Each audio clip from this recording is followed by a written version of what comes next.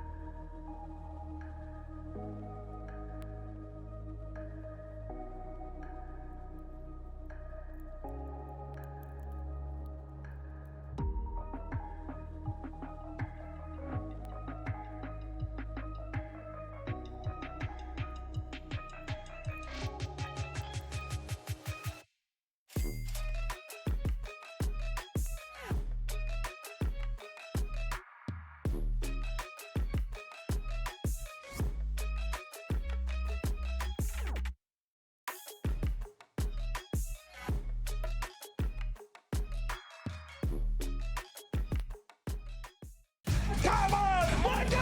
Let's go! You win. Yes! After 5 epic years Ladies and gentlemen, it's Ripple. Whoa, whoa, whoa! Hey, what around? and countless hours of gaming, Who's the gamer? 20 streamers return It's my world now, boys. to play for $250,000. The AT&T Annihilator Cup is back for its 5th year, connecting you to 20 of your favorite streamers in a new 5 versus 5 team format. I'll fight all of you! Oh my God! Get in here! Competing across 4 iconic titles: Counter-Strike 2, League of Legends, Street Fighter 6, and new this year, Call of Duty Black Ops 6. The first 4 Thursdays of May.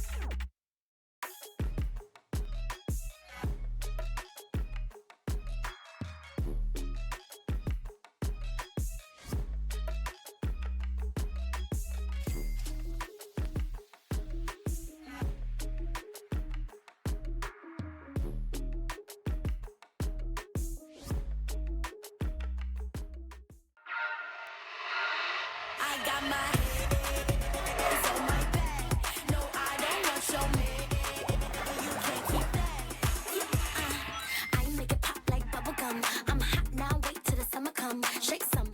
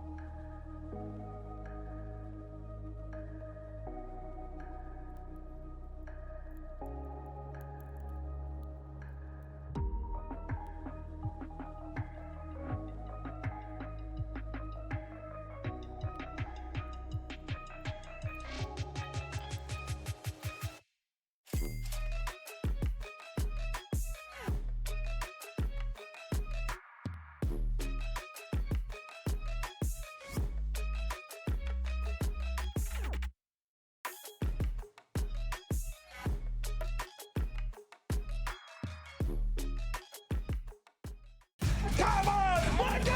Let's go! You win. Yes! After 5 epic years Ladies and gentlemen, a triple. Whoa, whoa, whoa! Hey, what around? and countless hours of gaming, Who's the gamer? 20 streamers return It's my world now, boys. to play for $250,000. The AT&T Annihilator Cup is back for its 5th year, connecting you to 20 of your favorite streamers in a new 5 versus 5 team format. I'll fight all of you. Oh my God! Get in here. Competing across 4 iconic titles: Counter-Strike 2, League of Legends, Street Fighter 6, and new this year, Call of Duty Black Ops 6. The first 4 Thursdays of May.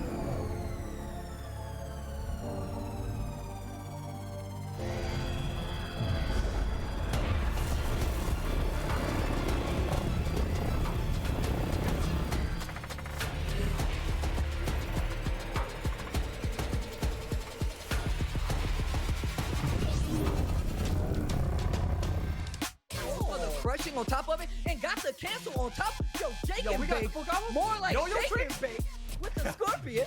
It was Jake and Bake who walked away as the winner of the AT&T Annihilator Cup. He walks away with $100,000 and the ultimate bragging right. Imagine losing to an IRL streamer twice. The whole AT&T tourney, honestly, was like a pretty good experience. Fireball. Oh my God! No uppercut. The throw. Oh my God. To a final round. Yes! Yes! Oh my God! This is like super fun to be a part of again. AT&T does a really great job putting this together. Summit's here to win games, and here it is on number 4 with the last shot.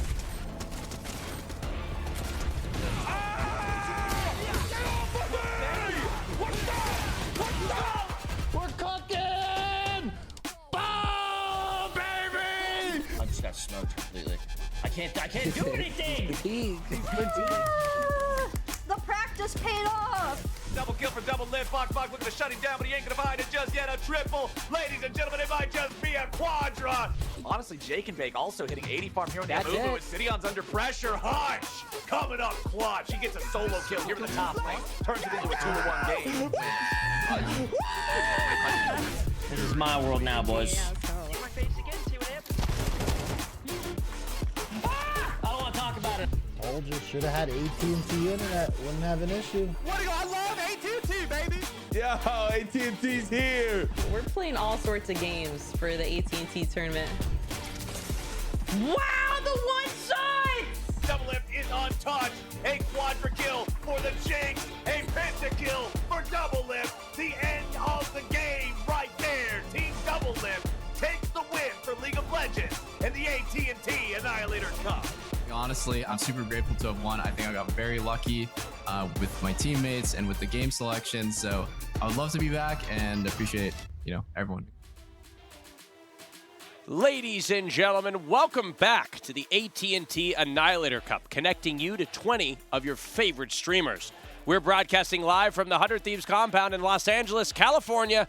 I'm your host, Austin Show. This week, we're playing League of Legends. Before we start, let's take a look at an overview of the entire event. Welcome back to the AT&T Annihilator Cup, connecting you to 20 of your favorite streamers as they battle for glory across 4 epic games. Counter-Strike 2, League of Legends, Street Fighter 6, and new this year, Call of Duty Black Ops 6. Get ready for a whole new way to play.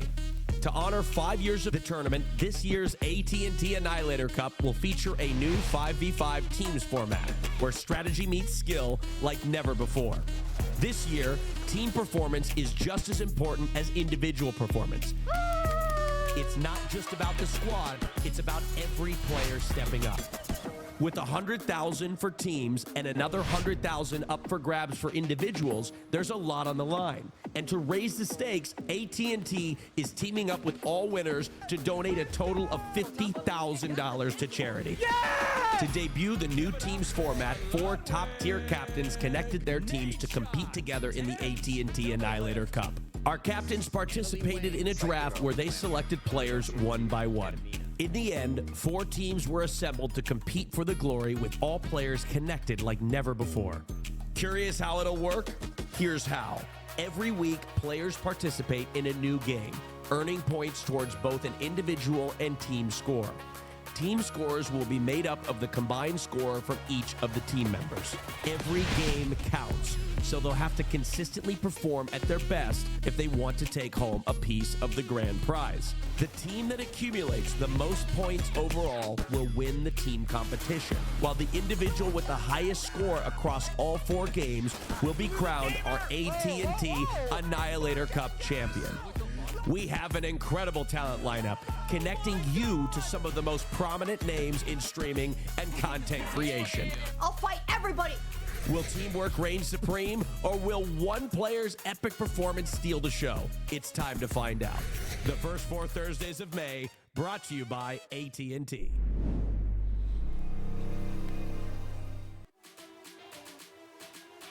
To summarize what you just saw, competitors will earn points towards an overall tournament leaderboard. Each game will have the same impact on a streamer's final score based on our unified point system. Final scores are based on final team rank and individual performance. After all 4 games have been played, the competitor with the highest score wins. You could win cool prizes all tournament long, too. At the end of this week, 5 of you will win a $300 Riot Games gift card. And at the end of the tournament, 1 lucky winner will take home a top-of-the-line gaming PC. Scan the QR code or head to AT&T AnnihilatorCup.com to fill out the entry form for your chance to win.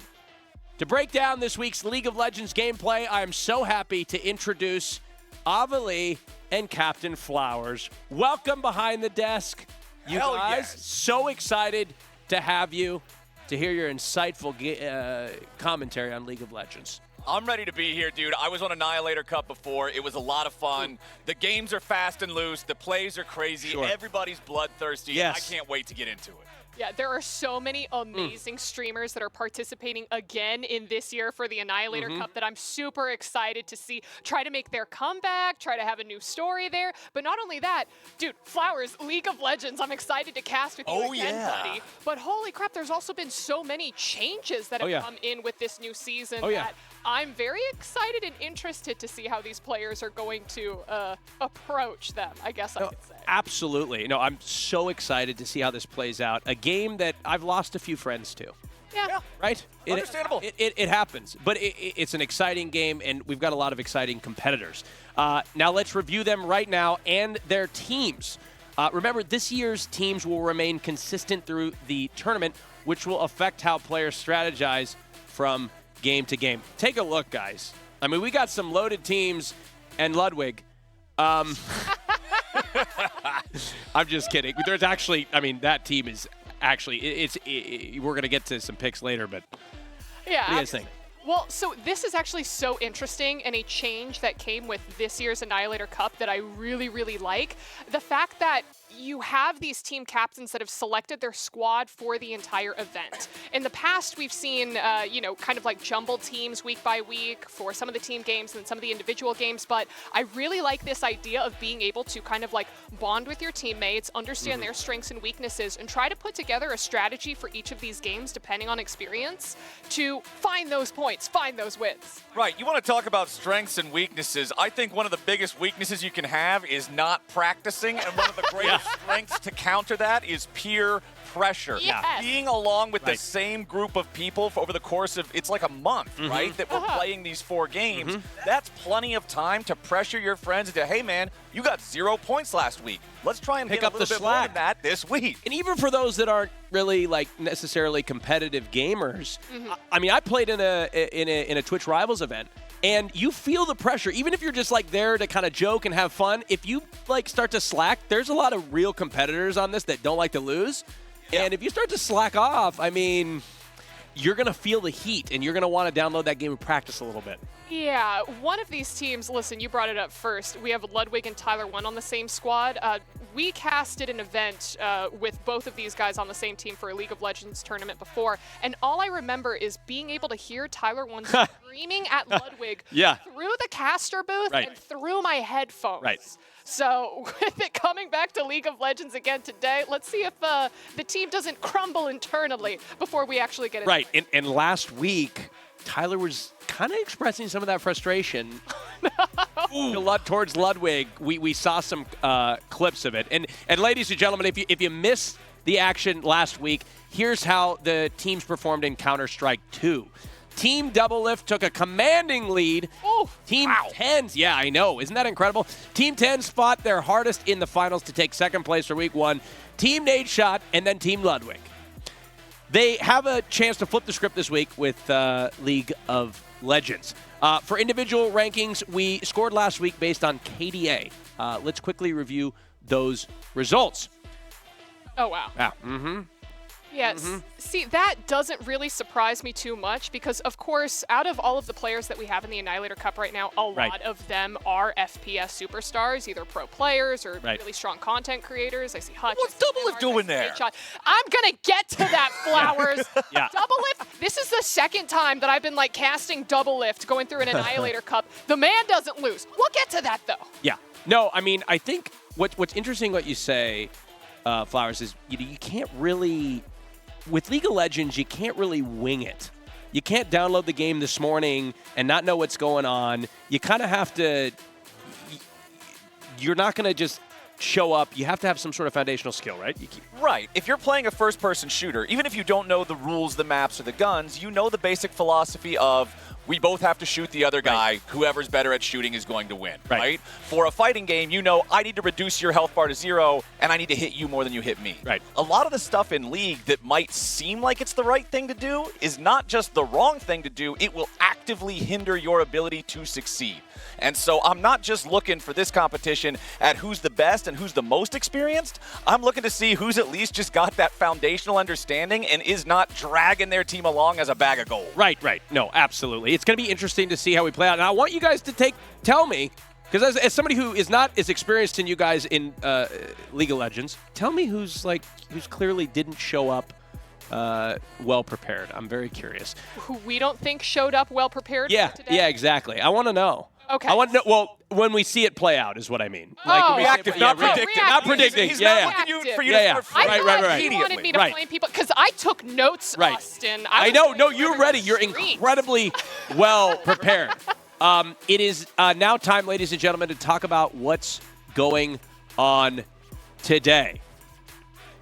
All matches are a best-of-1 game and will be utilizing the tournament draft system right on Summoner's Rift. Our opening round matches will be played first, followed by the third-place match, then the finals. Our scoring for today will be decided by team placement and combined kills and assists. Those two factors will make up what create our standings by the end of today. Now let's take a look at our bracket for today and see the matchups we'll have. All right, take a look. Team Doublelift versus Team Nadeshot. Team Ludwig versus Team Tens is how we're starting things off. Oh, I want to make a point here really quick, Flowers. All right, what do you got? As I was going through a lot of our participant streams earlier this week, we see a lot of people practicing, a lot of people not practicing, but more specifically, I was taking a look at Doublelift's stream with Landmark last night. He was teaching Landmark how to play support a little bit. He was going bot lane. But one of the things that he had pointed out while he was queuing up was that he thinks that Team Nadeshot may actually be the dark horse for this first game and rather for the tournament or for League of Legends players with that. Because if we take a look at who the people are on Nadeshot's team, we have Nadeshot, of course, we have Octane, we have Hutch MF, and then we have Emily Wang and Katamina. Emily Wang, we saw her play support for Doublelift's team last year in the Annihilator Cup. Girly killed it. 100% killed it. Katamina, I know she plays League. I've seen her. Her name sounds like Katarina, at least. Is that not a buff? There you go. It works, right? I feel like very well-known League of Legends character. Even I know Katarina. Yeah. See?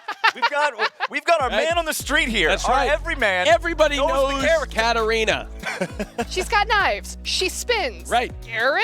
Question mark. But yeah, I mean, like, I do have to, take a little bit to what Doublelift says to heart there as we take a look, because Nadeshot is a fantastic IGL. We have Octane and Hutch, both very competitive there too. So if we have a little bit of League of Legends knowledge and a lot of competitive spirit. That's it. The competitiveness. Even I know Nadeshot's competitive. Yeah. Incredibly, he hates to lose. Nadeshot hates to lose. So maybe that competitive nature is going to spread through his team. It's going to be tough, though, because I can see Doublelift throwing a compliment their way for former teammates, right? Like, he used to play on 100 Thieves, like, giving Nadeshot some props for his leadership capabilities. It's one thing to compliment someone and say they're a dark horse. It's another thing to hold the same belief when you see that they're your first-round matchup. Because I'm not a gambling man, but I'd say if I had to bet on the outcome of that game, I'm going to put it on the guy who's the greatest pro player that North American League of Legends has ever known. I feel like that's incredibly fair. In that same vein, I'd love to hear what you guys predict to be this week's MVP.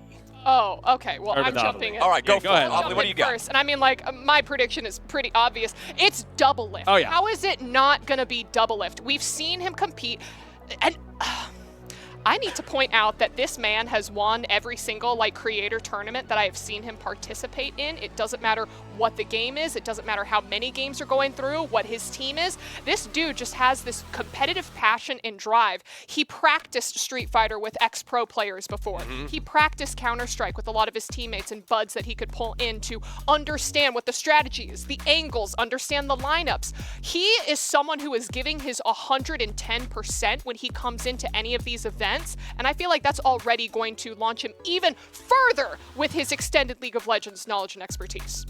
All right, Avli, I'm going to go a very similar path to you here on MVP, but for a very different reason. I'm going to go down a very different road. You're talking about Doublelift's mindset, his approach, his methodology. I don't want to talk about none of that. I want to talk about the man's hands, because this dude has mechanical capability in League of Legends that there is exactly one other player on this entire competition could match, and I don't think that even that is going to happen. Doublelift has more trophies in competitive League of Legends than any other North American pro player. He has won those trophies on more separate teams, showcasing, guess who the common denominator is? It's Doublelift. This dude is the guy who can carry. He plays the role in the game that's designed to carry. It's going to rack up kills. It's going to rack up assists. It's going to rack up a dub for Doublelift. Now, I know you guys are the professionals, but I have to fundamentally disagree. Doublelift, Doublelift. Who do you got? I don't think he's going to be the MVP. Yeah, he's a pro player. He's one of the most prolific players of all time, yada, yada, yada. You guys are sleeping on Squeaks. All right? Squeaks? Yeah. Squeaks. Look, it's a long shot, and I picked him last week, and he surprised a lot of people. This is a guy that has passion and heart. Two intangibles that I know help in the game of life, and I think it's going to help in the game of League of Legends today. I really think you guys got to pay close attention to what Squeaks is going to do. So Avali's going with the mentality angle. I'm going with the mechanics angle, and you are going on pure vibe and spirit. Absolutely spirit and vibes. And look, at the end of the day, when at the end of the show, you guys are going to see that vibes and spirit is a good way to predict future performance. I'm looking forward to it. Absolutely. And we'll find out if we're right at the end of today's competition when we get this week's MVP. And every week, AT&T will donate $10,000 to the weekly MVP's charity of choice, connecting competitors and communities with shared values and causes. There's a lot to play for. Now, guys, we've covered MVP. Now let's talk team performance. Who do you think will have the best team performance this week? Oh, easy peasy, hands down. It's going to be Team Doublelift. I'm just on the Doublelift train all the way. Okay. Because again, Doublelift was out there with Landmark practicing away. Also, when I take a look at the other people who are on his team, we've got Scump, we've got Summit 1G, we've got Landmark and Lovely Low. I feel like that's an incredibly strong team, not just because, listen, all of them are FPS players, right? A lot of people who have played a lot of FPS games competitively or who've been in that content scene for a long time understand the importance of having a strong and experienced shot caller on their team.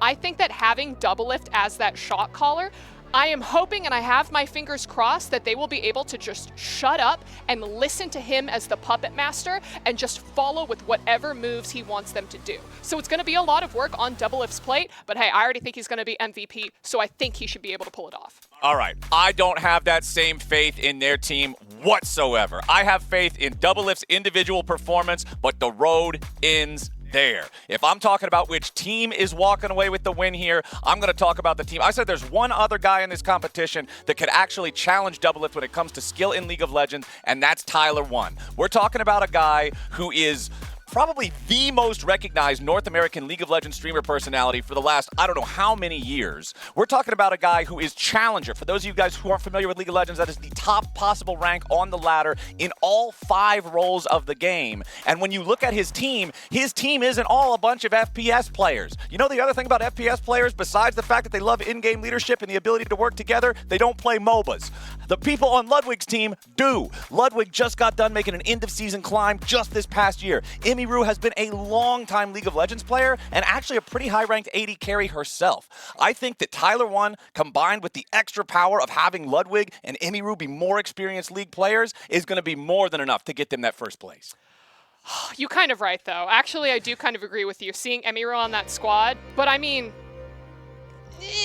Agent, I don't think Agent was practicing at all, brother. Well, there's probably at least one person on every team who hasn't been practicing. Now, Avali, you may agree with me as well, because I'm also predicting Team Ludwig. My man. Okay? Let's go. With 2-1. With passion and heart, the intangibles that Squeaks brings to the table, he's going to carry them on his back to victory. It's now, as an expert myself, I think we may just disagree fundamentally, but we reach the same ends, as experts do frequently. We got there, yes, my friend. That's right. We got there. Team Ludwig, we're on the same page. And I know, Avali, I know you want to join in with us. I know you are not I know going you to get do. me to join in. All right, ladies and gentlemen, let me just conclude our expert pick segment with this disclaimer. These predictions are not guaranteed, but you know what is guaranteed? Connectivity you depend on, service you want, deals you deserve, or they'll make it right. That's the AT&T guarantee. It's almost time for our first game. Before we kick things off, I'd love to get your thoughts, guys, on today's first matchup. Team Doublelift versus Team Nadeshot. Ooh, okay. I mean, I kind of said my piece. I do think Team Doublelift is going to win. But that being said, he did call out this team as a dark horse. I think that the most important thing that's going to determine how these teams shake up is which role everyone is going to be taking. Because we saw Doublelift take the bot lane role with Landmark, trying to teach him a little bit of support. But where are the others going to be going? And more importantly, what about Nadeshot? So the big thing I'm looking at is even though Team Nadeshot doesn't have a hero player on their side in terms of Doublelift, they don't have this extremely high-level potential competitor, if on average they can be better than the other 4 people on Doublelift's team, could really go well. All right, ladies and gentlemen, you're just getting a first view. It's time for the first draft. Let's see what champions each team selects. So now this is really interesting. Yeah, it looks like Doublelift was drafting Ariana Grande on the side. I had no idea what that was. I was not going to comment on that. I'm just like, Doublelift, you live. I didn't know she played League of Legends. See, everybody plays League of Legends. It's a very popular game. That's right. It's a very popular game. Everybody's playing it. So right now we are in the banning phase. For people who may not be totally familiar with League of Legends, the game that is based off the critically acclaimed Netflix series Arcane. Wow, Arcane. Allow us to introduce some of these things for you. There are 140 plus? 170. Wow. You've been away for a little while. I've been a bit. 170 different characters for you to be able to play. Wow. So at the beginning of the game, we are able to ban away 10 of those. And so you see Doublelift's team is banning away Sona, the Nocturne up there as well, the Zyra, and picking up that Jinx. So what would the strategy be for those viewers that don't know to banning these players? So Ludwig actually had a very interesting strategy that he was talking about last night on his stream. He was saying, I don't want to ban out all the big, tough characters because I don't even know if they can play them. He said, I want to target ban one person to try to get them to int. Okay. That's much smarter because in reality, when you look at League of Legends as a game, yes, you have 170 characters, but at any given time, you're going to have about 20 or so of those that are considered the meta. These are the best characters to play. These are going to be top in their role. A lot of these meta characters require some pretty intense mechanics to be able to play to the level that makes them that good, right? A classic example, even people who haven't played League of Legends before have probably heard of Yasuo, a Wind Samurai character who is known for dying repeatedly over and over and over again because noobs will try to play him and they won't be able to do a good enough job at it. I do not want to see anyone play Yasuo today at all, period, because I know that Tyler and Doublelift are much better at other champions, and I don't think anyone else is on the level for it.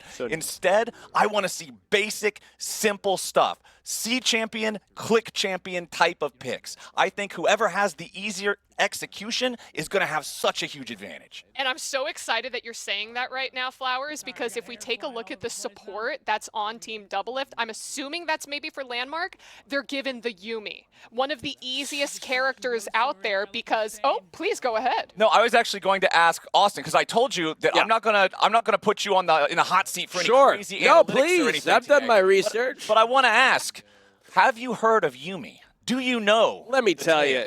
Yuumi and I go way back. You know what? I'll be honest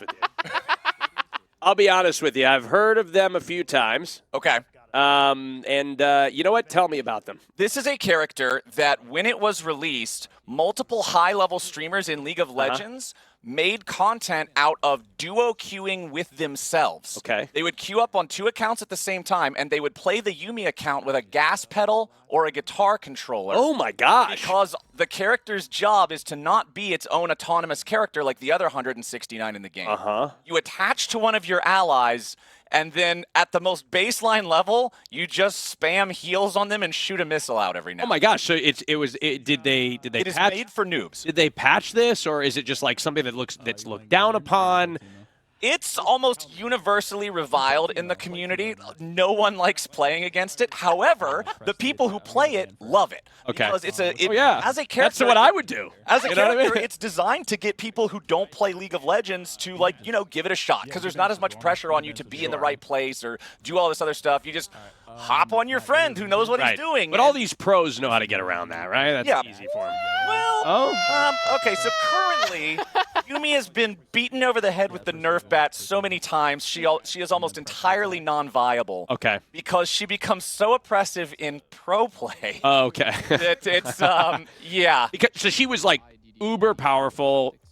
Yeah. Needed to be knocked down because people were just doing this all the time. Yes, but still, what I want to say is that the strength of Yuumi, one of the most difficult things to learn, especially with a MOBA, if you've never jumped in before, is positioning. Where is your character standing in each of the areas? How can you get the most value out of, harassing the enemy versus making sure that you're not taking too much damage? Yuumi is a perfect character for that because Yuumi basically just attaches to the person that she is laning or partnering with. So if Yuumi partners up with Double Lift, all they have to focus on is making sure that their skill shots are hitting other people. They don't have to worry about moving, they don't have to worry about basing, flashing, any of that crazy stuff. And oh my god, Flowers, we have a Teemo.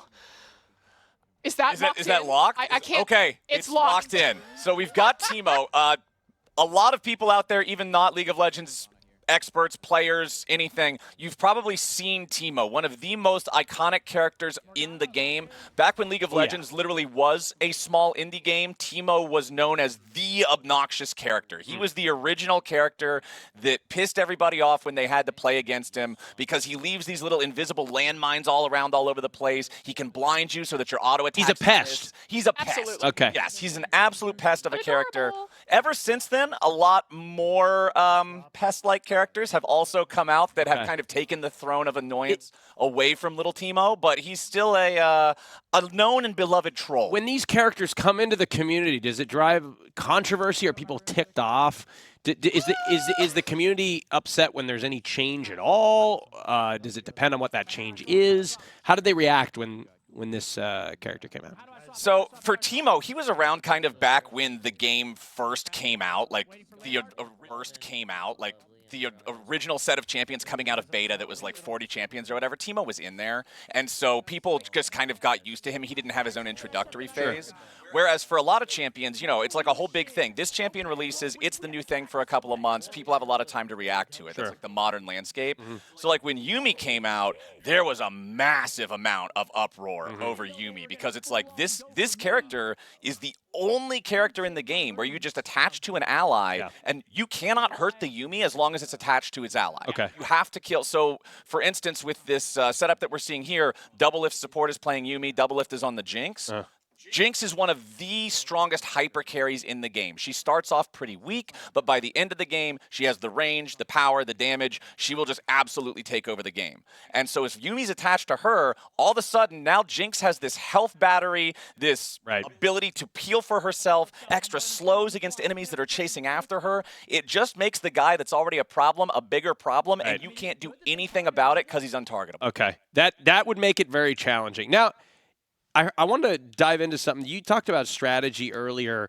When it comes to, a strategy for today's matches, do you want like a simple, you mentioned something about a simpler strategy. Yeah. Is that just because the teams are kind of mixed experiences? Or, excuse me, we'll answer that. We'll talk about that later because I want to dive into that. But it is time for our first match.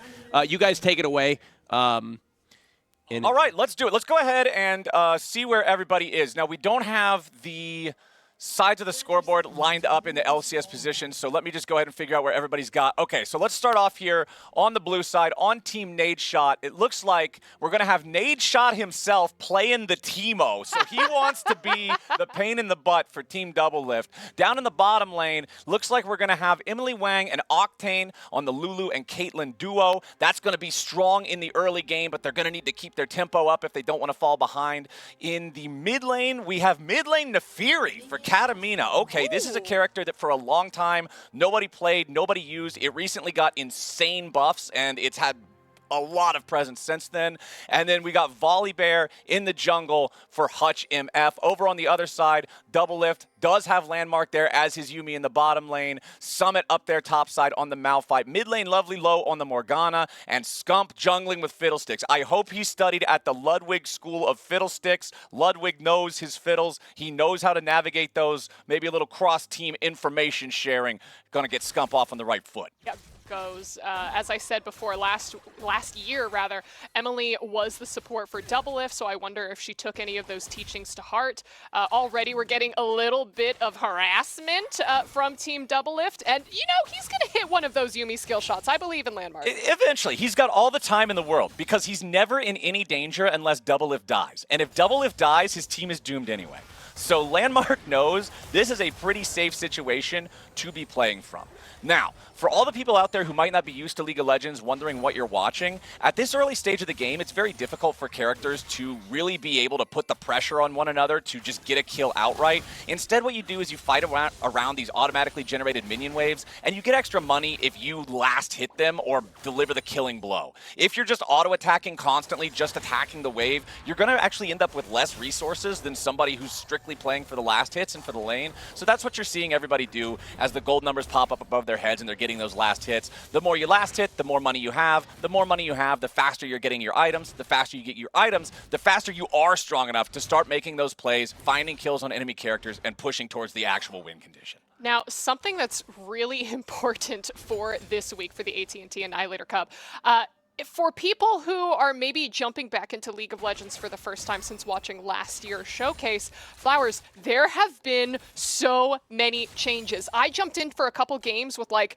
Raz and Nero and Ender a couple weeks back, and I was kind of blown away by how many things they updated with the new, what is it, Atakan? Atakan, who spawns either in the top lane or the bot lane. We have the update with the Grubs. We have the update with like new boot enchantments are kind of back for some reason. I'm excited. Well, except they're called feats now. Wait, they're called feats? Yeah, I'm sure that that's not a coincidence. How many feats does Lilia have? Lilia has no feats because she's a deer. She has hooves. Those are. I'm not falling for this. I am not going into this realm of weebery with you, Avali. We are not doing that. Not on game one. Not on game one. It's only 3 minutes and 45 seconds into the first game. But, oh, Lovely Low could be under a little bit of pressure here. Hutch MF coming in with a big stun, and it's done. First blood for Hutch MF on the Volibear. Team Nadeshot is on the board. Lovely Low, she didn't respect the Volibear. She didn't flash away in time, and that just means that Hutch is first to score. Oh my gosh, I'm super excited because I'm now just remembering all of the champions that they were playing before. So Hutch, I want to say, was playing Malphite top last time. So I'm really, kind of excited to see him on this Volibear. He was the person who was just clicking on people with that Malphite ult and absolutely deleting them. I remember that. Popping off. You do remember that, Yeah. right? He was one of the standout players for me the last Annihilator Cup that I did. So seeing him back on this one, especially as a guy who is not a League of Legends, natural player, some guy who's coming in here trying to learn as much as he can and really flex a little bit. He's off to a great start. We've got him already with the first kill. He managed to also get that kill on a character that normally it's very hard for Volibear to get the angles on in the Morgana. So a nice start for them. You can see up in the top as well, the overall total team gold comparisons. It's almost 8,000 gold for Team Nadeshot, just not even 7,000 for Team Doublelift. So nice early economical lead here for Nadeshot's squad, and I think they're going to need that as this game goes on. It's really just going to turn into a tale of Doublelift, and can you take him out? This character is meant to hyper carry. Those of you guys that recognize Jinx, that is the main character from Arcane. Generally, when a game has a show and the show's main character is in the game, the main character is going to be strong. Coincidence? I don't know. Jinx is a good character. Jinx can 1v9 the game. It's going to be about Jinx as we keep going. I don't think he's using that Arcane Jinx skin, though, so who's to say about that power level? I'm actually just pleasantly surprised to see how well Nadeshot is kind of doing up top with Teemo, because a lot of people will think of Teemo as kind of like a trollish character. All of these dang mushrooms are just kind of hidden around the map. But he can be quite oppressive later on if you're able to build those items right, start whittling people down, and who knows, one stray mushroom can be the difference between taking out a person who isn't expecting it and winning a fight. And also for Nadeshot playing Teemo, I kind of like this given his background, right? He comes from COD, and in COD, I remember playing Modern Warfare back when I was in like high school and college. I remember you could set the Claymore down around a corner, and if the guy runs through the pathing that you're expecting, you can get a free kill. Teemo can do a similar thing with the mushrooms. If your mushroom placement is really on point with Teemo, if you're constantly putting those down right in the walkways where opponents are going to be moving, the fights are never even going to start on fair ground because Teemo's already going to have the health bar halfway evaporated through the poison mushroom. Also, to the guy in chat asking how come Doublelift is not taking teleport, teleport, if you're playing an AD carry position, is taken when you know that you are going to be playing a weak lane and you need to be able to recall early and then get back to the lane.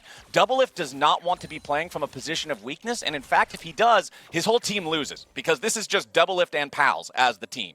So, since Doublelift wants to play from a position of strength, he's using Flash and Ghost, which move off for mobility instead. As Summit 1G goes in for the all-in on Nadeshot, Nade flashing away from it as Katamina turns lovely low to dog food here in the mid lane. The Nefiri absolutely ravenous once that combo damage comes through. That's another one for Team Nade. It's a 2-0 lead, and it might be 3 here because Hutch is looking for Summit. There's no ulti on the Malphite. Now, Summit still has his flash to try to get away, and he will do that, but immediately the follow-up from Hutch. He's got the volley bear ulti. He's got the damage that he needs. He's got Nadeshot right behind him. Surely they just need a little bit more. They think about the tower dive, but they don't quite do it, and Summit 1G barely lives to see another day.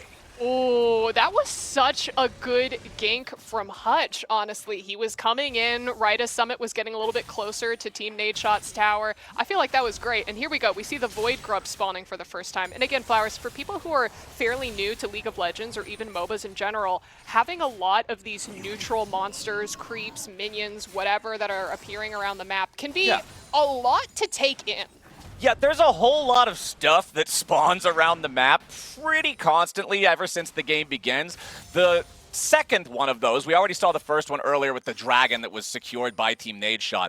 But this pack of grubs, it's these 3 really ugly purple slug monsters that live in the topside river. You can see them on the screen right here as Hutch is starting this up. These things, there's only this one trio of them that spawn. They can end up being split between both teams if both teams have guys here at the same time, but it looks like Hutch is going to get all 3. And if you get all 3 of them, you now spawn extra little ugly slugs whenever you're attacking the enemy turrets, and you do bonus damage over time for hitting the turrets with anything. So this is going to help Team Nadeshot continue to accelerate their lead, take down enemy structures, and get closer to winning the game. Ooh, now Flowers, these roses were something that were also added in as well. So what happens when players are able to hit and collect these items? So when you hit a rose, it just gives you bonus damage. Oh, but you don't need bonus damage if you got the Super Mega Death Rocket. Doublelift picks up the first kill for his team down here in the bottom lane, working together with Landmark. They're on the Yuumi. Now they're going to have the opportunity to take even more. If you guys are noticing on these turret health bars, they're segmented into these little different parts with the little black vertical lines. Every time you cross one of those lines, that's called a turret plate. It gives you bonus gold just for hitting that little checkpoint. That's why Doublelift wanted to make sure he stepped up, he got it past that first line, collect the bonus gold. Katamina, though, continuing to put the pressure on Lovely Low over here in the mid lane. Nefiri is at 92 farm. Morgana is at 34. This is a massive lead for Katamina in the mid lane. And obviously, this to me kind of seems like what you were talking about with Doublelift, talking about how these guys could be a dark horse. Yeah, one thing I want to listen in on is actually Team Doublelift right now, because they are falling behind pretty quickly, and love to hear how they're going to try to come out of this. Let's look for Timo. Get ready to flash ulti him, okay? Yep. Yes, we can kill. Go. Flash ulti. Come on. Good boy. Sorry, I talked to you like a dog. Good. Sorry. Fine. I just didn't have a flash, so I was just Good boy's crazy. You're good. Go bot. Go bot. Summit. Go bot. Summit. Should I leave? Go bot. Good boy. Dude, I have fucking mental illnesses. So you could say that to me as much as you want. Wait, so what's my range with the ult though? Is it like super long? Or is it in that circle that it's showing me? Just in that circle, yeah. Okay. I'm chilling bot, waiting for you guys to get back here. It's only Summit. You guys are probably just going to defend. Flowers, was that not exactly what I said was going to happen? People would recognize the importance of the IGL from Doublelift. He's calling people good boy, and he says, call me that as much as you want. It's gonna work, Flowers. It's gonna work. I don't know if specifically the calling your teammate good boy and then saying, sorry, I'm talking to you like a dog after you make a play is part of the IGL handbook. But you know what? It worked. Team Doublelift now at least ties the game up in kills, but they're still down a lot in gold. A big reason being like what you're seeing back over there in the mid lane, in the jungle. Now up here top side, Katamina making the move. Nice use of the chompers there from Doublelift that gets the Nefiri stuck before she can complete the chase. Nicely done. Obviously, you might not be aware of this either just because Nefiri got reworked so recently. Yeah, she did. Nefiri's very different now. Her now it's her ult that makes her jump on you, and her W just makes her entirely untargetable for an entire second. So that's when she stepped on the chomper and then you saw her kind of like go crazy and float there for a second. She was trying to get away from it, but now back in mid lane, the feat of warfare has been claimed. It's Hutch and Katamina getting it done in mid again. Lovely Low, all 3 deaths on her team. Team Nadeshot has singled her out as the target, and they strike again and again. So again, Flowers, with these new introductions of feats, what are you putting on yours? What? Just kidding. What do the Socks? new feats do? Shoes? What? We're always going to tie it back in with League of Legends. What somehow. What would Briar put on? Okay.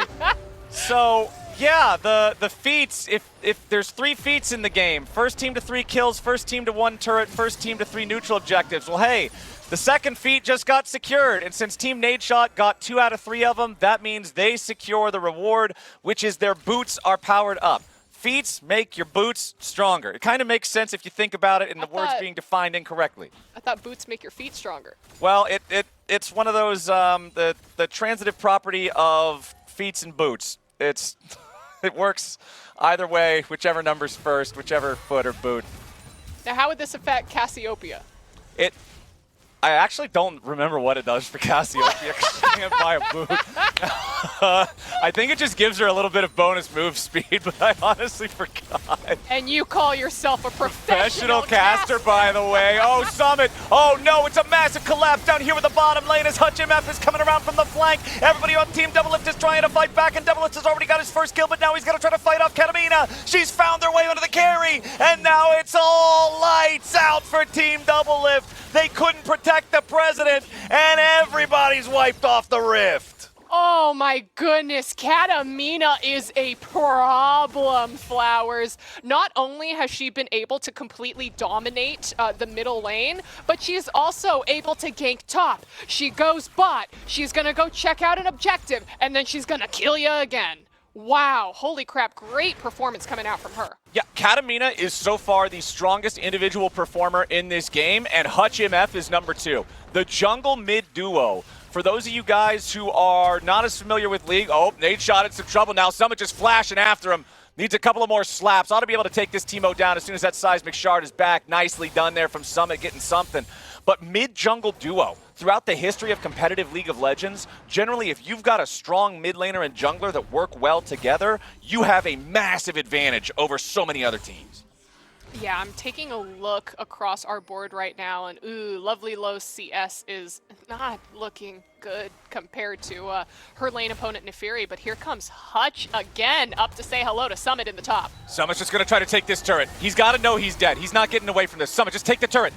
Summit, take the turret. He's running. Get back, take that turret, brother. Okay, he's just gonna run away instead. As long as he gets away, I'll accept it. I'll accept it. Wait, no, hold on, he might still be dying. Now, if he still dies and he doesn't take the turret, I'm not gonna accept it. Summit, I'm not accepting this. Summit, you gotta live. Summit, run! Oh, no. Hutch takes him down with the smite, and it's 8 kills to 4 now, favoring Team Nadeshot as Team Doublelift is just getting cleaned up. And this is what I was talking about back during the draft. I said Team Nadeshot doesn't have a hero player like Doublelift. They don't have somebody that is extremely high caliber. But if everybody else on average can do better than their counterparts in the remaining 4 players on Doublelift's team, that's how you win the game. And Ovally, right now, that is exactly what is happening. Top lane is pretty even. Doublelift, yes, he's going to be the better AD carry. But then you look at mid and jungle, it's a massive advantage for Team Nadeshot. And it's really just creating such a difference in this game. Scump, yeah, he gets away, but his whole jungle belongs to Team Nadeshot now. Yeah, I'm absolutely getting ready to completely eat my words at the beginning of today's show, because just it seems like almost every single person on Team Doublelift is getting outclassed a little bit. Doublelift was still very strong in his own lane, but still, like, his lane opponent has an extra kill that he was able to find somewhere across the map. So, of course, we could wait for Jinx to scale, get her to the late game, have her shooting people a little bit faster. I believe last year Doublelift ended the League of Legends week with a pentakill victory there. One thing that's also to note, Flowers, is that I do believe in production, please correct me if I am wrong here, but I do believe that you're also awarded based on your kills and assists as an individual point basis. I am getting, correct from production. Which means that, hear me out, are you ready for my conspiracy theory? All right, what do you got? Okay, Team Doublelift is luring Team Nadeshot into a false sense of security. So that they can just turtle up for 55 minutes and farm kills? Absolutely. That's what's going to happen, Flowers. What was the longest game of League of Legends? Was it 95 minutes? 85 minutes. Are you talking about pro play or play. or period? Pro play, I think, was 90. It was 95? Yeah, it was 90. Something. Okay. Yeah, this is going to go 90s. for 120. Mark my 120? words, Flowers. If this game goes for 120, you can find a blender somewhere in this 100 Thieves compound. I will take off my shoe, put it in the blender until it is turned into a nice paste, and drink it live on air. There is no way we will have a 120-minute game. It is actually impossible in 2025. I'm texting these players right now. I'm going to let them know that I will wire them all $1 bajillion. $1 bajillion. I don't have $1 bajillion, okay? I'm All right. All right. Well, we have a dragon starting off as both teams tried to make it engage, but hold on. Hutch looking to go after Doublelift as the rest of Doublelift's squad is now trying to buy a little bit of time to keep the rest of the team away. Doublelift gets his first kill. He's trying to get excited. He goes forward after Katamina. He knows he has to get rid of that dog, and all dogs ain't going to heaven today. That one's going down, down, down, and Doublelift's going to town. Nicely fought from his squad as they manage to win out in the fight and go after the next objective. But now their opponents are back. The Lulu working together with Octane, and a couple more hits are going to force Team Doublelift squad back to the base yet again. Oh, okay, that was a great couple kills picked up by Doublelift, but I am going to need you to take back what you said. All dogs do go to heaven. That dog didn't. Nefiri is literally a demon dog. And who? No, I guess Cerberus is in HE double hockey sticks, but he's a very good boy. Double hockey sticks.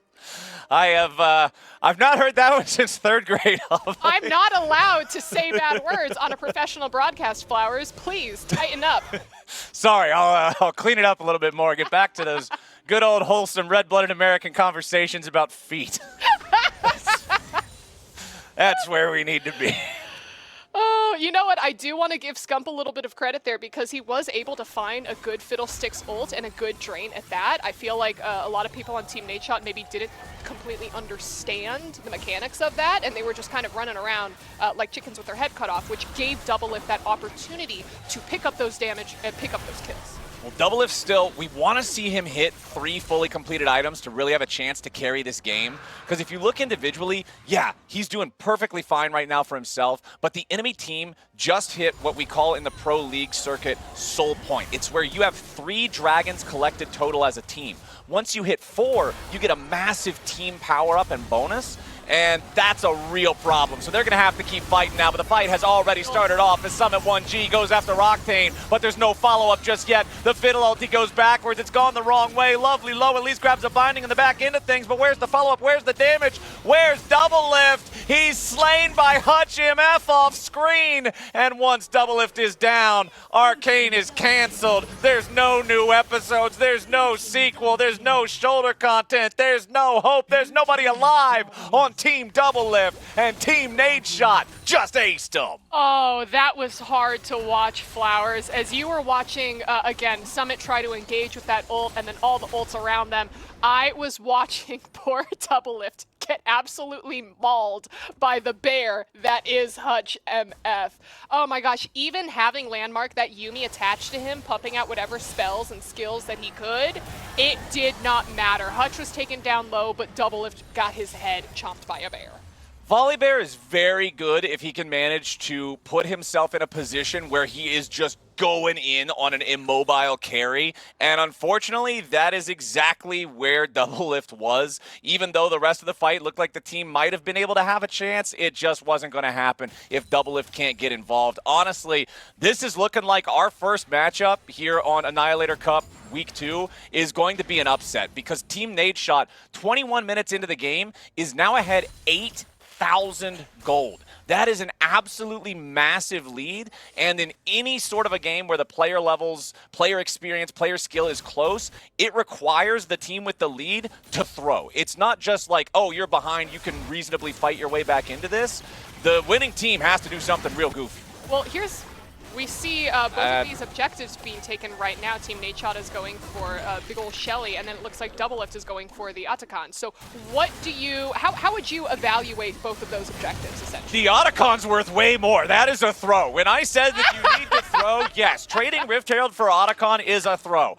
Rift Herald is solid. You want to get Rift Herald, yes. Otacon is worth a lot more. So Otacon being picked up for Team Doublelift, that's a good sign. Now, their backs are still against the wall. They're still fighting up against this 8,000 gold deficit. They still need to scramble and try to defend this top lane tier 3 turret that the Rift Herald has already been summoned up for. Doublelift making his way over now. Oh, just 2 shots, Nadeshot. That's at least going to put a little bit more money into his pocket. They want to keep the chase going here. He's got Summit coming up right behind him, but he misses the zap. The extra slow there, not going to find a target. Oh, back up, buddies. Back up. Yeah, Summit and Scump got to back up out of there. As soon as Doublelift backs away, everybody else backs away. But again, that's what I said could be the potential key for Team Doublelift winning, just getting Doublelift fed enough to be able to run away with some of these kills.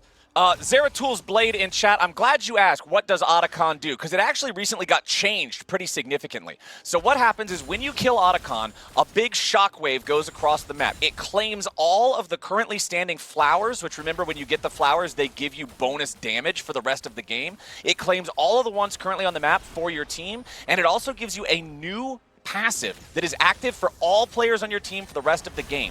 Whenever anybody on Team Doublelift squad gets a kill, there will be a quick burst on the person that they killed that slows all other nearby enemies and damages them for a % of their health. Specifically, this Otacon buff works incredibly well with champions who already have reset on kill mechanics, like what Jinx has. So when Doublelift gets a kill, not only is he going to become faster and stronger because of his own character, he's now going to slow the enemies and damage them even more because of the proc on the Otacon. This is potentially a serious saving grace for Team Doublelift.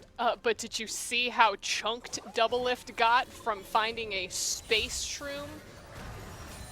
Yeah. The shroom is still going to hurt exactly as much as you think it would. Again, I'm saying Nadeshot, you need to channel your inner Modern Warfare 2, like lobby griefing. You need to be placing claymores at every door. You need to make sure that nowhere is safe to walk. Why take a fair fight if you could have Doublelift step on a mushroom and be half HP before it starts? And it's kind of working. You see Nadeshot dropping even more of those explosive little bombs in brushes, in places that are potentially very high traffic. And did they put an official limit on how many mushrooms can be deployed by Teemo? I think it's just based on cooldown stuff. Okay, just based on cooldowns. There might be a hard limit for stuff like for the other modes where the cooldowns are drastically reduced, but I'm not really sure. Okay. I would have to double check it. Believe it or not, there's actually not a lot of Teemo play in professional League of Legends or any League of Legends. So it's one of the characters that slips through the cracks a little bit more. Ooh, they're getting chunked. And we're starting up this fight here. And remember, if this goes the way of Team Nadeshot, it is a massive power spike because they get the Dragon Soul.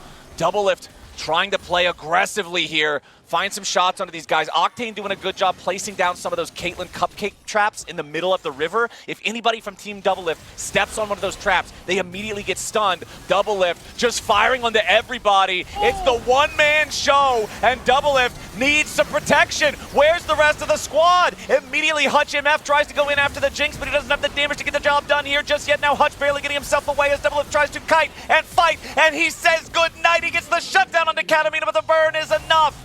That's a 1 kill on the Doublelift. That's another one onto the Yuumi. That's the only thing that matters. A double kill for Octane. And everybody on Doublelift's team, they scattered. The Secret Service didn't protect the president, and now Team Nadeshot staging a coup. It's done, man. That's the Dragon Soul going their way, and Team Doublelift just turns to ashes. Not only did they not protect the president, they pushed him down 10 stories of stairs, Flowers. Oh my gosh, I was hoping for a black shield from Lovely Low. Nothing. I was hoping for a little bit of peel from Summit. Nothing. We saw Doublelift, again, the carry of the team that all you need to do is just give a little bit of basic protection to, get completely left alone. He unfortunately wasn't able to pick up that kill on Hutch, who he was fighting with, and I don't know if that was a Teemo Shroom that eventually led to his health ticking down, but just absolutely taken to the cleaners. Look at his mid lane and jungle right now, Flowers, because they are a combined 0-10. I believe what killed him was the Ignite and the damage over time from the Fury. So now Doublelift just playing as aggressively as he can here into Hutch. I like the fact that he recognizes he can honestly 2v3, 2v4 in most situations. Yes. He just can't 2v5. As long as he has the Yuumi attached to him, things will be fine. The big threat that he has to look for, and you could see it, the way that he played the last fight, was he has to keep his eyes on Katamina. If the Nefiri gets on top of him, he will die very, very fast. Katamina has played a really good game so far. She's really far ahead, but that's the target. That's the threat. That's what worries Doublelift. Everybody else just has to protect Doublelift from that Nefiri. Beautiful dog pile down here in the bottom lane, and Doublelift ain't done. It's another shutdown over to the big carry as Katamina is back in the mid lane. If they send somebody back, they might just be able to win with a base race. Hold on. You send Summit back. Send Summit back to protect the Nexus. Everybody else on Team Doublelift keep pushing. This might just be the turnaround right here. Team Doublelift, they take out another inhibitor turret. It'll be their first inhibitor turret, the only other one down in their own base. And Doublelift is ready to keep going. They've still got the minion wave. It's only Hutch. Doublelift is going for the crazy Hail Mary play. He's just going straight after the turret now as Hutch has to try to go in by himself. The Chompers aren't going to arm in time. Doublelift needs one more shot, and he gets it with the Super Mega Death Rocket. Now Nefiri has made her way back into the base. Katamina scrambling to defend. This is the shot calling. This is the in-game leadership. Doublelift firing that machine gun off like crazy, but now everybody else from Team Nadeshot has finally found their way back alive. Doublelift going unstoppable as Nadeshot himself is going to be gunned down. Doublelift looking for even more damage as he tries to outplay, but Katamina gets the kill. A double kill for Katamina. It's about to be a triple as Scump's the last man standing. Beautifully done in the defense by Team Nadeshot, but only at the 11th hour. Team Doublelift had their eyes on the prize, and they came so close. Oh gosh, now Flowers, do you think they're going to Baron?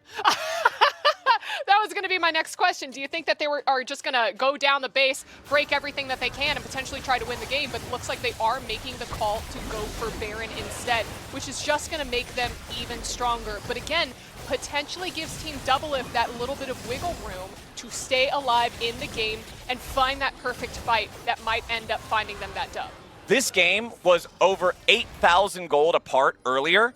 After that whole sequence right there, even after Team Nadeshot got the Baron, it's now only 5,000 gold apart. That 100% right there is Doublelift making the call. All of you stand next to me. All of you protect me. We are going ahead. Just follow me, right? That is what you're talking about with the shot calling. Doublelift is full build. He has all of his items completed. He is as strong as he is going to get on this Jinx. He is buffed up with the Otacon. He has everything he could need. If his team protects him, despite the fact that they're down 5,000 gold, despite the fact that they barely have half the kills that their opponents do, if they protect Doublelift, they win this game. And for those of you who are just joining us, we are currently in our first match of Team Doublelift versus Team Nadeshot. Coming up right after this, we are going to see Team Ludwig take on Team Tens. But, honestly, Flowers, this is League of Legends. It's also technically kind of mid to low rank League of Legends with some of our newer players. Mid to low rank League of Legends featuring Doublelift. Featuring Doublelift's team. Okay. All right. Okay, so they're going to march up mid here on Team Nadeshot's side, but you can see Team Doublelift waiting in the wings. They're hoping that Team Nadeshot just gets a little sloppy. Maybe somebody walks a little bit close to the brush. Oh, what could be in here? Surely can't be Doublelift. Not with a 90 caliber weapon just waiting for me. Okay, now Doublelift's going to show himself. But notice how it's only Doublelift. Everybody else is being instructed to wait inside the brushes.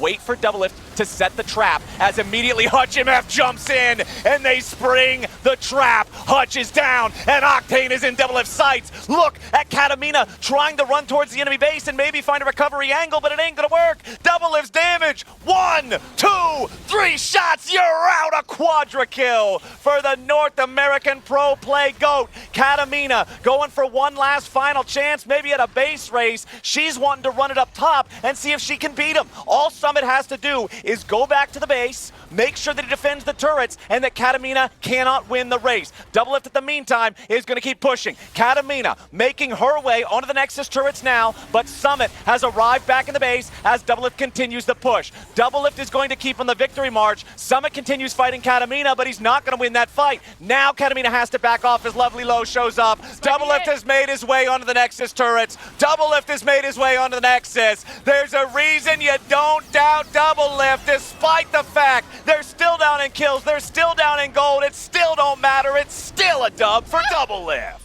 Wow. Oh my gosh. Oh my gosh. That's incredible. That is incredible. That's incredible. The whole time. Even if you don't know what's going on, the whole time you're like, oh, this is an upset. Yeah. I was getting ready for to come back to the desk and talk about an upset and how it's anybody's game and Squeaks has a shot. But at the end of the day, Doublelift pulled through. Amazing, amazing stuff from Team Doublelift. Right as I was saying, at this level of a lead for Team Nadeshot, it's not just for the opponents, they have to play well. It's that the winning team has to goof. Right. And the first goof was giving away the Otacon. Yep. The second goof is when Doublelift on the Jinx is just marching down bottom lane and nobody stops it. So for people who aren't familiar with League of Legends, whenever Jinx kills either an enemy player or an enemy structure, she gets excited and gets a massive attack speed burst. And so all Doublelift does, he kills the first structure in bottom lane, kills a character, kills a character, kills a structure, kills a character, kills a structure, kills a structure, kills a character, like kills a structure. Stacking. And that's what they did. They just chained it together for a sequence of like 90 seconds, and it was insane. Oh my, it was incredible. And I believe we have our highlights ready. Oh, they're playing right now. Okay, oh my God, take a look. We're taking a look at this amazing early lead that Team Nadeshot was able to find, mostly built off of the backs of their jungler, Hutch, and their mid laner, Katamina. Nadeshot was doing a fantastic job holding it down in the top lane, and then even their bot lane was doing a great job going up against Doublelift. And that's why they had such a strong beginning to this game. But as Flowers was just talking about, they started to have a couple oopsie-doopsie whoopsies here, and to be honest, I don't even think that's as much of a game, like a mechanics issue, as just maybe like a game knowledge issue. Understanding that Otacon is stronger than Shelly, understanding where those objectives should be. I mean, in most normal games of League of Legends where you're not up against a pro-level shot caller, you are not going to have a situation where your 8,000 gold lead disappears in 2 minutes because they all decided to deathball bottom and group around Jinx. Do you think that to some degree Team Nadeshot got a little complacent? I'm not going to say they got complacent as much as it's just like, so, okay, think about it like, this is going to be a weird analogy coming from me, Ovely, I'm sorry, but think about it like math. If all you know is normal math, like multiplication and division, and then somebody gives you a quadratic equation and says solves it, you're not gonna know what to do, and it's not your fault. Right. You're just like you just don't know how to do it. I don't know what this is. I am not even familiar with this aspect of it, and that's what this was. Everybody on Team Nadeshot, I'm not gonna blame any of these players for not recognizing what was happening with the Otacon into Deathball bottom play, because that's like a more advanced macro movement that you just wouldn't normally see in like a ladder game. Right. Whereas for Team Doublelift, it's him saying, oh yeah, they don't know that we can get all this. Everybody group on me, trust the call, and send it. And he's Mr. Cool, right? He's composed. He knows. He can see the vision. He can see how this is all going to play out, right? Yeah, did you not hear the good boy call out in chat? Okay. I heard about this. Was that when you guys listened in? Yeah, that was our listen in. Who did he call a good boy? I think it was Summit. It was Summit. It was Summit because he told Summit to ult the guy, and then Summit ulted him. He said, good boy, sorry for talking to you like a dog. Yeah, he apologized, which didn't diminish. I don't think that made it any better. You know? I mean, you know what? Take the compliment. A compliment is a compliment, and right. Coming from the man who just absolutely carried the team and got everyone those team points as well as individual scoring points, that's pretty good for this event. Now, is there any, for your Team Nadeshot, do you walk away with this thinking, oh man, good job, guys, or are you just devastated by not being able to close it out? If I'm Team Nadeshot, I'm happy that we farmed as many kills and assists as we did because based on the scoring that's right. system, You got a great point. Like, this game ends and the final score was still 24-17, favoring Team Nadeshot. Right. So they farmed a lot of points with kills and assists. Sure. And also just based on how good Hutch and Katamina were playing, and also props to the bottom lane too for their squad because even though they weren't like the pop off crew, they were the ones who had to lane against Doublelift. So I'm gonna give them a pass for still playing well. I think if you're Team Nadeshot, you're looking at that third place match and you're saying third place is ours. Right. Like that's what I was gonna say. Gotta feel good about because you put up a good performance against what some of us have said that will at the end of the day will be the team on top. So some of us. Yeah. Now, no way. We said Team Ludwig. You guys say Team Ludwig. But you think Team Doublelift will be on top? Still going to be Doublelift. I mean, at this point, we kind of got our first early predictor. But, even when the man is down 8K gold with this team, he has an 0-10. I can't believe it. I should be able to believe it. He's incredible. I believe we have the points ready. Let's take a look. Oh. Let's take a look. Very excited. Yeah, me too. All right. Okay. Octane. Hold on. Where's? No, my guy's not even on the list. He hasn't played yet. Oh, that's right. This is just from this game. From this game. Don't worry. Oh my God. It's still safe. I'm so caught up in the passion that I know he has, and he's ready. Okay, thank God. Okay. That's good. Yeah, we can see all the kills and assists here, and the points allocated to Octane actually coming in top. I thought Katamina would be a little bit closer to the top, but I didn't see that final scoreboard. But still, not too shabby. Person at the bottom is just Nadeshot, but still, he had a pretty good effort coming up from that game. Now, if you're as an individual here, it's a team game. So, the actions of an individual may not show up on the scoreboard, right? Right. It's also kind of like talking about the difference with Octane and Katamina because Octane played a solid game on the Caitlyn, but then Katamina was the big playmaker on the Fury. The thing is, when you get into those larger fights, for Caitlyn, it's just, okay, I shoot you. If any of you die, I have an assist. Nefiri is a melee full send assassin that dives after one character. So it's much harder for Nefiri to contribute to multiple kills unless it's just a steamroll fight and she's killing every single person in the fight. So I feel like in those types of situations, this might be an indicator moving forward. Perhaps it's not best to play the best character for the situation, the team, or the game. Perhaps it's best to play whatever can farm KDA most efficiently. I know how to do this. Interesting. This is all I know how to do, Austin. Let me just go ahead and speak to all of these people right now. Please do. Listen. If you want to farm your assists, listen up and listen good. Pick Soraka, because I promise you that if you spam that ult, you're healing everyone across the map, and as long as your teammates aren't absolutely trolling, you will find an assist or two. So this is interesting. So, you're taking... So the fundamental, strategies that you would use in League of Legends may be kind of out the window a little bit when it comes to trying to accomplish the most points in this particular competition. I mean, it's like a little yes or no. Sure, there could be a little bit of gaming the system, as we heard some of our teams maybe mentioned during their practice streams that they kind of want to try to do. But at the end of the day, ultimately, it comes down to who is winning the game, because that is going to be a good chunk of the Okay.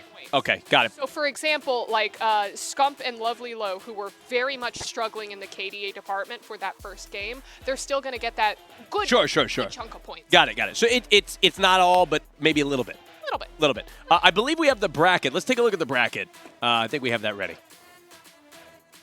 Oh, look at that. Right on cue. Oh, right on cue. Let's take a look. So Team Double Lift took that victory. And we're looking at now our second game of Team Ludwig with my guy Squeaks, okay, versus Team Tens. How do we feel about this game?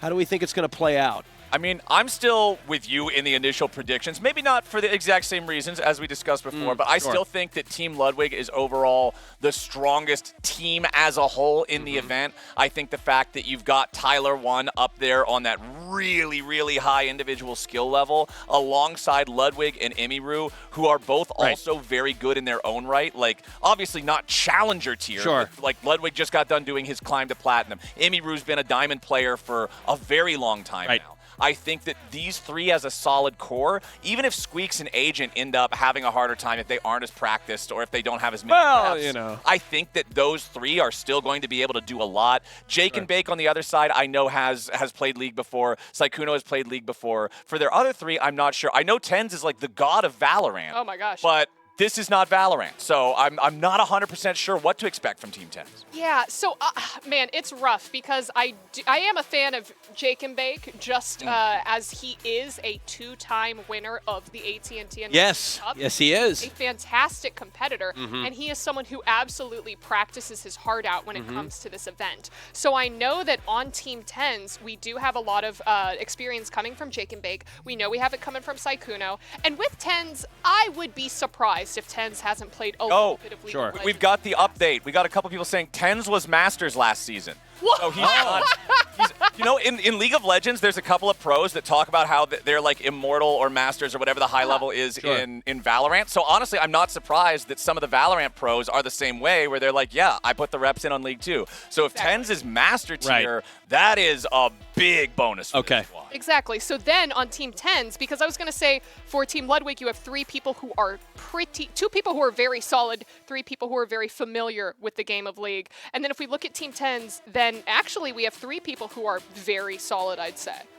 So it could be a competitive This game. could be a good one. It could be good. It's kind of up in the air. I mean, you and I both think Team Ludwig. We know where our heart's We know where our heart's at.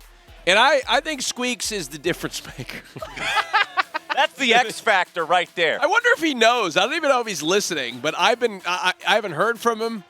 Not a Squeak? Not a Squeak. Call him out. Yeah, Squeaks, if you're listening, send me a message, okay? I want you to know.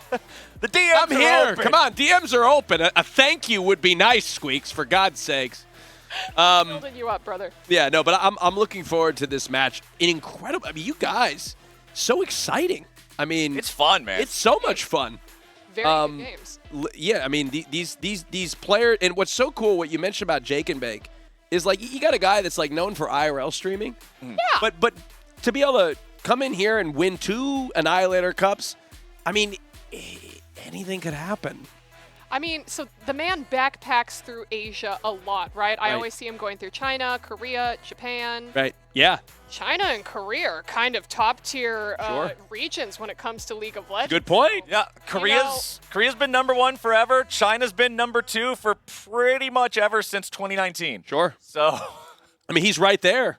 I mean, he could. Who knows who he's been training with? He could have been Faker. Yeah, could have been Faker. That's what I'm could saying. have been Uzi. That's what I'm saying.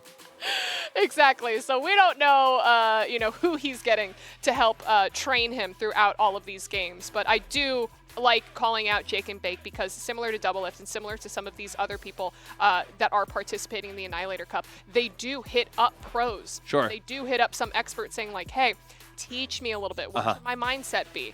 And I like the fact that we got to listen in a little bit on Team Double Lift in the last game, and I hope we can do a little bit more of that moving forward because you do get to hear a little bit about what's going on inside all these team comps. Because, well, and inside their heads, right? I mean, I imagine it's a mental game too. I mean, you can get just like just like professional sports and that you're playing, football or baseball, you get inside your head. I'm sure there's a lot of anxiety. Have you seen historically in the games that you guys have covered that being an element? Like, oh, somebody's not performing well. This isn't like them. This is not what we saw in practice. I mean, absolutely. When you look at the history of like pro play in League of Legends, a lot of times you'll have, like, you might have a player and he'll be referred to as what's called a scrim god, which is, like the lights are off, you're not on stage, you're just in the normal environment. Right. When you're doing scrims, this guy runs the show. He's putting up best numbers every game, he's winning every game, but then he gets to stage and you just never see it. Interesting. And then like it just never really locks in. It never really kind of takes off the way that everybody was hoping that it would because the nerves and the pressure end up getting to them. Interesting. It's so interesting you say that because, I've met a lot of pro players in my career, and something, a unique characteristic is a lot of them are just very composed, chill, relaxed people. At least the ones that I've met. I'm sure it's not while the games are happening, but maybe that's maybe a way too broad of a generalization. But I hear what you're saying. I want to jump on. Maybe it's just double lift that's like that. Maybe it's just double lift. Maybe I've met one pro player and I'm generalizing the entire industry. I just want to know which pro player that is now. Yeah. Well, double lift. I mean, I mean, is he not? Isn't he? At least what I've seen of him, he's very composed. He is best known in the League of Legends scene for his trash talk. Well, that's different. What? How is that different? That's different, Amelie. You're talking about composure. Swinging, saying you're trash. You're trash. No, but some of the best players in any professional sports talk trash, but when it comes to locking in, they're composed. Okay, staying locked in. See what I mean? I mean, I may have moved the goalposts a little bit to make my answer correct. But give it to me, Amelie. Come on, give it to me. I'll give it to you. You are the expert. Thank you. I'm the expert. I'm sitting right here. It's one of those things where when it comes down to it, as long as no matter how much trash you're talking or whether you're just a completely chill person that doesn't engage in that, whatever. When it's go time, if you can lock in and go, that's it. That's what really counts. That's what really matters. And especially when we're talking about a game like League of Legends and you talk about like the pressure or the anxiety or even what we talked about at the top of the day of where for an event like this, even if it's more of a thing where you might not be super experienced, but once you start slipping, you feel that. Yeah. In League of Legends, I think even more so than like Street Fighter or Counter-Strike or Call of Duty, because in those games, if we're 1v1ing and you kill me a couple of times, once I respawn, it's still the same 1v1. Right. But in League of Legends, if you and I are versus each other and you kill me a couple of times, now all of a sudden you have more EXP, you have more gold, you are simply stronger. Right. And every mistake that I make just piles on me. It's a momentum thing. Yeah. Let's take a look at the points again. Take a look here at what occurred in the last game. Look at Octane in first place.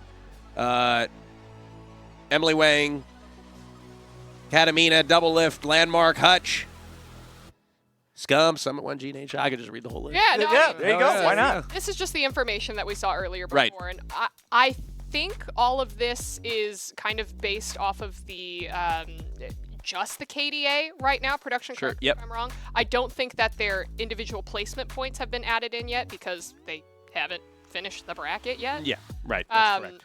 But I mean, not a bad start. Not a bad start. Now, does it shock you that Nade Shot's down there? Or. Well, the thing is about playing top lane in League of Legends. Top lane is often referred to as an island. Right. Okay? People talk about how there's the common experience of the top laner. Sure. Could be that if we're playing top lane, we get to 20 minutes. You are 0-0-0. Sure. I am 0-0-0. Right. And then we both just press tab, we look at the scoreboard, and we see whose team won. And then that's what's going to happen. Top lane's a selfless position. Yeah. Top lane is a position where you kind of don't care about the fact that you can't impact the game. You just want to play top lane. Right, of course. That makes sense. You're a team player. Yeah, exactly. Right. That makes sense. So Nade Shot not being involved with all the kills, it makes sense. He wasn't far ahead individually, so it's not like he felt free to move around and join up with the rest of the team. And then even when it gets to the team fights, you're Teemo, so unless you manage to have a mushroom that the whole enemy team steps on right before the fight begins, everything else you do is single target. Right. So it's not like he's just going to be able to rack up a ton of assists either. So Nade Shot, unfortunately, just based on the fact that you're playing top lane, you're not winning your lane, and you're playing a character that's going to have a harder time affecting a lot of different aspects of the team fight at the same time. I'm not too surprised he's only got the 1 point, but I hope he can get some more as we end up getting to see them again later on today. Sure. In terms of strategy, we talked about this before we had to go into the first game. if you're sitting back and you're thinking about how you're going to play these games, do you want a strategy that is a little bit simpler that you can just execute, that everybody understands that you can execute, versus doing a complex one that maybe the team can't understand you can't execute? It may be more effective, but Yeah. So some of the more complex strategies that I can even think of when we start off is the process of invading. That's one thing that I would really like to see today. Right. And invading is essentially, both teams start on either sides of the map. One team decides, okay, I'm going to go pop in, I'm going to invade the enemy jungle, wait for the jungler to come in here, kill them, have a good fight, and then essentially handicap the jungler. So that now they're a little bit slower. That's one strategy that they could potentially implement that's not too high level. The other one that would be like really high level, and I don't really expect to see anyone here, is doing like a lane swap. You cannot do that anymore. Yeah. You missed this patch. There is literally a flashing yellow text that now says "Get out." lane swap detected, return to your lane, and if you don't get back to your lane, the enemy tower will do 9,999 true damage, kill you in one hit, and give all the gold to the nearby champion. oh my What God. I'm saying is you can't do it anymore. You can't do it because it was so good. Well, yeah, lane swapping was a strategy that made the No, it was early annoying, game- so it's good that it's gone. It made the game really, really boring to watch most times. Yeah. And it was really only prevalent in pro play. And no matter how many times they tried to fix it, they couldn't come up with an elegant solution to that would actually be hard enough to get rid of everything. So they were just like, fine, we're going to ham fist the whole thing. We Yeah. are just putting a marker in here Message in the on the early game screen. that if you go up to this part of the map at this point, You can't do it. you will get a warning. It's like, did you ever play Helldivers? No. You didn't play Helldivers? Of course I play Okay, Helldivers. I'm just making sure. Come on. I'm just making sure. Come on, who do you know, think if I go to the am, edge of the huh? map, you'd go to the edge of the map, and it was just like, warning, Yes, traitor detected, yes, return. yes. It's like that. I and know- the know tower is exact- like the orbital bubble. Now I know what you're talking Okay, about. now we're Before on the it was same clueless. Whoa. Why does he know exactly what we're talking about? Because I played Helldivers. Helldivers was a great game. Yeah. Because you were trying to run off the map and be a traitor? No, Avali, you got it wrong. What are you talking about? People in the game with me were trying to do that, which is how I became familiar. He was democratically reminding them of their duty. I was saying, you got to stay on the map. Don't you see the warning on the screen? Let's take a look at that bracket just to refamiliarize ourselves with how the action's going to play out today. Looks like, again, we saw Team Double Lift. No shock there, right? That's how we would have predicted it. We wouldn't have predicted it to play out that way. Yeah. Team Nade Shot, proud. I'm sure they're going to be proud of their performance. They will play the winner of our next game in the finals, Team Ludwig versus Team Tens. Obviously, Team Ludwig with my champion Squeaks. I'm sure he's listening somewhere. I've not received a DM yet. It's on the way. It's on the way. The servers aren't loading. Yeah, sure.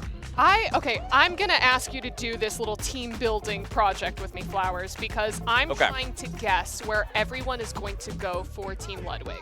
Okay. My guess right now is I think we have Lud in jungle because that's what he's been practicing. Like the only thing he plays. Yeah. Exactly. Now, so here's the interesting thing, because Tyler 1 is a fantastic AD carry, but at the same time, Emiru is also Put Emiru on 80 Insta. I think you put Emmy on AD carry. And then when we take a look at the players who also have, so then where would you put Tyler 1? Would you put him in top lane or mid lane? You put Tyler in mid. You put Tyler in. Because again, we're already talking about how top lane is an island. You're less likely to be able to affect the game. Mid has always been the most popular role in League of Legends because it's always the role that's seen as this is the guy who can most easily carry the game. You're independent and autonomous early on, unlike the AD carry. You scale later on and stay a damage threat throughout the game, unlike a lot of junglers and top laners. This is the pick. This is where you want your best guy. And then with the remaining two players, whoever Emiru trusts more as support, put them as support. Put the other guy on Malphite and stick him in top lane. That's the play. I think that I would put Squeaks topside and put Agent as support. What's the logic? I don't trust Agent. Did he not practice at all? I don't think he practiced at all. Okay. I don't think I've ever seen him play a non-FPS game outside of like Schedule 1. Do you think he downloaded it this morning? So no offline practice? Well, I'm now disagreeing with you more than ever based on your logic. I feel like your logic is proving your own argument wrong. What did I say? You're What saying did I you do? want to put him on support and he's like just never played before and you think he's going to be the weakest link? Now Imiru's dragging around this giant, like, lead anchor trying to make sure that her lane can survive. Yeah, but if anyone could pull it off, I think it's Emmy. I feel like, no, it said we just say have a lot top of lane. experience. Top lane doesn't matter. Top's got to stop. You just send Agent up there, and Really? You think to just send him up in top lane? And then have you send him up on top lane, but you put him on Malphite. You put him on Malphite because no matter what.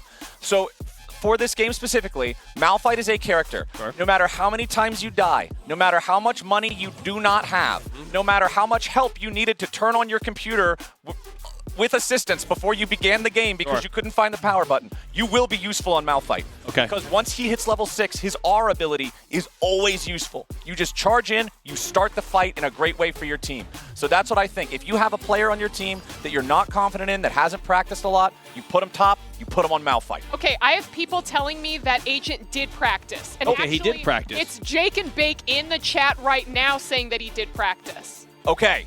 Well, if he practiced... This is perfect. Jake, let me see here. Okay, yeah. And then where do we know Agent practice? He's playing mid and Tyler is on support. Tyler is on support. Okay. No. Okay, this is chat trolling. This has to be chat trolling. Because they would not do this unless they wanted to win, or lose, excuse me.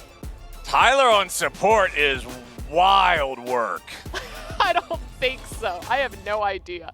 Oh, and it sounds like, I heard something. Is the game ready? I think we might be ready to go into the draft. Oh, the draft is starting. That's right. Okay, we're just about to jump right into the draft. I believe it's ready for us right now. Okay, let's see. I cannot wait to see where everybody is going to go on this. The rumors of Tyler 1 on support. This is... That's fake. Chat, ban them from the chat. I feel like maybe the only way that it's true is if here we go. You put Imiru on Jin, because I know that she plays that character, and I know that if you play Jin as a crazy person, you can actually do some wild stuff with it early, and you put Tyler on, like, Pyke support. Pyke is a support that they made for players who get autofilled to support but don't want to play the role. Instead of being a supportive healer tank type character, he's a guy with a knife. Okay. So he supports by getting kills. I don't know if you heard this, but Emmy Rue just went, oh no, they're banning me out because the first ban that we see coming in from the enemy team is that Jinx ban. Emmy's probably, I want to say, favorite AD carry that she plays. All right, let's see what else they want to continue targeting here. We've got the Jarvan banned away. Now, again, I'm not going to pretend to know the champion pools of anybody on Team 10s here, but Jarvan is one of those characters that's always been kind of just like a classic jungler. He can affect the lanes really well. He can engage fights. He can scrap a little bit. So makes enough sense for me. I can get behind that one. All right, okay, so we see the Jinx ban, the Nocturne ban, the J4 ban. Let's see, we're getting one more across the line. Wait, are they scouting each other? Is this Tim's stream or Tyler 1's stream? I think it's They're Tyler 1's scouting stream. each other. They're listening in on Okay, each other. they're just full stream sniping. Okay, I actually really like what they're doing here with the Amumu ban. I think the smartest thing that you could do against or no, wait. I don't like what they're doing with the Amumu ban. That's Ludwig's own team. No. I don't like that. Team Ludwig, I don't like that at all. Well, he wants to play Fiddlesticks. I feel like he's called out the fact that he's going to play Fiddlesticks like a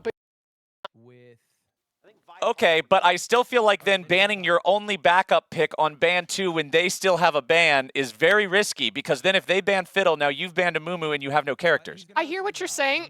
I'm going to go to our expert, potentially, on Ludwig, Austin. What do you think of the hubris of Ludwig? Look, Avali, great question. I have always seen Ludwig more as a top lane. Personally, I've always playing his fiddlestick, seen him as a top lane. I don't know if we'll see that come to fruition here, but I don't know. That's my take, Avali. I like it. Is Tyler 1 going Draven? Yes, sir. I feel like you got to at least hover it just for the fans. Yeah, of course.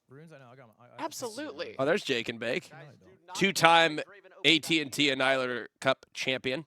Jake and Bake live. Looking to add a third one. That's right. Here this year. Oh, we have chat saying that apparently Jake plays Amumu, and that's where that ban kind of came from. Ah, okay. Good to know. Twitch chat, you are appreciated here as the fourth desk commentator for research on No, this is an addition too. We didn't have this last week. Yeah, This is no, awesome. you guys are smurfing it. Good job. Yeah, Good Chad, job. we could see you right here. Say hello. They can play Seraphine Zyrobot. Oh, actually, can we crank up our streamer's audio and take a Yeah, listen that'd be as they're nice, going yeah. through draft? The Fiddler.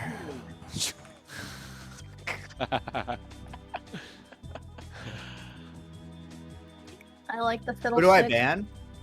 There's Squeaks. That's my guy right there. I would- Trucks. Their top place. I mean, the question that he asked yeah. probably didn't Yeah, inspire Aatrox is a good much pick. confidence. Somebody said, Who do I ban? What's going yeah, on? That I just think shows he he's a plays lot team of player. Akali He in wants to Riven. make sure that the See, I think Riven's that's a what good I'm ban. saying. Passion and heart. It depends what you're more scared of. All right. Perfect. Garen? Okay, I'll bank Garen. Take out their bans. Yep. There's Sykuno. God, I love the background. Look at Sykuno's background. I know. Man, I don't know It's who to completely play, guys. changed. If you're a Sykuno They're probably fan, gonna as ban I my am. other pick. What happened really with wanted like the to play cute bamboo? Callie. Yeah, exactly. Now it like though, dark It's side. like dark. Sykuno. Yeah, this is dark Sykuno. This is dark Sykuno now. There's my man right there. Hey, Squeaks. All right, let's see what he's got cooking. Let's see what he's got cooking. Viper from Valorant. He knows what's going on. Lock it, Agent. Come on. So then They should I just play tell Malphite? them to ban Akali, and they yeah. didn't know They who might Akali ban it, was, so though. Tyler yelled Viper from Valorant. If they ban it, we're in a bit of trouble. There's really bad if Squeaks. they ban it, by the way, guys. Look at Yeah, that I man. feel Look like at look you at played. look It's at not look. bad. I mean, look at the focus. That's a guy that knows what's going on. Oh, It they sounds ban. like they're putting Squeaks off. Pick Oh, they ban who? did Shogath. Are they? Let's see. I just saw some people saying. Oh, this is. They're doing what I said. Yeah, They're doing what I said. that Malphite. If your top laner Yeah, doesn't you know guys what gotta to go do, Malphite. you pick This is rough. Malphite. I'm not gonna lie. You pick Malphite, All right, you and then lock your in. rune pages, guys. Make sure you do your runes. Come on. Where do I see that? So I know it's to the Ludwig's left, team, but like, with do I the do? little between editor Ludwig icon, and just Tyler click- in terms just click of recommended. skill. Is he gonna hit lock in? Just click the recommended. Would you say Morgana, Tyler be taking the Agent lead Morgana. here? I think it would take at least 10 yeah, you Ludwigs can to panic, make boy. Holy shit, half I was of panicking. one of Tyler's accounts. Yeah, so yeah, just And click I'm the saying that recommended as runes someone here. who was very impressed with Ludwig's the- I don't know climb what that that he is. did at the end of the year, but just the exponential difference in player skill between like a mid-rank like Platinum and a high-rank like Challenger, and Tyler has 5 accounts in Challenger. Right. What are you playing, Sykuno? It's very Tyler favored. Do you think wait, we're you going to gotta see a pick little right now? frustration out of Tyler in this game? Like a I Fizz. think that there's no other possible outcome. Right. Okay. So that's inevitable. Fizz is like Ooh, safe, right? hold up. Kaylee going with that Fizz lock in pretty Nah, he's quickly? way easier. Ooh, than yeah, that Akali, was in a my fast opinion. Fizz. That was a fast Fizz lock in. Well, at least for me, I don't know. Okay, the Yeah, recommender circles and around the then- portraits and are then the Malphite throwing Arcane me a little Combat or bit. whatever? It makes me Yeah. think that they're waiting to be locked in. I think it's a Yeah, tournament I'll realm I'll thing. start If, with- if I remember actually- right, I'm pretty sure we're using tournament realm for this competition. I'm gonna be rough. And sometimes, yeah, just I had that confirmed in my ear. Thank you, producers. And sometimes stuff on tournament realm doesn't look like the way that it's supposed to, just because it doesn't need to. It's not like everybody's queuing up on this. Can we listen in on What's it Agent called? real quick? Crush Yeah, let's you. do it. What's that item, chat? That removes AP? I should probably go focus. Agent, you did your runes? I don't know really, but. All right, so yeah, so look at the bottom where Okay, it says so that little you- hyphen. Go to your- the left, click the. Your prediction click that, and then click the may recommended have one. been. Okay, all right. And then Because how I we mean, doing he's on playing spells? like What I would spells do be we right have? now, to be honest. Yeah. You have your flash, you have your teleport. Hold up, Yep, are they I got my putting flash and my Emiru heal. on support? So they're Chat, my yeah, runes are it good, seems too. like the play because Emiru's on Sona, and if you're putting Sona and Draven together, this is a kill lane. Yeah, absolutely. So I think that's the play. Is they're bringing Tyler 1 back to his origin. Tyler 1 back to his origins, and that's the carry plan. Okay. And Agent looks You guys only stressed. need to buy magic Yeah, resist he items. looks He looks stressed out. It's so interesting to see them through the draft process. You can kind of see the level of skill by the way they're just talking about the game. Mm-hmm. I feel like it gives us a little bit of a preview. Yeah. I feel like we heard a lot from Tyler 1, obviously. I thought Ludwig would be a little bit more vocal, or maybe we just didn't pick up too much on it besides the fiddler call out. That's the important part. But again, just as we were taking a look at like Team Double It from the last game, if we have that one selected shot caller, and if we have that one person be Tyler 1, if the other 4 just kind of fall in, he is someone who is very experienced and can kind of like puppeteer or lead this squad to victory. And then on the other side of Team 10s, there's a lot of experienced players with the game, and honestly, the draft didn't look that bad for them either. So if they're able to have just 1 or 2 dominant lanes and be able to keep their eyes on objectives, Could be anyone's game. Is this a yeah, it could be anybody's game. Is this a game where you would like call it an upset if one of them won and one of them didn't, or is it just kind of a toss-up from the start? So after learning that Tens is Masters and Agent doesn't know what runes are, I think that it's probably going to be a pretty evenly matched one. Sure. I think that once again, it's going to probably tell a similar story to what last game did, because both of the teams that have the exceptionally high-ranked player, they're putting that exceptionally high-ranked player on AD carry. And AD carry is the role that as the game goes on, you are the biggest damage threat on your team. But as you start off, you're the weakest character, which is why they have to lane next to a support. So the difference, though, Doublelift was playing Jinx, who starts off very weak and scales up to be very strong. Tyler 1's playing kind of the opposite. He's playing Draven, who starts off as strong as an AD carry can start. He doesn't have the same high highs, but his passive literally reads that he gets more money every time he kills you. So if Tyler 1 just starts off on a tear, if him and Emiru hit level 2, bang, boom, immediately double kill the enemy bot lane, all of a sudden Tyler's coming back to lane with way more money than he should ever have. It's just going to get worse. He's going to start 2-shotting, 3-shotting people. And then if they play around him, if they listen to the calls like you guys are talking about with these in-game leaders, then that could be really snowballing. Interesting. That's my read. That's my read. It's a great read. I believe the game is starting. We had a quick crash. That's why we had the app. Yeah, let's jump into the action. Team 10 versus Team Ludwig. Take it Hold away. up. Are we getting? I think we might potentially. No, they're just. No, I was about to say. I'm sorry to burst your bubble. It is actually the most common pro play ward that you walk right in that ramp. You drop a ward on the chicken pit and then you walk away. Thank you, observers. That is a lovely view of the chicken pit ward. I think it's Glenn. Yeah, it is actually. My buddy Glenn doing the observing here for the show today. And we've got another ward right there in that top side river. So let's see kind of where we've got everybody. Looks like we've got the scoreboard lined up. So on Team 10's, it's Tens himself on the Gwen up here in the top lane. This is a very powerful character. Recently had to be nerfed, actually, because it was just way too strong. Jake and Bake on Xinjiao in the jungle. This is like the go-to jungler these days. Mid lane, we've got Sykkuno on Fizz. And then bottom lane with Gingy and Kaylee. Gingy and Kaylee running the Seraphine Zyra. This is not a normal bottom lane. This is more of like when you play Mage's bot lane, you're just looking to make it more annoying for the enemy AD carry early on, which is a great plan against Tyler. Well, Flowers, that is the legendary Ludwig Fiddlesticks clear that was debuted on the LCS broadcast. He's I don't know if I can repeat his phrasing for it here on the show, but he really likes using the ability that siphons the life force from the enemy.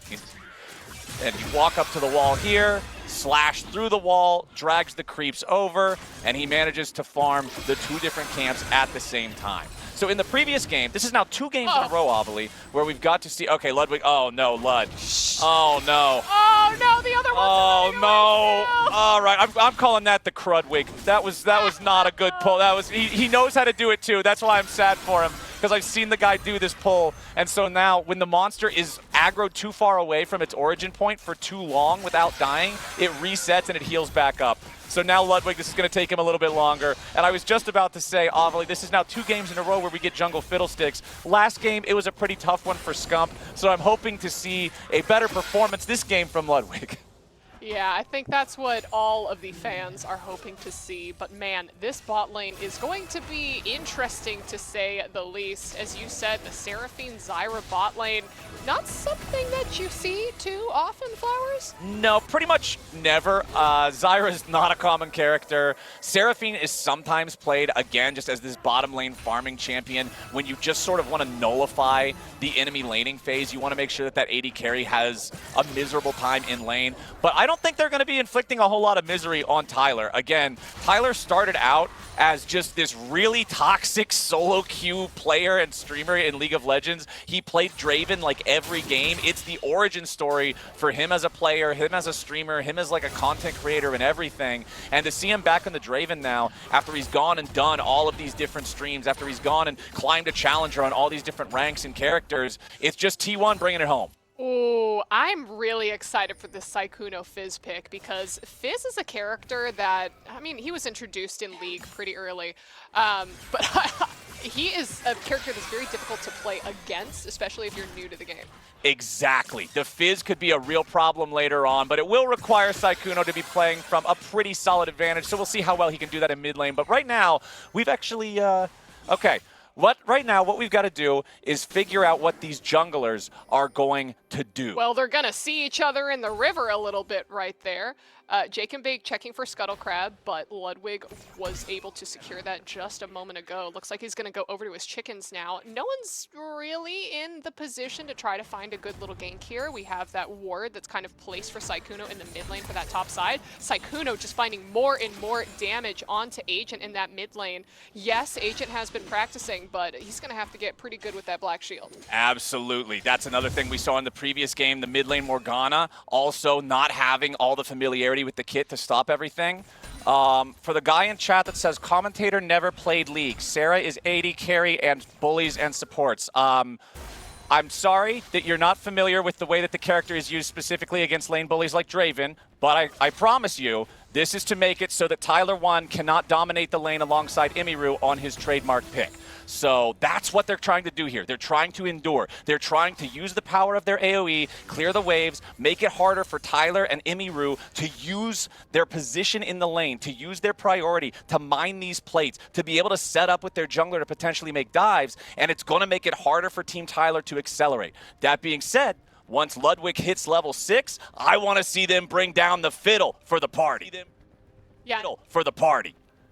Yeah, and it looks like we are hitting a little bit of a pause. I don't know if someone, spilled on their keyboard. Oh, no. How many times has that actually happened in pro play? Because Sven Skaren's done it at least twice. So I will tell you right now, we actually had a brand new spill record in this this past weekend here at over at LCS, because we had one of the players accidentally knocked over a coffee into the computer.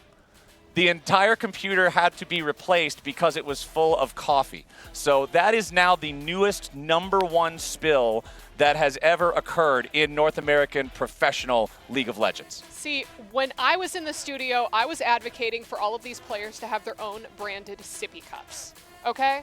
I feel like that would have been a fantastic merch moment, branding moment. It could have made hundreds of dollars for esports organizations, Flowers, hundreds. And also, it's pretty cute. It could have saved a lot of time as well. Guy in chat that said, hello, Flowers, hello back to you, Guy. Have you ever tried to convince anyone to play Skarner? I've tried, it's never worked. Pretty much everybody always asks me, what's that? And then goes back to playing the characters that they actually enjoy playing. Oh, apparently someone has been accused of, maybe not cheating. Cheating is the wrong word. But, we can't trust Twitch. Okay, this just in, Flowers, the team that you have been supporting from the beginning, Team Ludwig, the team that Austin Show, our host, said potentially has the best vibes because of Squeaks. Yeah. They were caught cheating. Wait, now what kind of cheating are we talking about here? They were caught cheating. Ludwig had a cheater, pumpkin eater overlay over his game and stream. So that overlay, I'm assuming, is giving him jungle time. Was it one of the jungle timer ones or something? Okay. People play a lot with those. Like, these things, I know that technically, according to Riot's rules, they're not against, like, the user agreement, so people use them a lot in solo queue. But I think for something like a tournament, like here at the Annihilator Cup, those different events can have different rules against, like, hey, you can't use this. You have to actually track the timers manually. So if Ludwig was using one of those, that's no good, brother. Hashtag not my fiddler in chat. Not my fiddler. All right, well, that aid has been removed on the side of Team Ludwig, specifically for Ludwig's computer. If he didn't know, then he didn't know. But if he did know, nefarious. Remove a bajillion points from the team. But actually, let's go ahead and do a Ludwig listen-in right now and see if the guilt is eating away at his conscience. I think it's okay. Back up, Agent. Stay backed up. Yeah. I'm hungry for these minions, you know? Like, God damn it.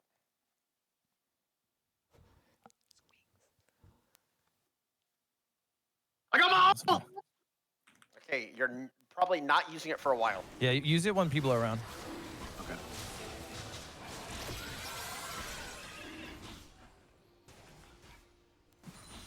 No!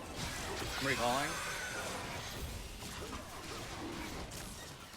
I love the juxtaposition of, I've got my ult, and then the immediate response of, yeah, well, you're probably not going to get to use it for a while. Just immediately quieting down the excitement, trying to rein it in, make sure everybody stays ready, stays calm, stays cool, stays collected.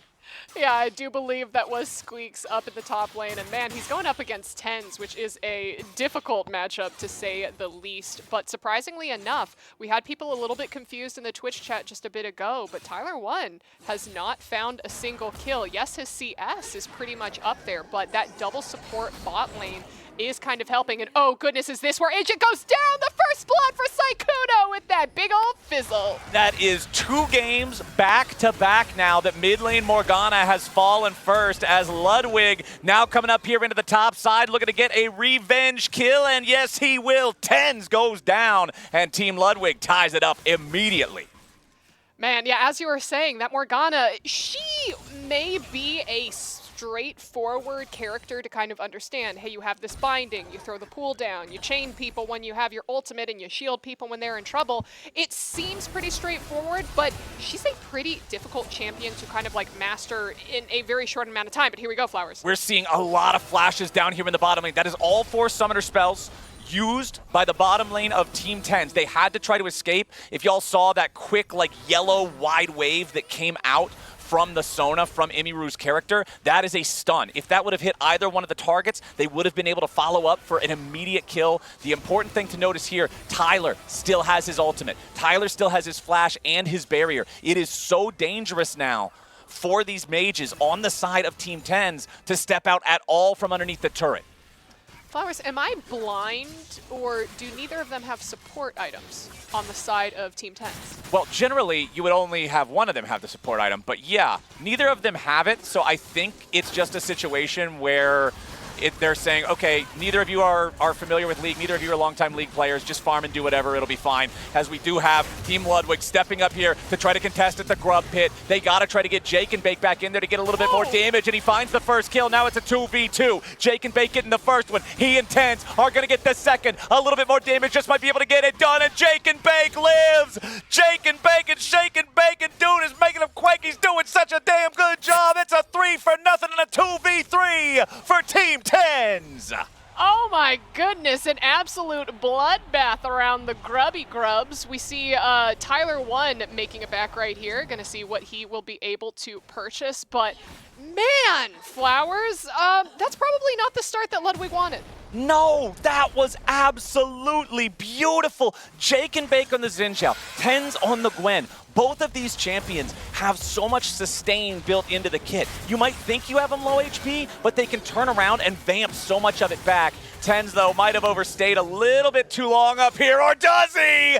No, he plays around it perfectly, and Squeaks can't quite do enough damage. Had him down at death's door, but Tens makes it 5-2. For the first time ever, Flowers, Scissors beat Rock. Scissors beat Rock. Tens breaks the rules. He shatters the paradigm. He rewrites the boundaries that society exists within, and he does it on the edge of 15 HP. Emiru came in for the quick little pokey poke. Oh man, taking down all these little Zyra plants bot lane. Let's take a look at the gold difference, and actually it's 2K up for Team 10s.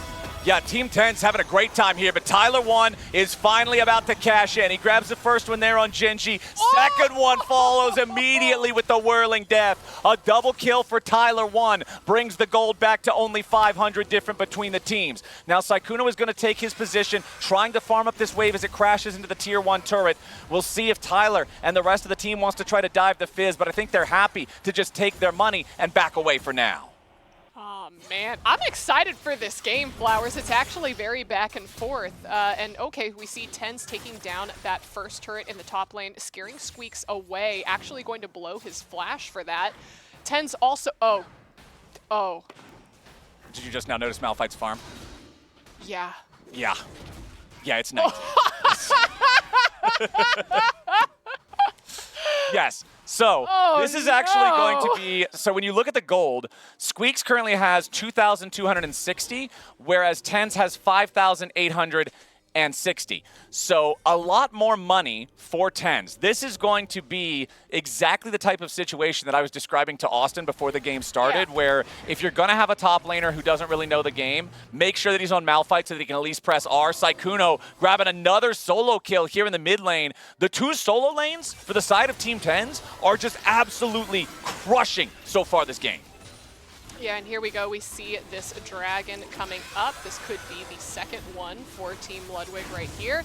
Gingy is not even going to get close to that. No. There's, honestly, it's still kind of what we were talking about early on in the laning phase. The Seraphine and the Zyra, their job, get as much farm as you can. Try not to let Tyler and Imiru just completely smash the lane. And then later on when they get to the team fights, they're going to have some AoE, they're going to have some CC, they'll still have some usefulness. But now that Tyler's already got that first kill, you can see in the inventory fully completed Bloodthirster. This gives him so much lifesteal. It gives him a temporary shield.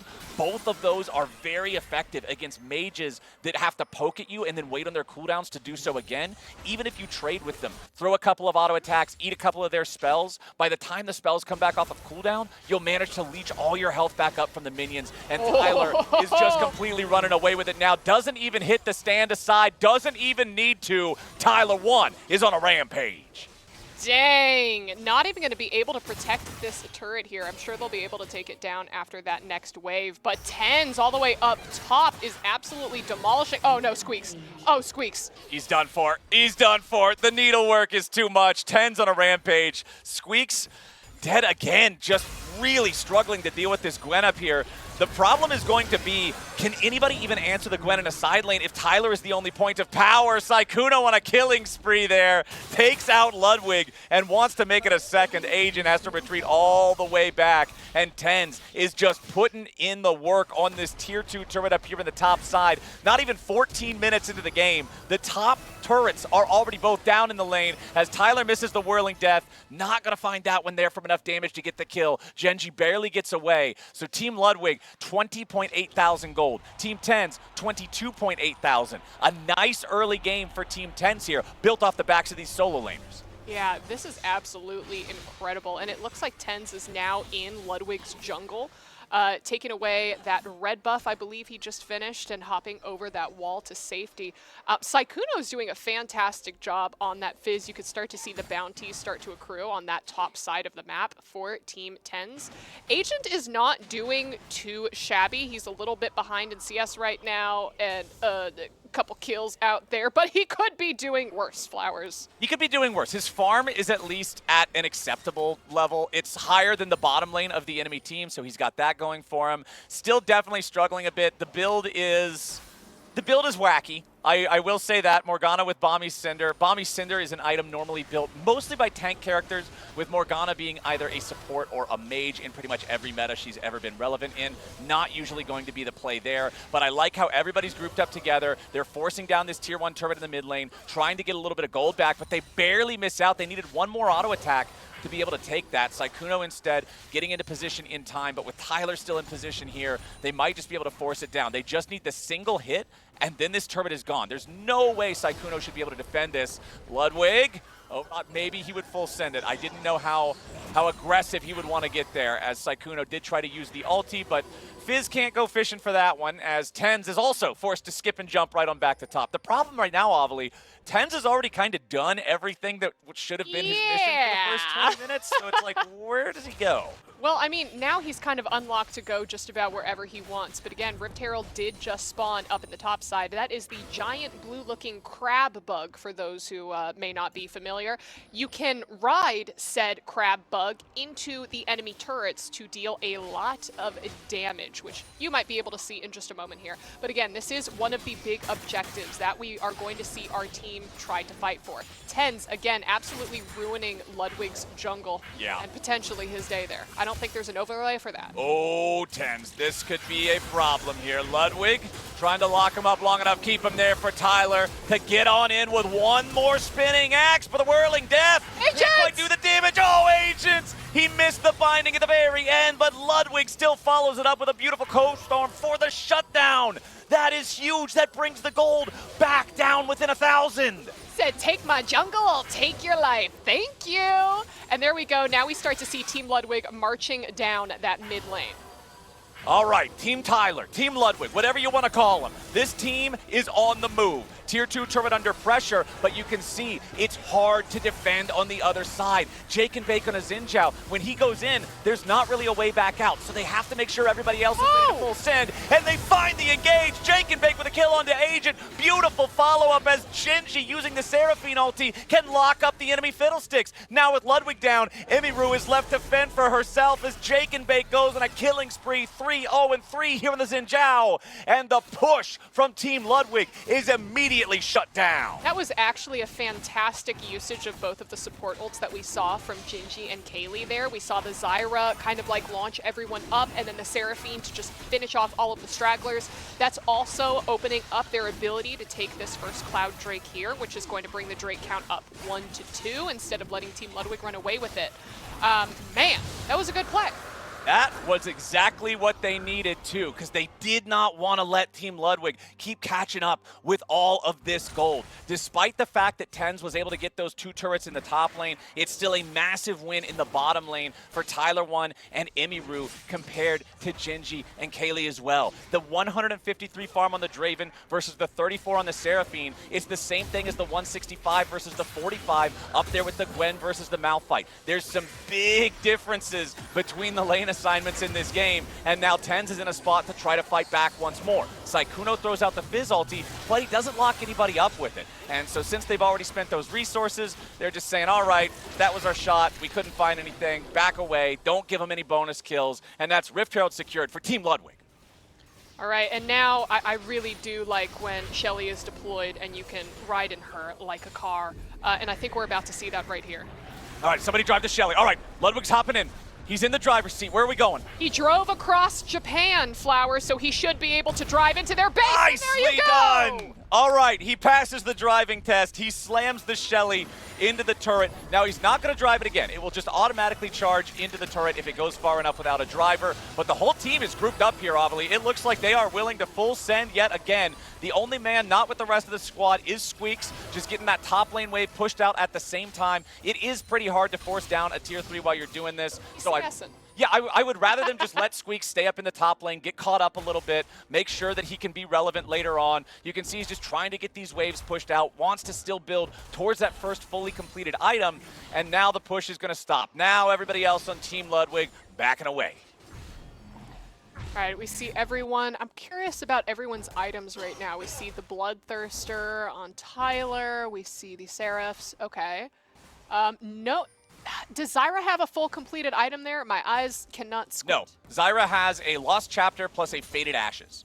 So neither one of the bottom laners from the side of Team TenZ bought the support item, just like you were talking about earlier, Avali. So since both of them are kind of working on a really, really bare bones economy, I think it's still going to be a while before we get to see either one of them really hit that first item spot.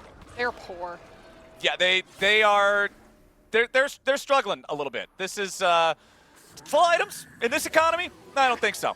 Not going to happen. Not in this bot lane. All right, and here we go, Flowers. We have the Thornbound Atakan spawning in the top lane. Right now, TenZ is the closest to it, along with Sykkuno. How do you believe that these two teams will understand the importance of Atakan? I think so. I think that if anybody else on his team does something that would give Atakan away, Tyler will probably yell at them.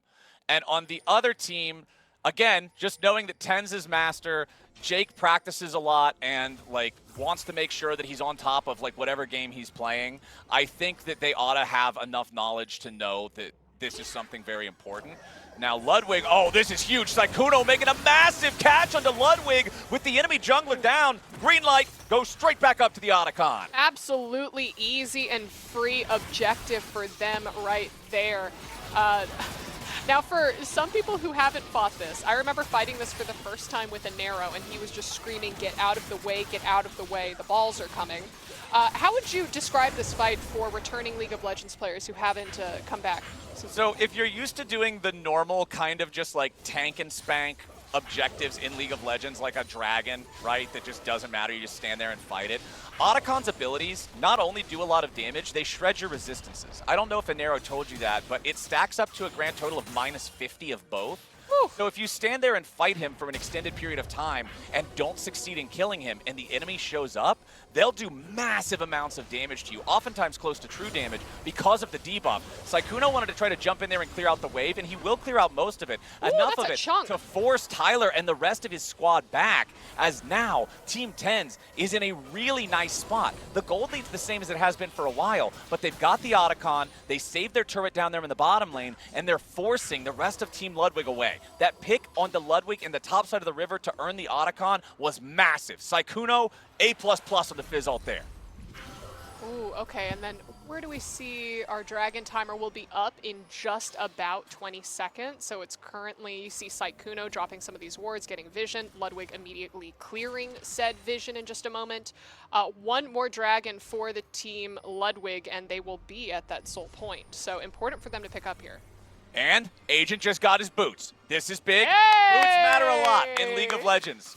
For new players or unfamiliar players, you can only buy one pair of boots in the game. You can only have the one set of boots, but they're very valuable. Move speed is a stat that is such a binary choice in League of Legends. Like, hey, do you have enough move speed to get away? Yes or no? That's it. And boots are the thing that pushes you from a no to a yes in a lot of those situations. Agent grabbing the boots, that's a big plus right now. Let's see if they can try to move in and stop Team Ludwig from taking this on Team 10's side. They have to know that they're there at the Dragon, but it doesn't look like they're going to try to stop it. T1 and the boys, they're going to go ahead and clean that one up. There's Soul Point, just like you were talking about.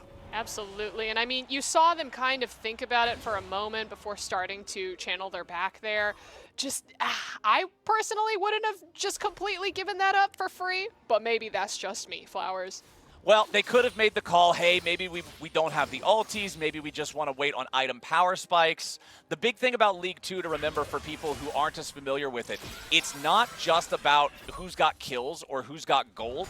The big thing that determines who's going to win the fight is the items. That's the actual manifestation of the power that you've earned through your kills and your gold. So if you're about to have a big item purchase, which you can see, I think Sykkuno just bought his Zhonya's Hourglass after having the Seeker's Arm Guard, you might say, hey, let's wait on this fight, we'll take the next one, that way we have our power spike and we have that much higher of a chance to win. But now it's Team Ludwig lurking and waiting. It's a 4v5 though. Squeaks is not here. He's still up in the top side. He's teleporting now to the bottom part of the map. Okay. I think that might have been a misclick. That happens. We've all done it before. You click on the wrong part. Sometimes that happens. But he's grouped up with the team. Everybody's back together. Now we can have an honest 5v5. Now we do have someone asking in the chat, is Soul a win condition?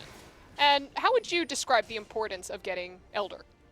So, or Dragon Soul, excuse me. The Dragon Soul is very important. It just gives you a permanent buff for the rest of the game. Some of them are more useful than others. The one this game is the Cloud Dragon, which is generally considered one of the crappier ones. Yeah. But for the team that they have, it can actually be very effective. It works really well with Fiddlesticks and Morgana both, so it could be a massive bonus.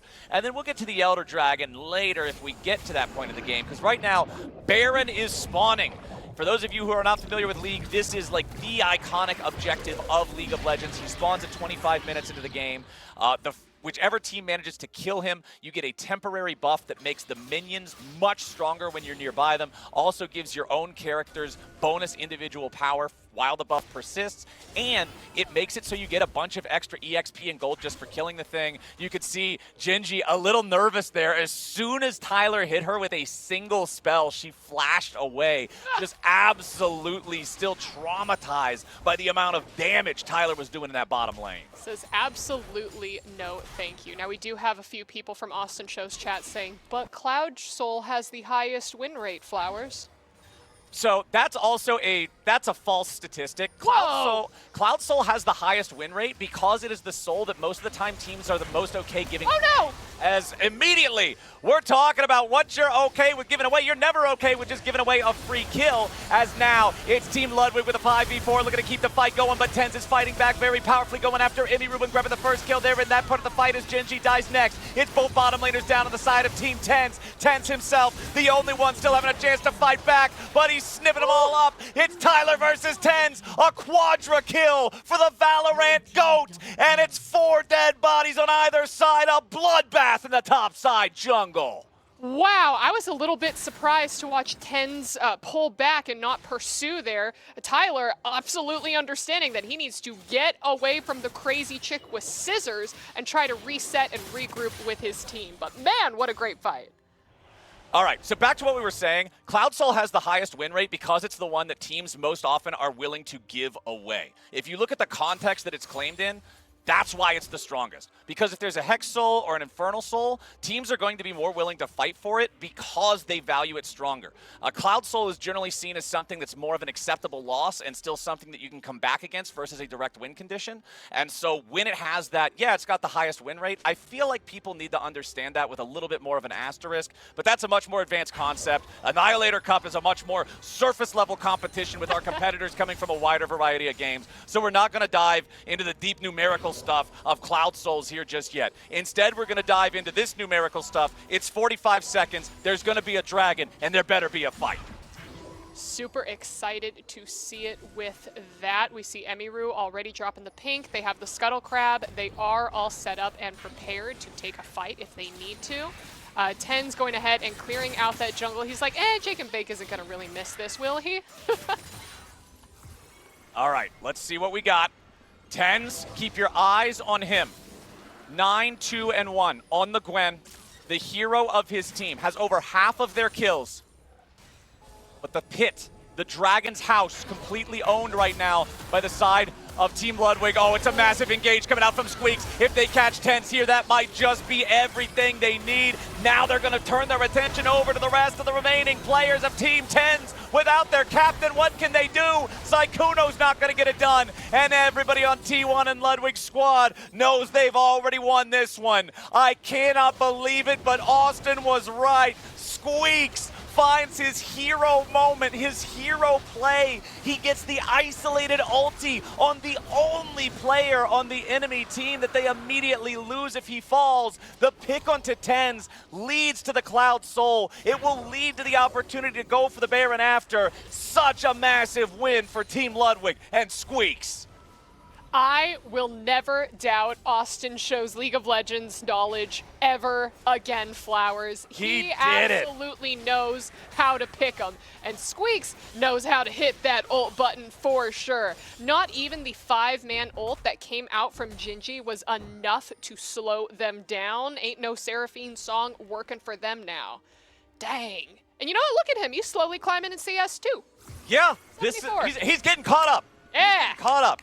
He's doing his job, and that's what matters. And this is what I said, Avali. This is what I said. It doesn't matter if you're not as familiar with the game. It doesn't matter if you don't have as many hours. It doesn't matter if you're up against a dude who has infinitely more experience than you. If you lock in Malphite and you keep a cool head, you will find the opportunity to change the game by pressing R, and that's exactly what Squeaks did. I see Austin is in the chat right now, popping off with the let's go. He knows what just happened. He knows that Team Ludwig is now running the show.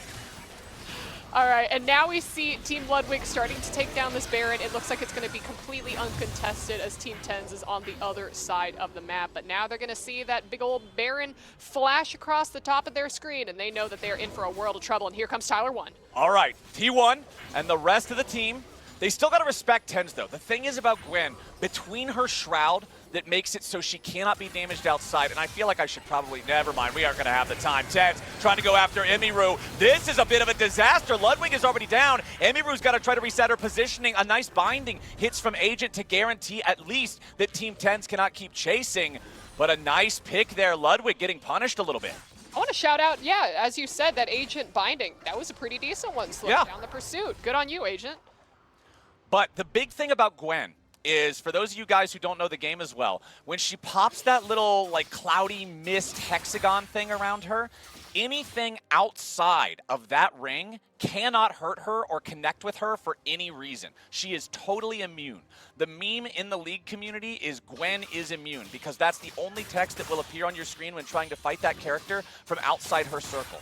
So that's how TenZ is able to do so much work in these fights. You drop that circle at the right time, you fight whoever's inside of it, and everybody outside of it can't even affect you. It makes it so difficult to deal with this guy. But then Squeaks does it again, just the same way it happened before. He makes it happen again. He jumps on the enemy carry. He's got Tyler right nearby for the follow-up, and they knock him down. Oh man, I can't believe that Austin was right this entire time, Flowers. When he joins us back after the game, I'm very excited to have that conversation. But here we go. We see Team Ludwig marching down mid lane. They have those Baron empowered minions. They have an open inhibitor. They're going to be able to take that with ease.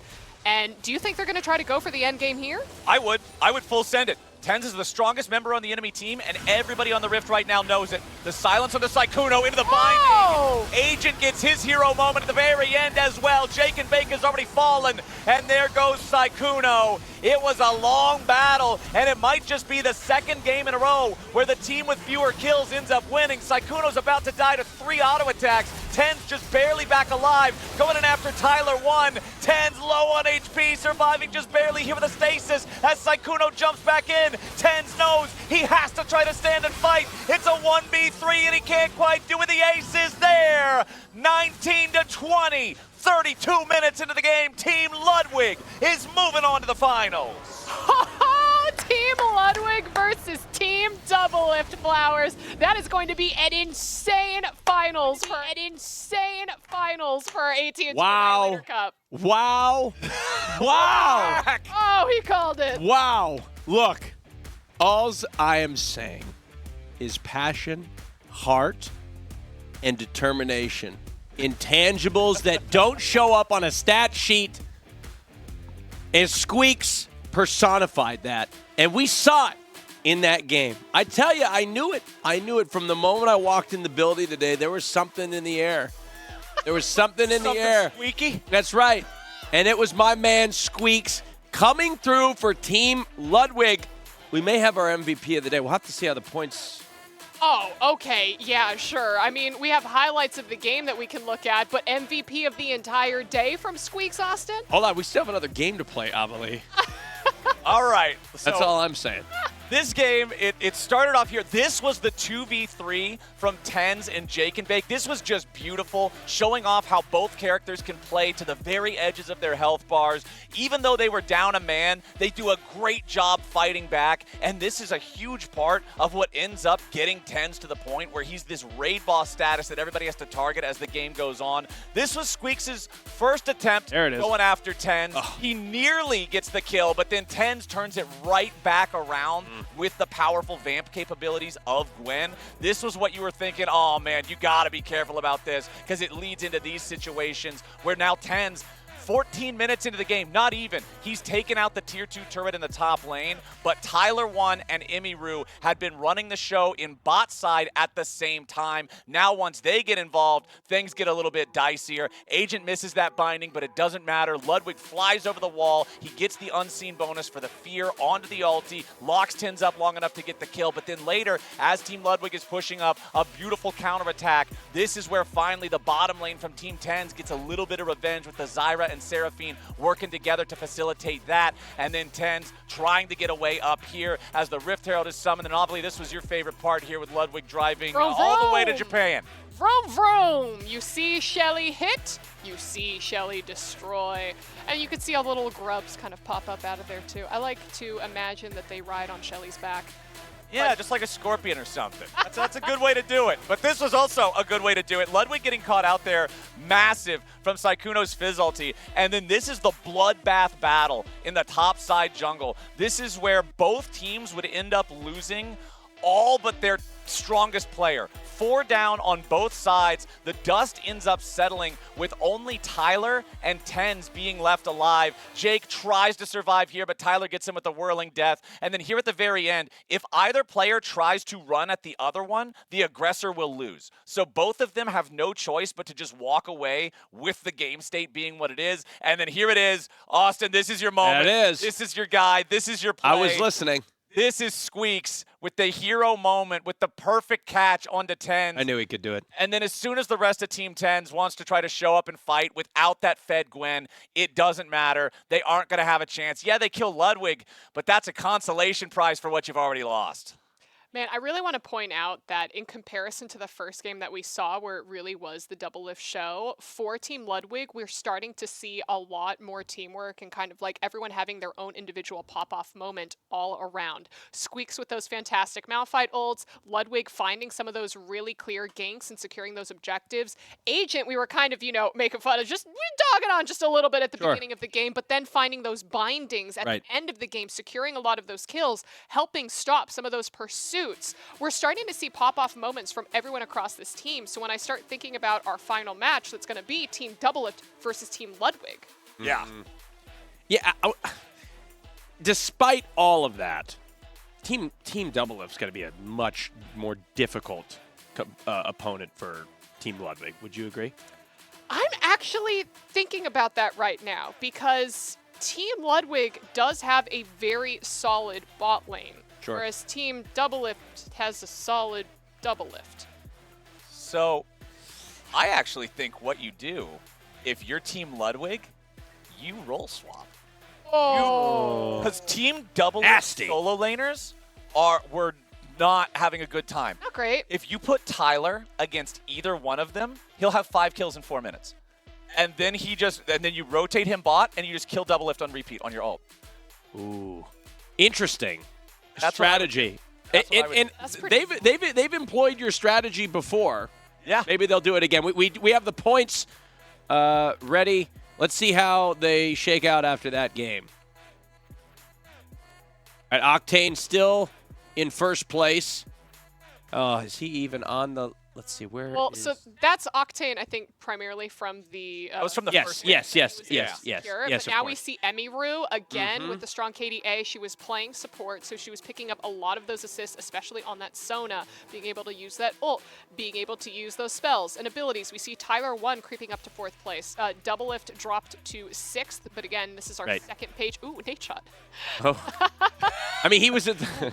He was at the bottom of the list. Yeah, I mean, he was at the bottom of the list on our shorter list. Did he have 0 points? I thought he had 1 point. No, I think he had. Yeah, he does. See, yeah, Nate Shot has the 1. No, but look at the points. So that's the. He had 1 kill. Oh. Yeah, one. Assist. Yeah. Oh, maybe it's that you. Oh, get, yes. It's 2 points. Or it's 1 point for 2 assists. Yeah. Yeah, he did. Yeah, he did. Yeah, he didn't get any points for that. Now, the interesting thing here, I want to point out. Please. Because the hero of the last game was Squeaks, right? Okay. At least in my opinion. Right.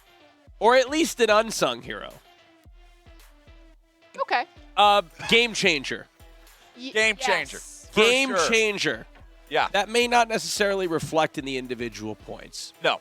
Right? Most likely not. So there's a lot of moments that happen during the course of these games that may not necessarily reflect in the individual points, but may show up more when it comes to the team points. Yeah. One thing that we always say in the world of League of Legends, not all fights are created equal. Right. Winning a fight when there's nothing to take on the map, when it's not consequential, yeah, it feels good. Sure. But that's about all it does.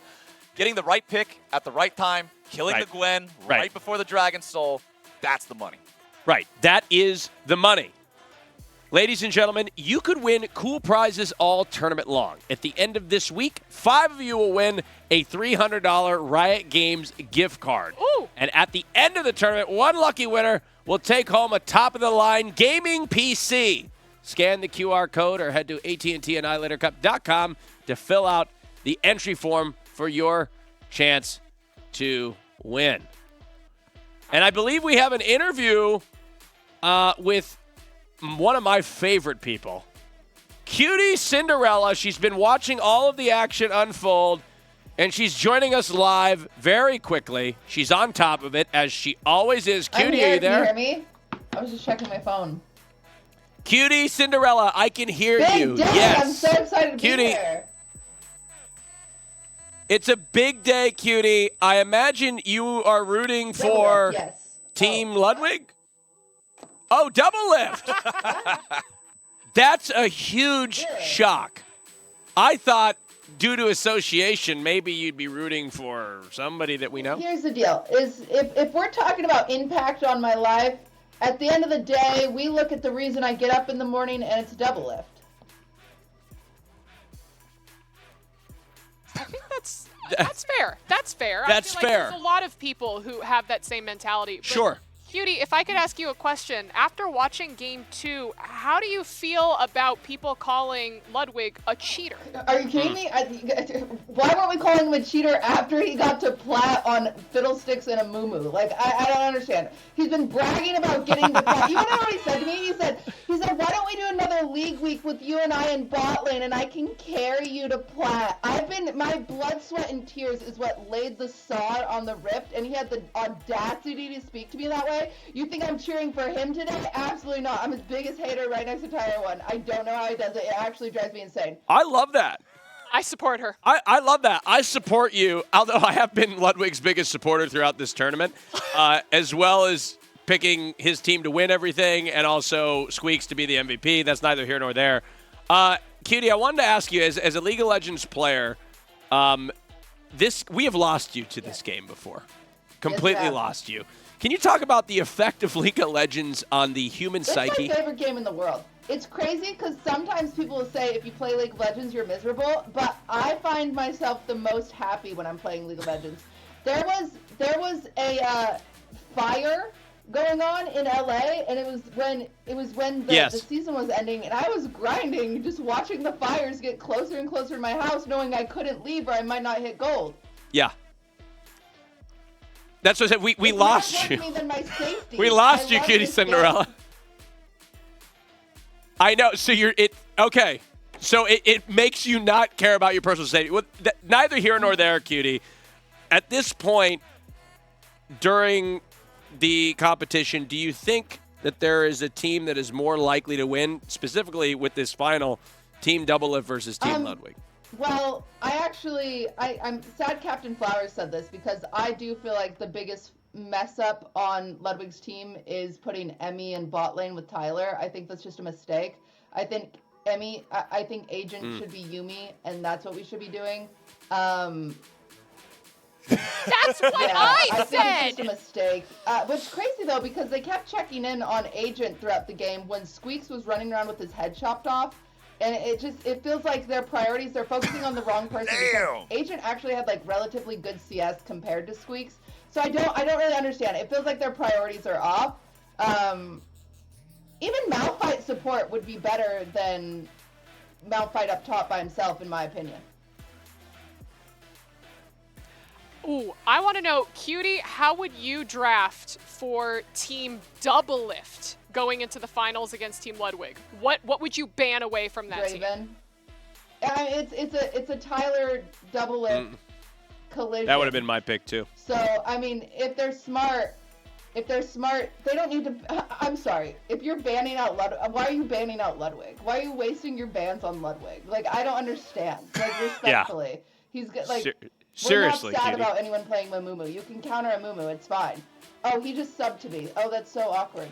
Oh, he can hear this. Well, Cutie, thank you so much for joining us. Enjoy the rest of the action, and for your sake, I guess we hope Team Doublelift wins. We're going for Emiru's team. At the end of the day, that is where my heart lies. So. Oh, you know, it's not Team Emiru. The Emiru. Okay, all right, Cutie. Thanks for stopping in with us. We'll talk to you later. That's Cutie Cinderella, everybody. Did her shirt say "I love crying"? Yes, yes, it did. Valid. Sometimes we have, as a League of Legends player, valid. you have to love. Like a very you have to cry sometimes. Sometimes you just Right. gotta let it You out. have to. Yeah, you got to let it out. All right, let's take a look at our bracket and see where we are at this point in time. We've got Team Doublelift versus Team Ludwig. Both of those teams have won their respective matches. I mean, how do you guys think this is going to play out here? I mean, I think we said how it was going to play out when we went over our predictions at the beginning of the day. I think that Team Doublelift is going to take it, and then you guys are just confused. I think you're doubting the absolute solo queue terror that is T1 combined with the heart and soul of amateur League of Legends that is Squeaks. That's what I'm saying. Coming together in this absolute amalgamation of exceptional skill and ability. Sure. That even the NA GOAT is going to have trouble getting through. Sure. I mean, I couldn't have said it better myself. I mean, truly. It's unbelievable. All I'm saying is that I hope that during this second game, Doublelift was taking his team through like quick play or something and just trying to run them through as many basic mechanics as possible. Yeah, that's okay. I was going to say they're going to have a little bit of it, and Team Ludwig will have an opportunity because we're going to play the third place round first. Right, yeah. So Team Ludwig will have an opportunity to, gather with his team, strategize, and I guess, Team Team Doublelift is now going to have even more time to strategize. What if you're Team Ludwig? What are you telling your team at this moment? If I'm Team Ludwig, I'm saying, okay, listen, we watched game 1 for Team Doublelift. They were almost getting taken out back by Team Nadeshot, but Doublelift was the hero of that game. So if we can isolate Doublelift, if we could get rid of his Jinx, if we could get rid of his Vayne, if we could get rid of any other AD carry that he could pose a 1v9 threat on, then that's what we have to start focusing down. And again, that's something that Team Ludwig, or Ludwig specifically, had said on his stream yesterday. We have to just ban one person out. Sure. Now, before we get into that finals match, we do have a third-place matchup between Team Nadeshot and Team Tens. Battle for third. Team Nadeshot putting in an incredible performance, but falling short. Both games very close. This one's tough. So looking at this one, I think both junglers showed some good heads-up stuff in their first games. When it comes to Hutch MF and Jake and Bake, I think they're both going to be pretty evenly matched as solid players that have like a good understanding of the game, what to be, where to be, what to do, where to go. I think that Katamina is going to be a potential serious problem on that Nefiri in the mid lane if she's able to run something like that back. But again, going up against Sykkuno, who was also capable. Yeah. So we saw good jungles and mids in both series, and I think those are going to be pretty evenly matched as this goes head-to-head. The big thing that I'm looking at is Tens in the top lane versus Nadeshot Teemo. That is going to go one way. And it's going to go the Tens way. So either Team Nadeshot has to change that around, because Malphite is hard countered by Gwen. We saw that in the past game. Like, that is just one of the natures of the Malphite matchup. Gwen destroys him. So you can't just kind of go to the Captain Flowers default of lock Malphite and pray if you know that he will slam the Gwen. So I don't know if there's another plan. I don't know if there is another strategy. But Team Nadeshot is going to need an answer for Tens. And we'll have to see if they find it. The draft is starting momentarily. I'm curious to see if they start to. Oh, I think we actually we got it right now. And it looks like we are taking a look at we let her have it and I just POV win. as we are jumping into our first ban phase. Let's go ahead and listen and see what they're going to ban out first. Let's get Hutch at Nocturne. That was kind of aura. It sounds good. You really want to play her Nefiri? Gingy, are you alive? Yeah, I'm alive. You're doing great, Gingy. You're doing great. I got this. That's not something you want to hear. Are you alive? Are you there? Oh and yeah, then followed up Ben with the very quiet. Yeah. Yeah, I'm here. He also plays Tristana, I think, but I don't know. Now, in the last match, I'm so curious. Was Tyler frustrated? We didn't get. So we honestly only did one real comms listen in, and it was mostly quiet. And then I believe it was Squeaks yelling, "I got my ult!" as soon as he hit level 6. Okay. And Tyler just saying, "Sorry, dude, you're not going to be able to use that for a while." It was mostly him just kind of doing expectation management on the team early on, I think. So we didn't get any classic T1. Okay. They're banning out Hutch. I might first pick Malphite. Nocturne and Volibear bans towards Hutch. So double Hutch bans. And a double lift ban against the... You're so tough. Hutch wait, is that Team Double Lift banning out their own one? Because we switch back and forth between the perspectives. It's hard for me to tell. No, that would be Team 10s. Yeah. Team 10's banned the Jinx. Yeah, Team 10's banned out the Jinx. The double lift's not even in this game. Yeah, right. Yeah. I'm trolling so badly. That's my bad. You're good. No, it's okay. Each one of us at the desk have made that mistake throughout, except Amelie. I think now. No, yeah. I've definitely made the mistake. She's on top. She's perfect. I just goofed that one. She's perfect as always. He's contractually obligated to say that. Yeah.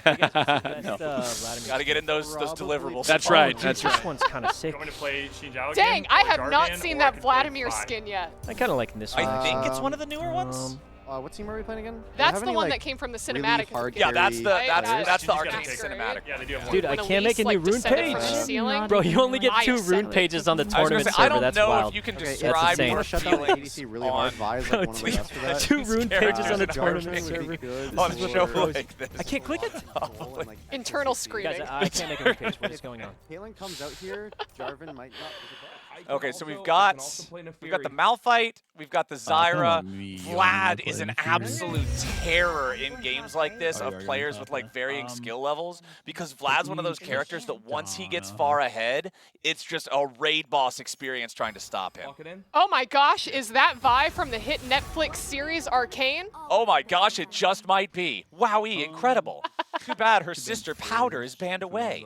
Oh. Imagine such a lovely family getting separated. Now give us Victor. He actually is viable in pro play right now. It is possible. Unfortunately, he's still a terribly boring champion for most people to play because you just laser the wave for 35 minutes. So most people, I'm sorry, I have to give you realistic expectations here. Slap you live on air. He's just The camera's not on. I deny it. The host is giving you the green light. Although I will say, for those of you listening, Captain Flowers is a black belt in karate. Yeah. So if this many years, I haven't practiced in many years. I was gonna say, if this whole studio turned on you, you could fight your way out of it. I'm at least like doing good enough to run away. Right. I mean, Austin, here's my thing, no, though. He it's Ben, could right? beat me in a, a No, we have one more ban. physical competition, Sure. correct? But I can ban it. according to his mother, I am her favorite child. Oh. And I'm not even My parents like Ovely significantly more than me. That is a huge disadvantage. massive. That's a huge disadvantage. Yeah. From a morale standpoint. Yeah, it's very. You've got the physicality, but mentally you're just destroyed. No, even spiritually. You're like even this affects you on like, Yeah. even personal level. if you get through this, you're like, they don't love me anyway. Yeah. Sorry, production, are we able to see a different viewpoint so that we can see all of the characters for picks and bans? Oh, that helped. Great. Oh. We can almost see it. Maybe the next POV. For the guy in chat asking, why don't they just lock Silas into Malphite? It's free. Look at his ban Very rate good right point. That's a great pick. Almost. But I also love how 44.2 this version of Vladimir looks like the Apparently futuristic she's just the most versions of broken Beavis thing and everyone's Butthead. ever seen right now. Yeah, it does. With the big head. Like they've gotten older. Yeah, he's just, it's definitely a dated splash. Sure. Flowers, is that tens on ribbon? That might be tens on Riven. So now Valorant skills might not directly translate to League of Legends, but I know that Valorant is a high mechanics game, and Riven is a high mechanics character. Wait. Is Saikuno playing next to Katamina right Let's do now? our best to win this. Yep. What do you mean, like in the? No. Wait. I could be wrong. Was that Katamina that just poked her head If you into guys even go, I don't know if anyone- Saikuno's camera? Huh? No, I'm trolling, right? What do you mean against me? This is a threat. No, Emily. People are saying that he's sitting next to Emily. Silas Oh, counters me. okay. So we got Is two of that- the competitors in the same room. That's pretty cool. But they're right next to each other. That's the ultimate split screen. Yeah, there you go. Whoa. Yeah, you Whoa, guys. guys. Yeah, I okay, thought so you were gonna lock in pardon now my misspeak. He is sitting next to Emily Wang, who is there's a on blue Team one. Nadeshot, which is the team that he is Is it playing autofill the against page for you? right now. That makes it a little That's her. complicated. That means you need to probably At the put a bottom, big next to cardboard the rolls on barrier the right, between the there's two like 3 little screens. keystone Make sure options. nobody's You see the blue peeking one any with, like, information. comment? I don't. Saikuno giving a nice morale speech. Oh, look at that beautiful I fade. have Ignite. Look at that What am I beautiful supposed to take? fade. Incredible. Whatever. Too late. Uh-oh. Little confusion before the game starts. Oh no. Saikuno's morale's slipping. All right, we'll draft this. Yeah, that was an interesting draft. Well, you notice that he got distracted as soon as the opponent kind of leaned into frame, took Sure. his focus off a little bit. She Sure. set up her runes. Mind she set up game. her summoner spells. The mind games have already begun. Yeah, and Saikuno looked a little confused. He did. Yeah. Just I don't know if you guys heard that before, but he was giving a little speech to his team. He was saying, Let's do our best, guys. Right? Now, to me, to some people, it may seem like Sykkuno's being like, well, we'll give it our best shot. But that's just kind of Sykkuno. He's always positive. He always does talk it kind of Right. like a calm, a composed, Exactly. as you said. He's like, well, yep. See? He's always here. So maybe that intangible that I talked about earlier, maybe Sykkuno's going to be the MVP. I don't know. Well, he did lose. That's how he got here. Right. Well, look, Avali. You could still what if he goes? What if the finals just ends up being like an LCK special? That's the Korean pro circuit, by the way. They're known for believe me, I know. Slower League of Legends than most other regions historically. Sure, no, what I if know. finals just ends up being the LCK special, 5 kills in 45 minutes, See? and then the losers final here is an absolute bloodbath, 200 kills, only 30 minutes long. Sykkuno finishes with a score of 99-1. See? Is he not the MVP? That's what I'm saying. He will be the MVP. Avali, anything could happen. Anything could happen. Y'all count it out, Squeaks. It was a big joke. It was a big joke. I hope Squeaks is watching right now. I hope he's watching right now, Squeaks. I was the one that believed in you. Who had all the faith. That's right. Now, last week I believed in you. Nobody else believed in you. They were right. This week, though,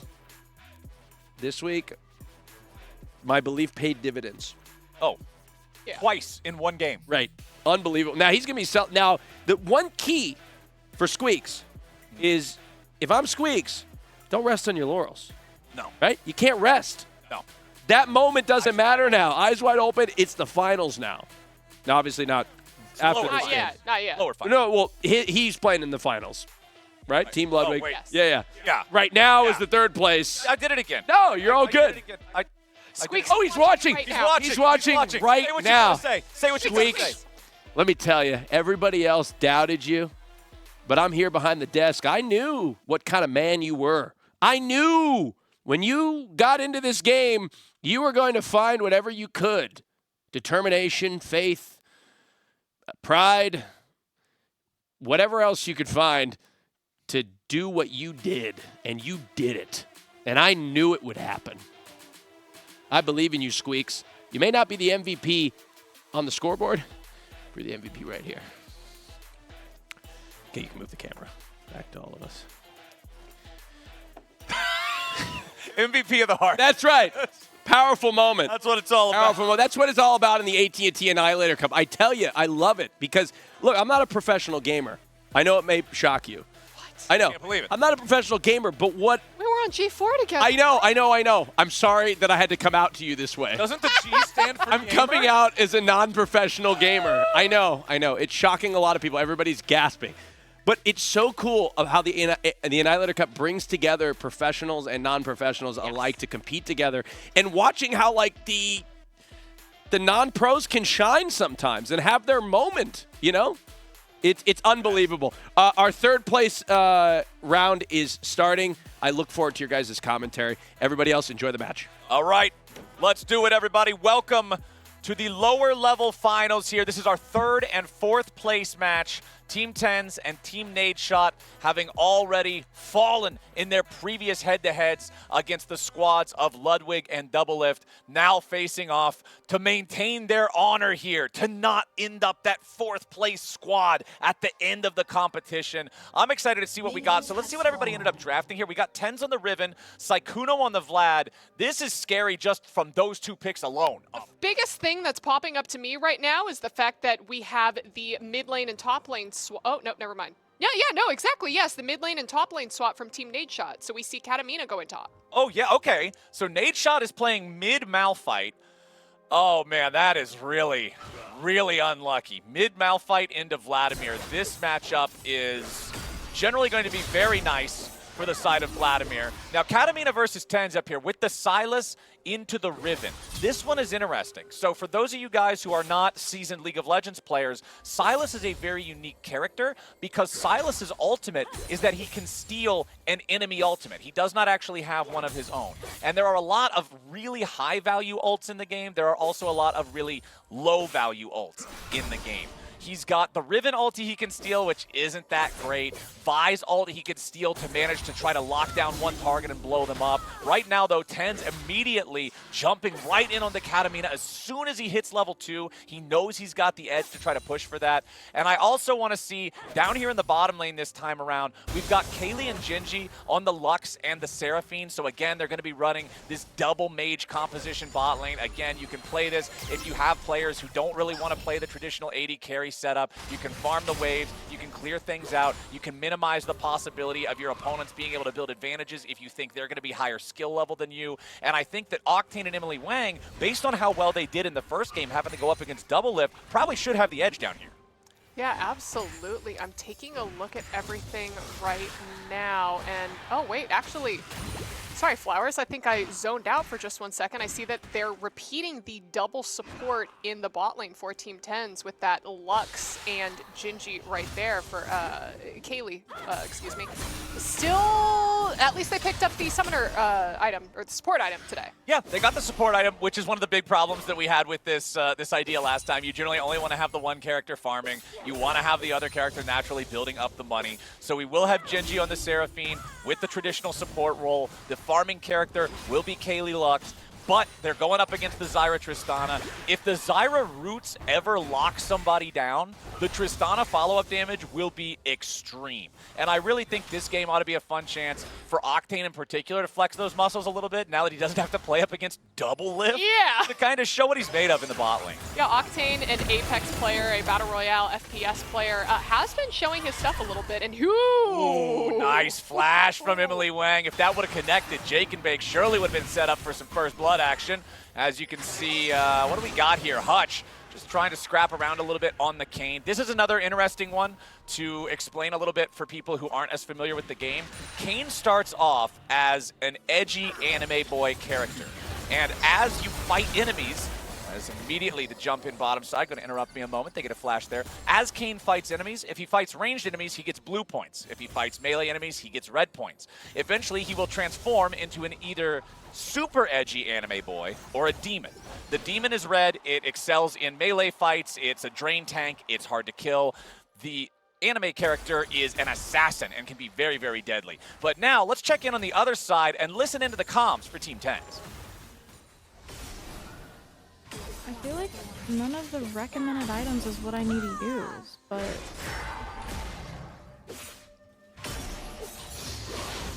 I guess. You okay, top? Oh, I'm fine. I'm fine. He's out of mana. Hutch was bottom, probably clearing bottom right now. He Okay. probably just finished. He already finished bottom by now, but could be headed top.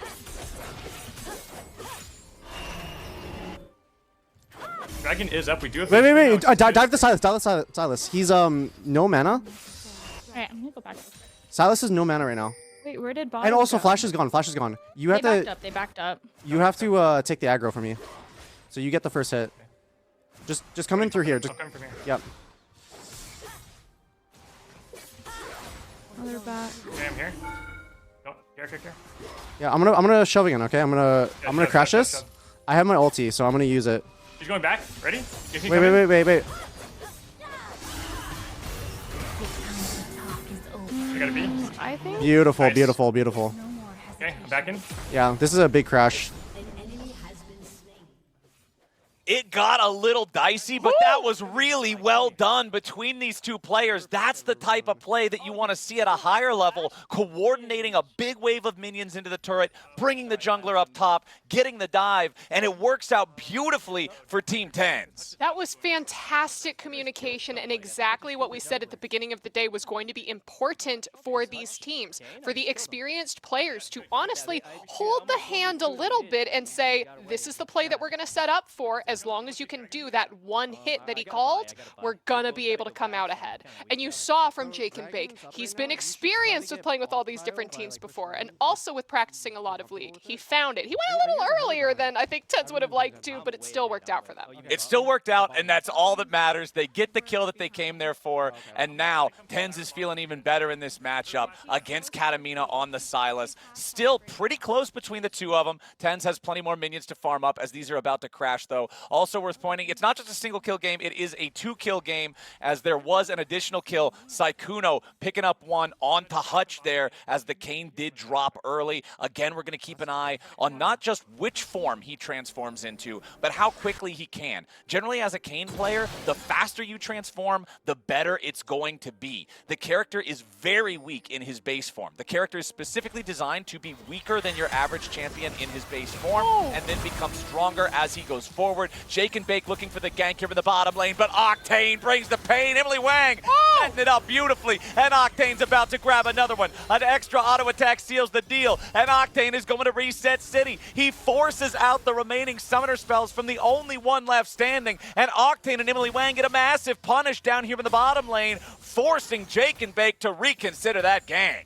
Oh my goodness, I wonder if Jake and Bake was just feeling himself a little bit too much and disrespected Octane a bit there. But man, the continuous jump to jump after each of these kills, forcing the flash away from Kaylee. It's going to be great, and now you see them picking up this first dragon. That's what I was talking about, man. This should be such a good game for Octane to kind of flex those AD carry muscles, show what he's made of against an opponent that's not an LCS champion. Jake and Bake coming up here topside, looks for the Vault Breaker on Katamina, but not quite enough range to land that initial hit. Means there's no lockdown for the follow-up. TenZ isn't going to follow and get in there. Still troubles in the bottom lane, though, for the side of Team TenZ, with Kaylee and Genji falling behind in the farm pretty significantly already. Generally in League of Legends, you don't care about the farm values on the supports. Again, their money is mostly going to flow in through the support item. You want to look at the difference between those two carries, and 33 versus 67 is a pretty significant difference. You can see it's plus 1,400 gold for Octane's Trist. Oh my goodness. The one thing that I feel like maybe Team TenZ could do a little bit better, we heard the fantastic communication between TenZ and Jake in the top lane, but we also heard a lot of confusion coming from Kaylee and Genji from the bot lane saying, yeah, wait, what item should I be buying? None of this feels or looks right to me. I'm confused here. And no one really responding, and actually Saikuno may be able to pick up a kill on the nade shot. Oh, not quite there. I saw somebody in chat saying, nade shot CS Sag. And yeah, it is a pretty sad situation having to play Malphite into Vlad. Malphite loves fighting enemy champions who care about attack speed and enemy champions who do physical damage. Vladimir doesn't care about attack speed and does virtually zero physical damage. Everything that Malphite wants to do to have a really good Malphite game, Vladimir doesn't care about. So Vladimir is just going to continue running this show. Saikuno, also, I believe, a significantly higher ranked player than Nadeshot back when. I don't know if either of them are active League players right now, but I know that they've both played plenty in the past. I know Saikuno played a lot, I want to say, with the OTV crew. Yeah, I thought I remembered that. Same thing with Katamina, which is where we're seeing a lot of that prowess kind of coming from. And Emily finding that ult! Okay, let's see. This is a feat of warfare already for the side of Team Nadeshot, though. Picking that one up. First team to 3 kills. At the same time, though, it's the Void Grubs going over to Jake and Bake on the side of Team TenZ. But look at all the extra money that Octane and Emily Wang are getting from the turret plates down here, too. Now, is the feat of warfare, is that first to a certain amount of kills, or is that first to... It's first to the 3-kill mark. So that was actually really important they got that kill there since it was 2-2. Absolutely. So the 3 different feats, and whichever team claims 2 out of the 3 gets the empowered boots. It's first to 3 kills, first to 3 neutral objectives, and then first single turret. So right now, Team Nadeshot is about to get the first turret of the game with how much damage they're doing to this one in the bottom lane. And if they secure it, that means that they'll just instantly lock the empowered boots right there. That's awesome. Boots for their 2 feats? Yes, for their 2 feats. 2 feats equals boots. That's a good way to remember it. That's actually a good mental device to remember it if you're like a noob and you don't know all of the rules yet. 2 feats gets boots. Easy. Bam! Nothing to it. All right, we have Jake and Bake, who is hanging out in his jungle right now, but Hutch kind of coming over here and stealing his Krugs. First tower being destroyed for Team Nadeshot right there. Dragon will be up in just under 2 minutes, so they have a little bit of time before they have to start trying to get vision. And Sykkuno going in for a good bit of damage, going to force the flash out of Nadeshot. Probably didn't have to do that there, Flowers. Yeah, Nadeshot, he's intimidated a little bit here by this Vladimir. This is the nature of the game, having to play Malphite into Vlad, man. It is so tough to deal with this guy, especially because when you think about Vlad is a character that is pretty weak early on. He doesn't have a resource like mana. He's entirely cooldown based, but his cooldowns are long when he's low level. Once Vladimir hits level 9, that's when his basic spell, his transfusion, is on such a short cooldown. He's constantly going to spam you, but a nice engage coming out from Nadeshot with a follow-up from the rest of his team. One more auto attack might be able to do it. Sykkuno barely getting away. Octane, he needs one more hit. He wants to flash in to grab it, but Jake and Bake just distracting him long enough. It's saving Private Sykkuno. Run, Vampire, run! Emily Wang continuing to try to chase. Sykkuno is all the way back underneath the tier 1 turret, and Emily Wang is trying to get him with the last little bit of damage from the flower, but he goes into the pools of blood to stay alive. Sykkuno still hanging around, drops the Hemo Plague for a little bit more healing, but Octane with the jump forward, the auto attack doesn't work because when Vlad uses his ulti and it finally procs, he heals.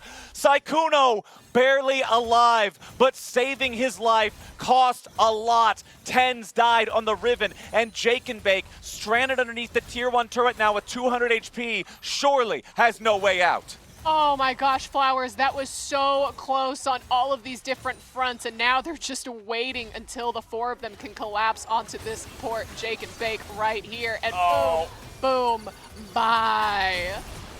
That's exactly what you would expect to happen. Oh, but they didn't get any damage. Since Jake never actually damaged Hutch and only the turret did, Jake does not get kill credit. Also, I mean, that's fine. Avali, yeah. I think this is the most disturbing question I have read in chat all day, and I blame you for this. What did I do? Is Flowers the one who didn't know who Mike Shinoda was? Yeah, that was a pretty embarrassing moment. No, Avali, this is your fault. It's your fault that I am not going to own your Linkin sins. Park this is is the you. band of our generation. No, this is. We were literally singing Linkin Park like 1 week before that. Yeah. And you didn't know who he was, and now I'm getting the blame for it. Couldn't even remember the name. This is not. It's cringe. Avali, you. One of the interviews of all time. I cannot believe I managed to catch smoke for your Mike Shinoda moment. How? Your moment. My moment? Yeah, you were present that day. I tried to give you the heads up. I was like, Flowers, you know who that is? And you're like, no, what? You really are having way too much fun. I wish Twitch chat that you could see the expression on her face as she tells bold-faced lies in front of the AT&T Annihilator Cup community. See, Kanto was right. I thought Flowers was a professional. I thought he was a professional too. And the guy above him saying, wait, Flowers is the feet guy. How has this happened? Hey, you know what? Well, Team Nadeshot is going to be the Dragons team as they're able to secure that second dragon and move their way up to Rift Herald as it just spawns. It looks like this is going to be an Infernal Drake map now, which, Flowers, do you think is better than Cloud Drake? Because, you know, you were wrong before. Okay, I will be happy to have the Cloud Drake argument with people on another day and time. I do love Infernal Drake. He just does more damage.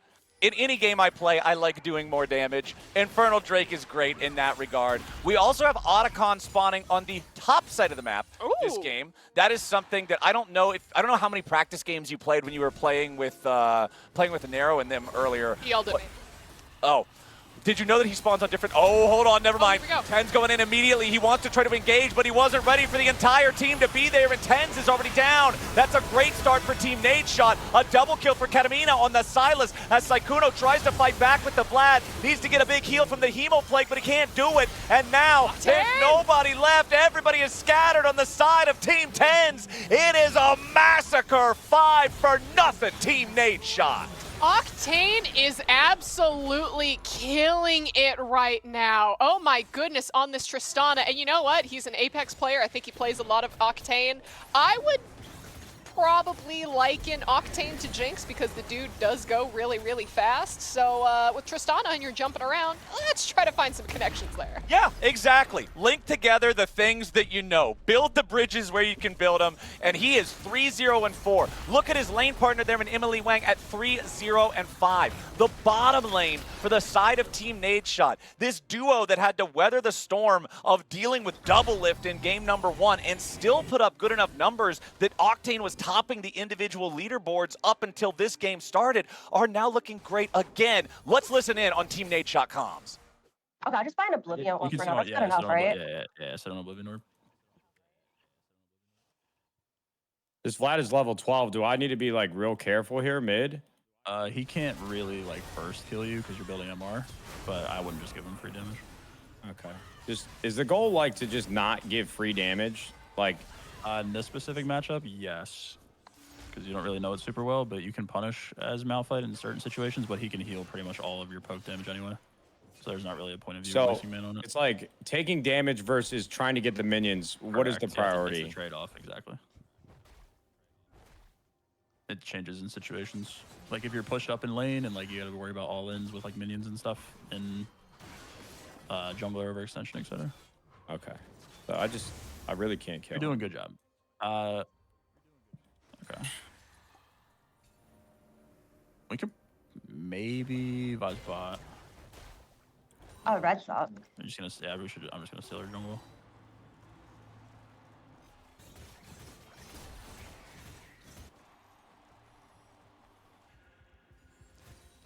All right, chat, I owe you all an apology. I keep referring to Octane as an Apex player. Flowers, did you know he played Call of Duty and was actually very good at it too? Yeah, that's what I'd heard. That's what you heard? Yeah, the rule of improv is yes and. No, I wasn't about to mess up your flow, dude. I was right there with you. You know, we're both behind the desk on this. We're on the same team. I appreciate you, brother. I appreciate you. Thank you, chat, for correcting me there on my oopsie doopsie poopsie. I appreciate. But yes, as we were taking a quick little listen in, we could hear kind of how that group is organizing and operating. I mean, the fact that they're 10-3, the fact that they got a 5-0 in that last fight, I'm just really loving the look that we're getting from them here in this game. Even Nadeshot, who's the guy who's like probably the least familiar with League of Legends on this roster, the one who's kind of having to play the more of a supportive role. 0-0-3 on the Malphite. He hasn't given up any kills. He's doing what he can to keep his farm as high as he can in a matchup that is very bad for his character. Not a bad look. Hutch trying to go in here, find the knock-up onto the Lux. He has gone for the evolution into the Red Cane. This is the demon form. This is not the anime boy form. This one is shorter range, lower speed, but much, much higher durability and actually has some hard CC in the kit. So nice double binding coming out there from Emily Wang. Immediately roots them both up with the Strangle Barbs, and Hutch MF just knocks down Jake and Bake. A double kill for the Kane as Tens and Saikuno have to run already. Everybody else on their team is dead, and Team Nadeshot is on the hunt for more. Nade ready to keep it going, but Octane's the one to lead the charge. Chat just gave me his name. The human turret is locked and loaded. Oh, absolute crazy damage coming out here. The Infernal Drake is spawning right now too at the same time as the Atakan. They should be able to take down this Drake, putting them only one dragon away from that soul, and then quickly move up to that top lane. This game, man, 13-3, 5,000 gold lead, 3 Drakes to nothing, 3 turrets to 1. Everything is coming up Team Nadeshot. Now, I was just about to say, all they have to do is make sure they don't give Otacon away for free, and they should be in a pretty good spot. I mean, I feel like we can already see both Octane and Katamina heading up through this top lane. We see Emily starting to back, so I do think that everyone is starting to reposition to pick up that objective, so I don't think it's going to be that big of an issue for them. Meanwhile, we see Kaylee is still kind of bot side with Gingy. Again, I feel like no one's really telling our bot laners what to do on the side of Team 10s. I don't know if this is a situation where they're like, hey, you two, just go bot lane, farm, and stay out of the way, which I don't feel like is maybe conducive to a good team environment. I really want to see a little bit more direction coming in for them. Yeah, that's what you have to do in a team game like League of Legends. In a game that has this much of a burden of knowledge in it, where there's, 170 different characters, 200 different items. Each character's got 5 different abilities. There's just a ton to know. When you have players coming in who are less experienced, you've got to guide them. You've got to give them just a basic blueprint, what to do, where to go, and hopefully they can kind of get that going online. Because Team 10's, obviously, I'm just going to be real with you, they're running out of chances. They're going to get a couple more opportunities to maybe look for a fight, and after that, they're just going to be relying on enemy mistakes. And right now, 10's is caught between a rock and a hard place. Nade shot ready to cut off his escape, and Octane unstoppable. 5-0-4 on the Tryst. Yeah, I feel like 10's kind of had the right idea setting up the top lane for this fight, but his team is just not with him. So if it's going to be a 1v5, I don't think he's coming out on top. If you're in a 1v5, you don't want to be the one. That just means the rest of the team's off having fun without you, and you are staring at a black and white screen for the next 15 seconds. With 10's dead, Otacon is taken, the tier 1 turret in the top side is knocked over as well. But hey, here we go, bit of a counterplay. This is the kind of move that I want to see. So this is an important message on the screen for people not familiar with the game.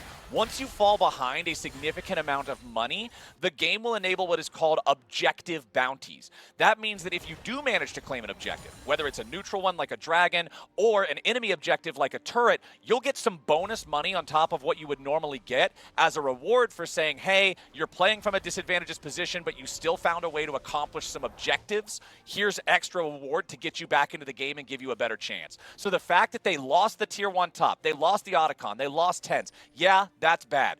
But they looked for the silver linings. They were able to find the tier 1 turret in the bottom lane, and it gets them a little bit of extra money to try to stop the game from running further away from them. They're still only 4,000 gold behind. That is still playable.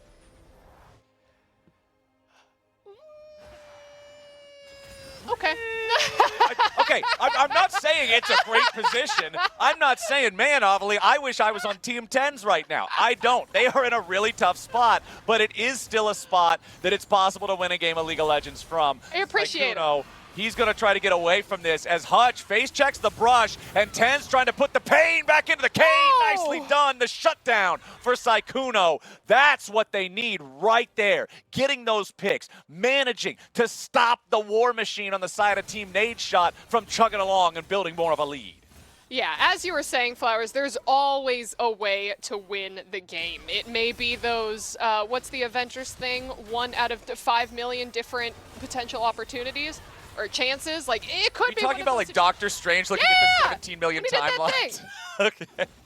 I've been playing. You guys can't see she's moving her hands around. I've been playing a lot of Marvel Rivals. Doctor Strange thing. Okay.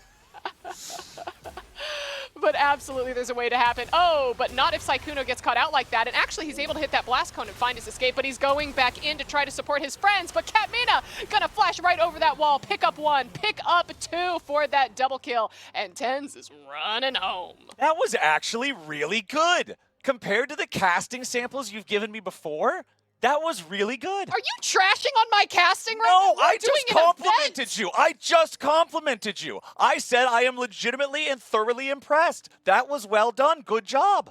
People here don't know.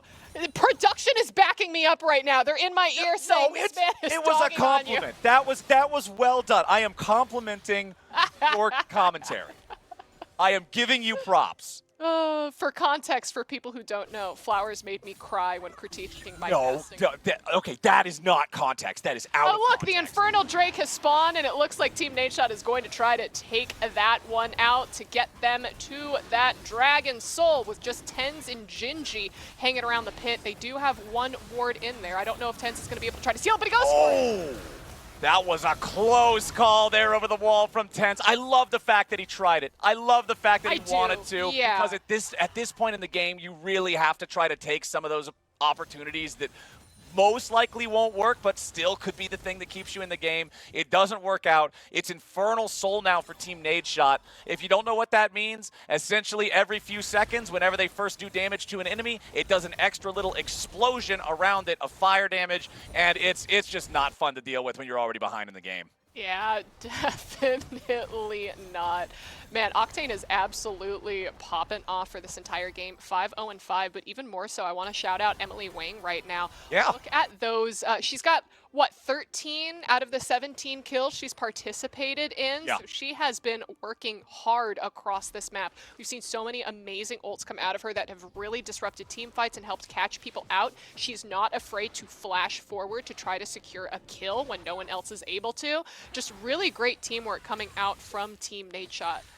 Honestly, the bot lane duo has just been totally insane this game for Team Nadeshot. Octane and Emily Wang, like, if they didn't have to lane against Double Lift in the first game, it could have been a whole different story. But now it's a 1v2 up here on the top side. And honestly, I'm liking the odds for Katamina. 1 down, 1 to go. This could be the ultimate outplay here as now another heal comes through. The Silas is still alive, and it's Hutch in the clutch to set up the double kill.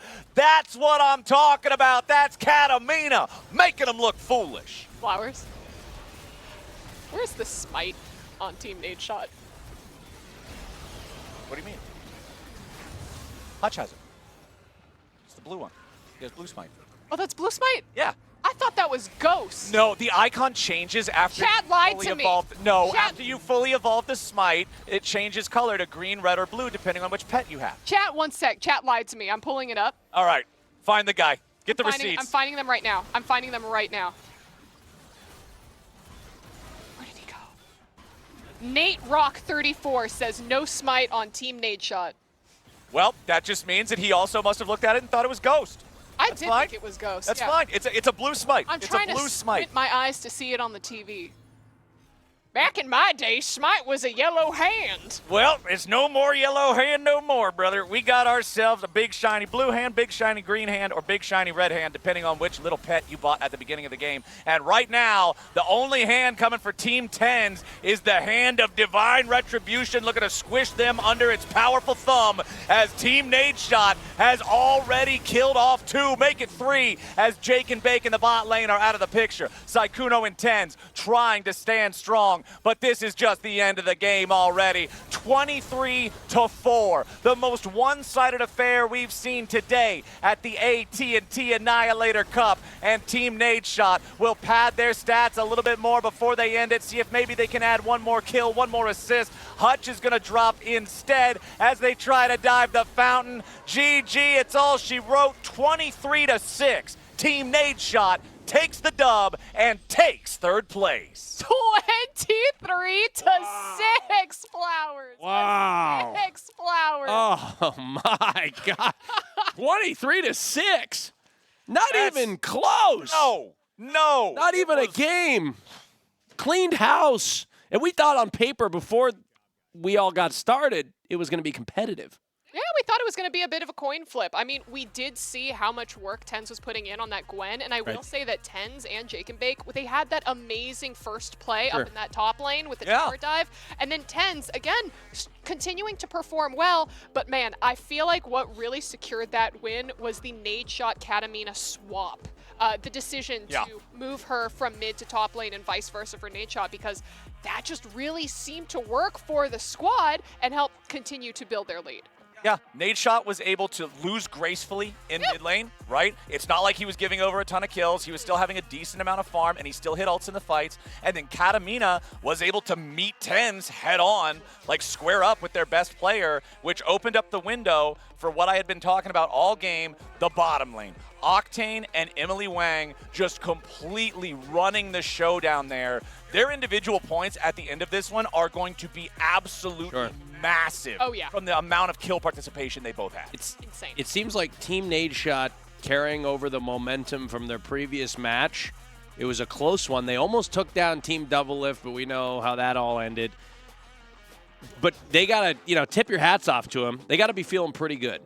Oh, yeah. You got to be feeling really good. I mean, that's what I was saying when we were talking about at the end of the first game, when you're like, so if your team Nadeshot and you lost in this weird, like, meteoric crash into the ground over the course of 5 minutes, do you feel bad? And I'm like, no, I think you feel great going into the going into the 3rd place match. You're saying 3rd place is ours, it's on lock, and sure enough, they did it. And they showed up, and they were ticked off, and it showed, and they kicked butt. All right, ladies and gentlemen, we've got a lot More action coming your way with the finals. Team Ludwig versus Team Doublelift.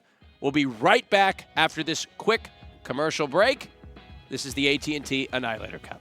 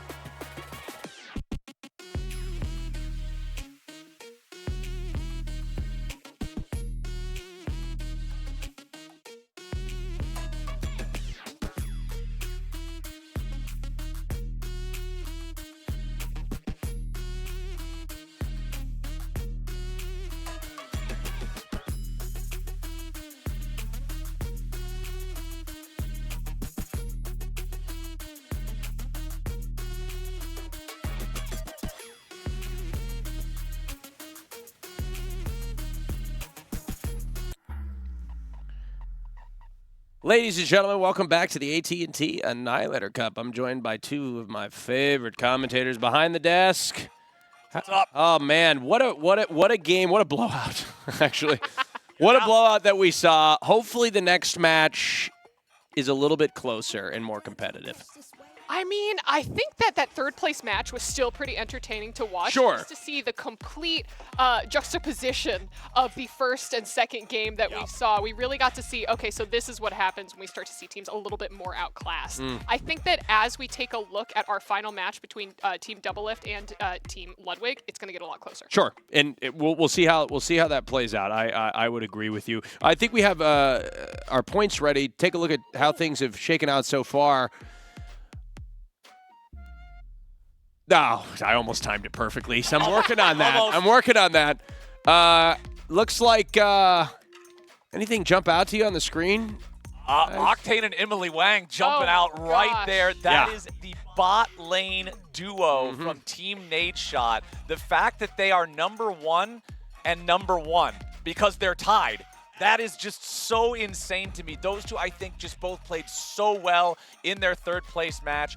Being individual leaders here, I am not surprised at all, considering they also both had a ton of points from their first match. Absolutely. So despite the fact that they are only finishing 3rd of 4 in the overall team standings, those two in particular, as individual players, are still going to feel really good about their overall performance on the day. One thing to call out there that flashed by just for a second, Nadeshot, even though he did get up to 8, I believe, in his KDA, still 0 points for him, unfortunately, on an individual level. But again, they did lock in that 3rd place victory, so he should get a little bit of placement points there, but there we have it. All right. Oh, we just had the bracket there to show where we're at. We just had the 3rd place matchup. Now we're going into the finals matchup between Team Doublelift and Team Ludwig. Getting a look at who's on each team. And I believe the draft is starting for this matchup. Let's go. I'm so excited to see how this is going to play out. I'm so excited to see where everybody on Team Ludwig goes. Even when we were talking to Cutie Cinderella, she was talking about it too. Sure. She was she even mentioned that she was in the same camp that I was, where it feels like you should probably swap Tyler out somewhere else, put Emiru on AD carry. Right. Because we've seen in previous competitions before, previous community type stuff, where Tyler has laned against Emiru, and although Emiru isn't going to win lane against Tyler, she will neutralize him. Right. Like, she is a good enough AD carry player that Tyler is not just going to start running away with the game and be 5,000 gold ahead just based off of laning. So if Emiru can neutralize Doublelift. Sorry, I'm getting ahead of myself. No worries. It's been a long day. So yeah, Doublelift versus Emiru. Emiru can neutralize the Doublelift lane. It's not like he's just going to scale forever. And then if Tyler's playing mid or top against a solo laner that does not have League of Legends experience, Tyler's going to get solo kills. And so I'm wondering if they're thinking the same kind of thing, or maybe they're thinking, no, we want the top 280 carries in the tournament head-to-head bottom lane. So I'm taking a look at the picks and bans right here, and what we saw from Team Ludwig is immediately that Yuumi ban, saying, sorry Landmark, but you're going to have to carry yourself this game. You're going to need to learn how to walk across this rift. Getting rid of that Tristana too, which I think is a little smart, especially when you have Doublelift on the enemy team. Any AD carry champion that has the ability to reset 100%. Or that gets significantly rewarded 100%. For picking up a kill, you do not want to put that in the hands of Doublelift.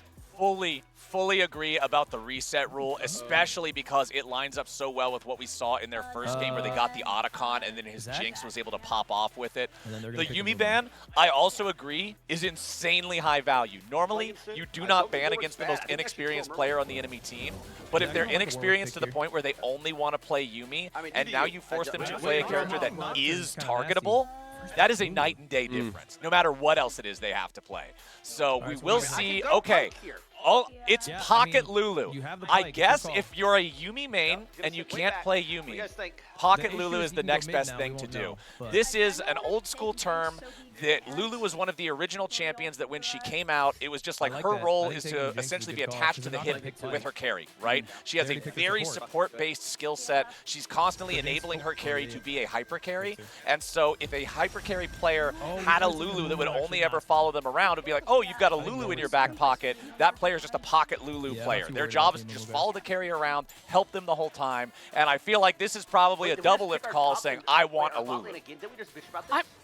Wait, can we listen in a little bit? Yeah, let's. I want to listen in because I'd love to hear how they're talking strategy and what they're thinking. Yeah, we didn't pick a move. That's fine. We knew we weren't this picking. is This Team is all Ludwig. fine. I have Nocturne. We could have picked. Wait, no, Relax, it's not relax. fine. They're feeling pretty good about I'm what gonna they're pick Garen here for Squeaks. Oh, because they can Tyler's ban not Garen, feeling good. And then Let's see. I can pick at the end. It's totally fine. Yeah, that's Wait. Because I have Nocturne and Who am I banning? Who am I banning? You should ban. I guess who's left? Who's left to pick? Someone plays Mordekaiser. Chat, who was their top last round? Who was their top last round? Ban Mordekaiser agent MOR. Okay, yep. Lock it in. helping, getting some assistance from the chat. And then what's our last ban? Agent is Timo was sweating. ass. We're not worried about Timo. He's so nervous. Look at his chat.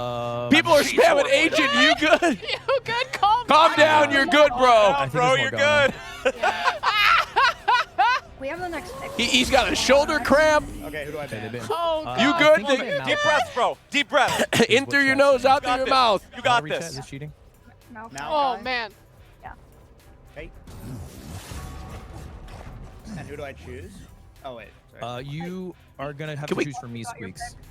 Because I picked. Can we get a listen in on Team Double Lift? Let's check out what's going on the other side.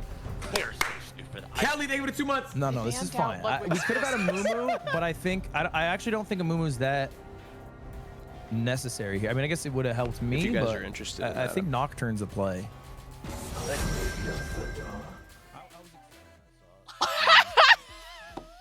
They took Maokai out. All right, here's Team Double Lift. After that. What else do you play? I'm sorry, I just love how Ludwig says, I think Nocturne's the play, and immediately Nocturne is banned. Classic timing right there. Hold on, we have time. Low. See, gonna play something I know he's a trash talker, but his demeanor and vibe and energy is so calm to me. Zillion. He's great. Because I dealt with him. I dealt with him him in the. Trust me, they dealt banned with him. everything, but don't lock in. I had to deal with this guy. Problem to be a Yeah, Use up your teammate, in the use draft, and he the was Yami, cool as a your W cucumber. I mean, at one point, point, use that Ludwig ulti, said, revive me, "What might die." bowl did you cut your Okay. hair with?" Is what is landmark. what Ludwig said. You are going to pick. Which was in our I'm trying to trailer. think We of made the it best into the pick for trailer, some and of he the didn't right even now. he didn't snap to back. say. He was cool, calm, and collected. Ideally, you don't play anything that runs into Oh dies. man, this is to be okay. honest. So this composition from Double Lift's I get team, that. this is the Bro, can I you am wait Double for that? Lift. Is that? And Can you first I've time never done kill it. me? You are my You're pals. playing Never- versus oh, sure, composition. fuck it, The pick him, Lulu grab him. I already Okay. talked about. Shen, Zillion can you as play a Shen? Can you play jungler Shen? brings Can you play someone Shen? Yeah, back Shen, to pick life Shen, pick when Shen, they pick Shen, die, pick Shen. SHEN, right? but That's yeah, Double okay, Lift. I'll take that. Kale. Oh my God. Or you're Shen. stressing me Oh, out. okay. Whoa. You're tired Shen of is it. also Shen's Okay. job is from anywhere on the map. He can pick an ally, shield them, and teleport to them. So this entire composition is Double Lift, 3 personal bodyguards, and then an Amumu to lock up the enemy team. And Double Lift is playing Twitch, which is a massive AoE AD carry that can attack the entire enemy team at once. This is, although this also gives a big opportunity to the other side, because if Double Lift gets shut down in lane, if he doesn't get going, if Emiru can just like stop that in its tracks, Sure. there's no weapon. Let's take a look at Squeaks here. Now, see, like, he's truly locked in so much he's not even looking at the game. Like, he's not even, the game's not even present on his screen. Yeah, he's, oh, there we go. Okay, now, see, my man is locked in. Okay. He's trying to repeat what he did last game. Is that Obama? I don't know. I don't know. I don't know who that was. I don't know who that was. Wait, like is it? It was a UC Davis degree, stocks going down, and then it looked like a picture of Obama. I think that's what it was. We'll have to ask him about that later. Well, okay, based on how the draft. Okay, we're going back to it. Is that Obama? Let's see. Where it is Obama. It's Obama, right? That's his official White House portrait. What the heck is he doing? All this stuff on his. He's not even. Oh, there. Okay, he's starting to get into the game now. Okay. Okay. Anyway, based on how the team's drafted, is there any, like you mentioned, double lift with multiple bodyguards. I even saw the smirk on his face. He feels like he's got it in the bag, maybe. This is if you are an AD carry player. So one of the memes, the stereotypes in League of Legends is that AD carries are selfish players. If you're an AD carry and you got to pick all your teammates' characters, you would love to see these. Sure, absolutely. Looks like we're getting into the final match of the day. Oh, we got to pause the game. It's coming right back to us at the decks. A little bit of ping pong. Back to our brilliantly insightful commentary. We're right back ready to go. Yeah, back to pictures of. Let me just say, before we get into this final match, you guys have been so lovely. You guys have been so lovely. We've been having such a good time here at the desk. No, I've never got to work with you. I know. This has been amazing. I know. I mean, by the end of the day, I feel like a League of Legends expert. I mean, right here with us, incredibly knowledgeable, both of you, and the energy you bring just makes it such an exciting experience. From somebody who doesn't watch, I mean, I do watch esports, don't play esports, or don't play in the sport. Actually, wait, Austin. What? Okay, here. It's time for the League of Legends trivia quiz. Okay, hit me. That's what you know. Hit me. All right. Okay. Austin, Yes. name a champion. Top lane. That's top lane. Final answer. You should have started off with a softball. Yeah. You should have. Top lane. I thought that my was favorite. It's my favorite. A little bit of. My favorite one. All right, name a character that could be played top lane. Yasuo. That's actually correct. Correct. That's what I'm talking about. That's what I'm talking about. Come on, give it to me. That's. Name a streamer that you think would be a good top laner. Oh, great question. Hold on, let me think on that. Now, Squeaks, the reason is you want to put Squeaks as a top laner because you're not confident that he can really do anything else. He's going to do the least damage. Did I botched that, didn't I? No, that was good. Honestly, it works. Okay. It works. It works? Okay, good. Okay. I'll give you the point. Thank you. Give me the point. Plus 2. Now it's time for some real professionals to play on the screen, at least mostly professionals, and real professional commentators to give you the commentary you deserve. Right back into the game. All right. Let's do it. Play here. But for now, ladies and gentlemen, welcome to the final match of this second week of competition here for the AT&T Annihilator Cup. It's the 5th year of competition. It's the second week of this year's competition. It's the 4th game of the day, and it's the finals between Team Doublelift and Team Ludwig. We got Emiru switching back to her main role here on the Jinx, and Tyler 1 is not swapping to a solo lane. Tyler 1 is going to be her support, but it's what I was talking about. Remember back in the draft in Game 1, Ovally, when people were first rumoring that it was going to be Emiru AD carry and Tyler support? I said, yeah, the only way Tyler's supporting is if he goes something like Pyke. Yeah. Boom, there it is. Yeah, you absolutely called it. But now, educate me on this, Flowers. Can Pyke be that much of a playmaker in this bot lane? Pyke is somebody who can completely take over a game if you give him the opportunity to. Now, against Doublelift, it's going to be much more difficult to do so. But Tyler is also, you know, a multi-role challenger player. He's played a lot of support before, and this is the strategy right here. You don't go after Doublelift, you go after Landmark. That's why you ban the Yuumi. Because if Yuumi's being played, then you're always having to deal with Doublelift's positioning. You're always having to deal with hitting Doublelift with skill shots. As long as Landmark has to control his own character, Emiru and Tyler can just try to bully the Lulu. Yeah, this is absolutely disgusting, and the reason why I don't think I've played a single game against Pyke in the last 7 years because I ban him in every single game that I play. I've gone 7 years without not banning Pyke. Well, when I think of your champion pool, the first 2 champions I think of are Lux and Soraka, both of which do not like Pyke, so I can fully understand. All right, well, let's go ahead and listen in on Doublelift and see how he's dealing with the Pyke and bot lane. It is what it is. Push hard, push hard, push hard, push hard. Keep hitting. Full hit, full hit. They cheese you. It is what it is. Nice. Is that bad? I'm gonna ward bush. Oh, no, You're they're there. You're okay. Basing now. Now just go here. Go here. Up crab. Ludwig is probably going to take your red and then leave. Okay. Don't worry about it. This doesn't put you nearly as behind as you might think it does to die early. It actually changes nothing. It's like a stupid strat that doesn't do anything. take the top crab, your Gromp will be up in like 30 seconds, so you kind of have free time right here. Your Krugs are still, do these at the end of your next clear. Your Krugs are still up. After you do that.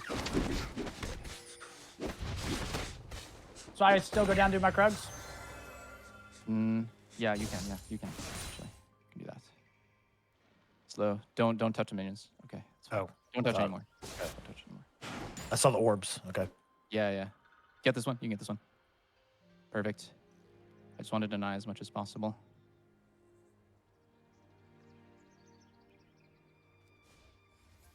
Low, if you can push mid and ward, that would be absolutely massive. I really appreciate the fact hearing, I believe it was Doublelift kind of talk Scump through all of his jungle pathing, because again, jungle, you play jungle a lot with Skarner. Jungle is not easy to pick up because there's so many things that you have to learn. Which minions are you going to attack first? Which direction are you going to go? Which lane do you have to help? Which one's losing that you have to supplement? And so it's a lot to handle, and I think we're getting really great team leadership out of Doublelift there. Yeah, I also like how he started off by saying, yeah, they just cheesed a stupid play that does nothing, but now the all-in coming out from Imiru and Tyler won, but Doublelift is going right back in for Imiru. He wants the first kill. He has the poison dot, but the potion from Imiru is going to be enough to keep her alive. Now with Ludwig showing up down into the bottom lane, Doublelift barely misses both kills. It's exactly what they needed on Team Ludwig. The dog shows up just in time, and they'll end up getting both kills. Surely that last little bit of damage is going to be enough as Ludwig runs underneath the turret, but instead, no! Summit 1G in the clutch turns it around. That was great from Summit, and I wonder what the comms were like. If there was just screams of ult, ult, ult. Let's go ahead and listen in on Team Ludwig. Yes. I have time to farm or no? Do I go direct? No, straight to dragon. Keep pushing. Okay. Yep, keep pushing, you're safe. Yeah, you're probably good. You see him TPing now. TP, now you need to not push. You can play a little safer. If you have a ward here, you could put it in this bush. Just four in that bush. Keep it up, Agent. You're cooking. Actually up CS, bro. Ah, it's warded. Probably can't do it now. I'll just ward it. I'm gonna back off and grind then. Yep. Fuck.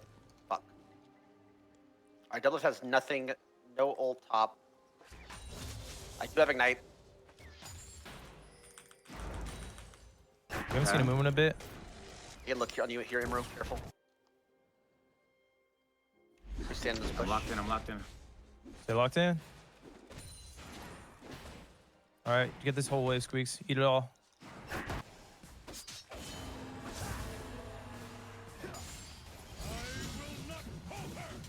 Let that push. He has no flash. It's a really bad spot for them. Let's go drag They that. need help if you just hold the wave there.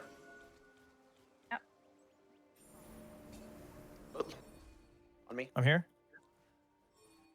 And the big thing that changed that whole fight was Summit hitting level 6 and then being able to teleport in to save Landmark at the very end. That's the Shen ultimate. It's a very long cooldown, and you want to make sure that you get value out of it. Saving a teammate's life and getting a bonus kill is exactly what the doctor ordered to make sure the game didn't start running away the other direction. Doublelift came so close to killing Imiru and Tyler as well, but Ludwig showing up in the clutch to guarantee that they got the kill on him was also just massive. Now, we're talking about what's been happening in the action so far, but one thing I do want to point out, and I really hope somebody on Team Doublelift's comms brings this up.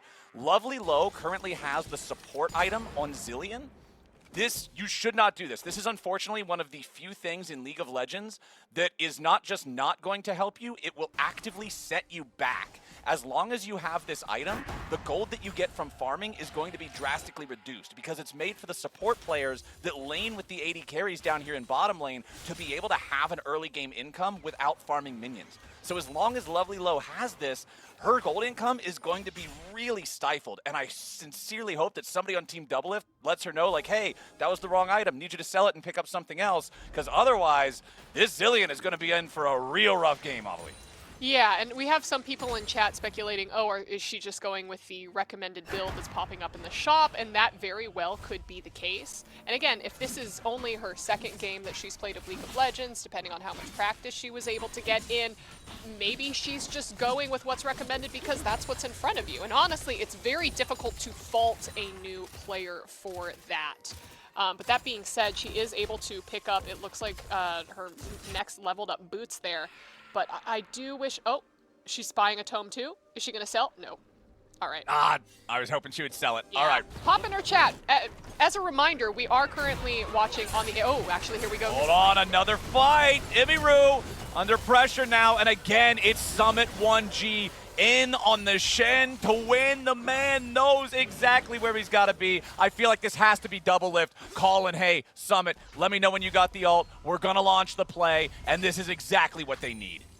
Yeah, if we can get the snowball that is double lift rolling early, then that's going to be very, very good for Team Double Lift here.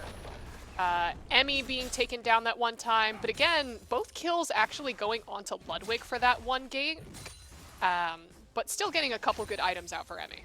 It's problematic, though, because, again, so much of this early game has to be you got to shut down double lift because it's one huge cannon and everybody else's job is to just enable him to do damage. If at any point in the fight double lift dies, the rest of your team is a tank, a support, and a support. There is no damage anywhere on this team that is not named double lift. And I hope that both squads recognize that because this game really should just be, can Team Ludwig kill double lift? Because if yes, they'll win the rest of the fight automatically.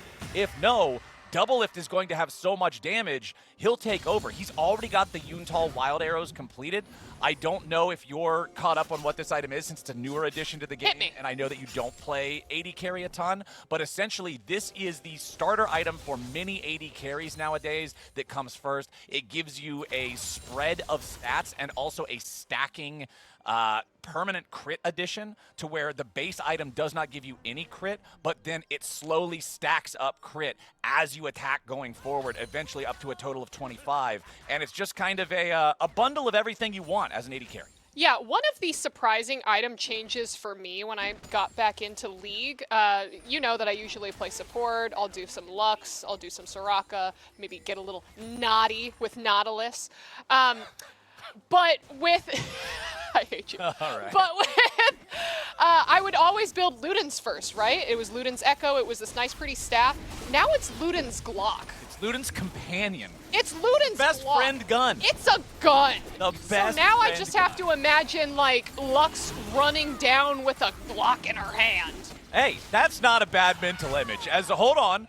We've got Lovely Low trying to get away from Agent back over here in the mid lane. Meanwhile, Scump going to get pulled out of the Dragon Pit there by a nice use of the Bone Skewer coming out from Tyler. Plenty of damage back over onto the other side, and Double Lift is down. This is what I was talking about. As soon as he's out of the picture, it's Team Ludwig running away with it. Emmy Rue's getting excited, and she just can't hide it. Look at the follow-up binding. It's absolutely beautiful. The taunt right on back is nothing but a eulogy for the Shen. An ace for Ludwig, a perfect fight for their side as Double Lift and the rest of his team falls down, and Emiru runs straight to the bank. How do you not immediately ban Jinx? Sure, I know that Double Lift also plays her, but man, both Emmy and Tyler, gosh, just absolutely popping off. Let's go ahead and listen in on Team Ludwig. Please leave. QA. Should I recall too? How much money you got? How much gold do you have? Yeah. Do it, 900. Do it. I'm Just recalling buy whatever as it well. tells you to buy. Recall. Good fight, everyone. Yeah. Slow pushing a bot. We have full vision of the trouble though. Press 4 in a bush. Okay. Mumu's top side. He's gonna look to here soon. You don't have a TP, do you, Squeaks? No. I'm gonna hold your tower. Sell pots? I don't know how to do that, chat. Again, Emmer, we gotta be careful. We are not fighting here. Yeah, no, I know. Very hard. Yeah, I'm trolling. Their top has ult. All right, I just covered your wave, but I'm backing now. Okay. All right. All right, 7-3. Team Ludwig up 2,500 gold. That's a pretty solid lead, but because of the nature of the compositions, the goal stays the same. If they can find those angles on double lift, that's what it's all about. I think that last time they had a really nice engage. Tyler 1 showing up, hitting the bone skewer. Emiru was never threatened at all. And we learned exactly what Jinx is capable of carrying a game back in game 1 with double lift. Emiru is somebody who has played League of Legends for a long time. She's been, to my knowledge, a diamond level AD carry player for a very long time, which although it's not challenger, it's not peak of the ladder, it's still high up. And I know that she'll be able to find more of those angles if the team sets her up for them. And speaking of the setup, Ludwig, team captain, is set up for glory in this one with 5 out of the 7 kills under his belt. Poor cutie Cinderella. She will never hear the end of it. Poor cutie. Girl, our hearts go out to you. But one thing to point out is that Lovely Low has finally sold her support item. So someone was able to alert her to that. Thank you. And then what are these components that she's building into right here? The glowing moat, the mana jewel, and the magic ghost. Oh my goodness, hold on. Double lift just takes down Agent, but now he gets hooked back into the turret by the bone skewer.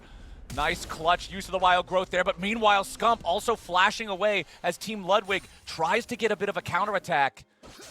Honestly, I can't tell you exactly what she's building it into because those are very common components that build into a whole lot of stuff. That's what I'm thinking of too. I'm trying to wait and see what she wants to go for. Oh, Tyler finding that nice little skewer. Yeah, Super Mega Death Rocket flies in, but it doesn't collide. It doesn't matter. X marks the spot, and double lift is the target. A triple kill for Tyler 1. Amelie, you said, can the Pike carry a game like this? And Tyler has found his answer. Emiru makes her way into the mid lane now as Summit is forced to flash away defensively, and Team Ludwig continues to build the lead. This is a PSA for all of you in solo queue, especially if you play the bot lane. Ban Pike. It's not worth it. He's a strong character, especially if you get rolling. He's another one of those reset characters that can just find so much success in a fight as he ults time and time and time again. He's already got the Umbral Glaive in inventory. They've already got the feet secured, and he purchases the empowered boots of swiftness. He is so fast moving around the map. Another serrated Dirk also purchased. This is so deadly because Pikes execute, for those who aren't aware, when he goes to execute you, only your health matters. If your health is below a certain threshold, you will die. No amount of shielding can save you. So the Shen shield will not save you. Lulu shield will not save you. Once the health is low enough, T1 goes for the execute and you're out. I would just like to point something out right now. And Austin Show, if you are watching backstage, this one is for you, brother. Look at Squeak's score and CS right now. Our boy is doing great. This is the top lane roleplay experience. You're 0-0-0 in a 14-kill game. You're within like a wave of farm with your opponent. He's actually going to equalize a lot of that picking these up here. Yeah, you're at even farm. You're 0-0-0. You press tab. You go, oh, my team's winning. Congratulations to Squeaks for having the quintessential top lane experience here in the grand final. And just with that, he's just about tied up with the CS2. It looks like Dragon is now up. Both teams are starting to position for it, clearing out the ward and vision. Oh, and it looks like Lovely Low is going to get caught out pretty easily by both Agent and Emiru. Double lift and Landmark trying to get some good damage on that bot tower and see if they can probably rotate over to Dragon as soon as they're done. They do have Summit with them, but Summit does not have his ult flowers. Yeah, this one's going to be pretty dicey if Team Double Lift even wants to try it. Team Ludwig already with the Dragon down to 1,000 HP. Objective secured. It's such a tough game for Team Double Lift to play now. They pretty much just need to scale Double Lift to the point where he can one-shot everybody. You can see he's still working on components for his second fully completed item. Squeaks is going to get the tier 2 turret up there in the top lane with his Garen, so that's just more global gold to his side. And now we'll summon up the Rift Herald down here, and Ludwig's going to make even more money. Scump stuck around in the wrong spot. The backup is already here, and that Amumu's about to drop. Ludwig just tears him to pieces. The rabid dog is unleashed, and now they turn their attention right back over onto Summit. He's not going to last any longer. A double kill for Tyler, a 13-4 game. Oh my goodness, this is not looking great for Team Doublelift, but honestly, flowers to that effect. Game 1 was not looking good for Team Doublelift either, and they were somehow able to pick up the pieces, cobble it back together, and find that win. So it ain't over till it's officially over. Look, I'm going to say it's looking pretty over. In that first game, they were also not up against players who knew what might happen. This game, they are up against probably the man who has played the single most amount of solo queue games on the North American League of Legends server ever in Tyler 1. Tyler plays, at his peak, Tyler was playing League like, what, 14 hours a day, 7 days a week. The guy did nothing but League of Legends forever. He knows every trick in the book for trying to find cheesy angles and crazy wins, and I don't think he's going to let Doublelift get away with what he got away with in the first round. But my copium. But yeah, you're going to need a bigger tank. But my copium. You're going to need a bigger tank. And yes, chat, this is a best of 1 to answer your question. I have a lot of people who have been saying that Emiru never loses to Doublelift, and I want to say I think there was 1 or 2 show events where her team was able to beat him. Yeah, I'm pretty sure she has a really good record again. Yeah. Ooh. Oh. Or your eyes, Summit fans. That was not pretty. So now we've got a 14-4 game. We've got an 8,000 gold lead. This is right around where the lead was in the first round when Doublelift's squad snuck away the Otacon and then managed to like get their come from behind victory not even, what, like 5-6 minutes later. So Thornbound Otacon has spawned. He's down here in the bottom side of the map. This has been easily the bloodiest side of the map. That's the way it spawns, by the way. The side of the map with more damage to champions and more kills overall is where he's going to appear. So since there was so much PvP down here in the bottom lane and top lane was just, you know, everybody sits there and farms and Shen occasionally teleports away, that was never going to be the location. So now with control over this bottom side river, it's up to Ludwig, Tyler, and the rest of their team to go ahead and start this up. And you can see Tyler just moving around with the mobility on this pike. His job is to make sure that nobody from Team Doublelift is able to approach the Otacon in a quick enough fashion to stop his team from taking it. And no, sir, they're not getting anywhere near it. Thornbound Otacon secured by Ludwig. Who blasted Scump over the wall? Did you see that? I didn't catch that. I didn't catch the specific culprit. I think someone blasted Scump over the wall, and then you could just see Doublelift do kind of like the Windows loading expression over his head where everyone just stood still, and they went, okay, forget it, and then move on. Yeah, it's like, there's nothing we're going to get here. I don't really see the angle. All right. Let's go ahead and listen in on Doublelift. He's posturing. Positioning off.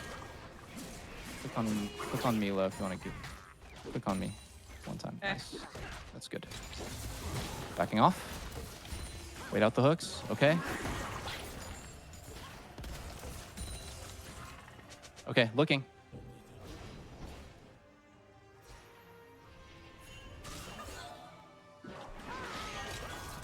Right to me.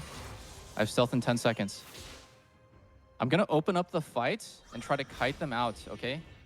Okay. But I'm gonna need you guys to engage in with Mumu and... Yeah, I'll get in. Just whenever you get in, I'm in. Come down to river, come down, this way, come to me. Okay. In. Forward. Keep going. 18 seconds, come. Ward here, this bush, very good. I got it. Okay. Wait. Here. Nice. Stealth in 7, Drake's up in 6 seconds. Okay. Let's try our best, boys. We're gonna smite fight this, okay? Holy shit. Is it stupid to ult next to you? Right next to you or no? No, give me 1 sec, okay? Give me 1 sec. Yep. Get ready to go. Get ready to go. Scump, Get ready to go in. Scump, get ready to go in. Okay, I'm waiting. Tell me when, double. Now. Did I get you with it? I hope so.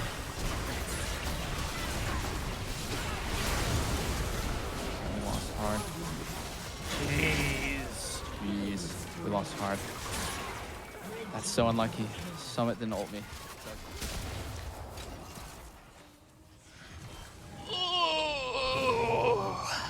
You could hear the plan. Doublelift knew that they were working with their backs up against the wall. He knew that it had to be a surprise angle. He wanted to use his character's stealth to try to open up when Team Ludwig wasn't expecting it, to get them in a good angle. He was even telling everybody else, okay, I'm going to open up. We kite back. You guys just have to pile in and create space.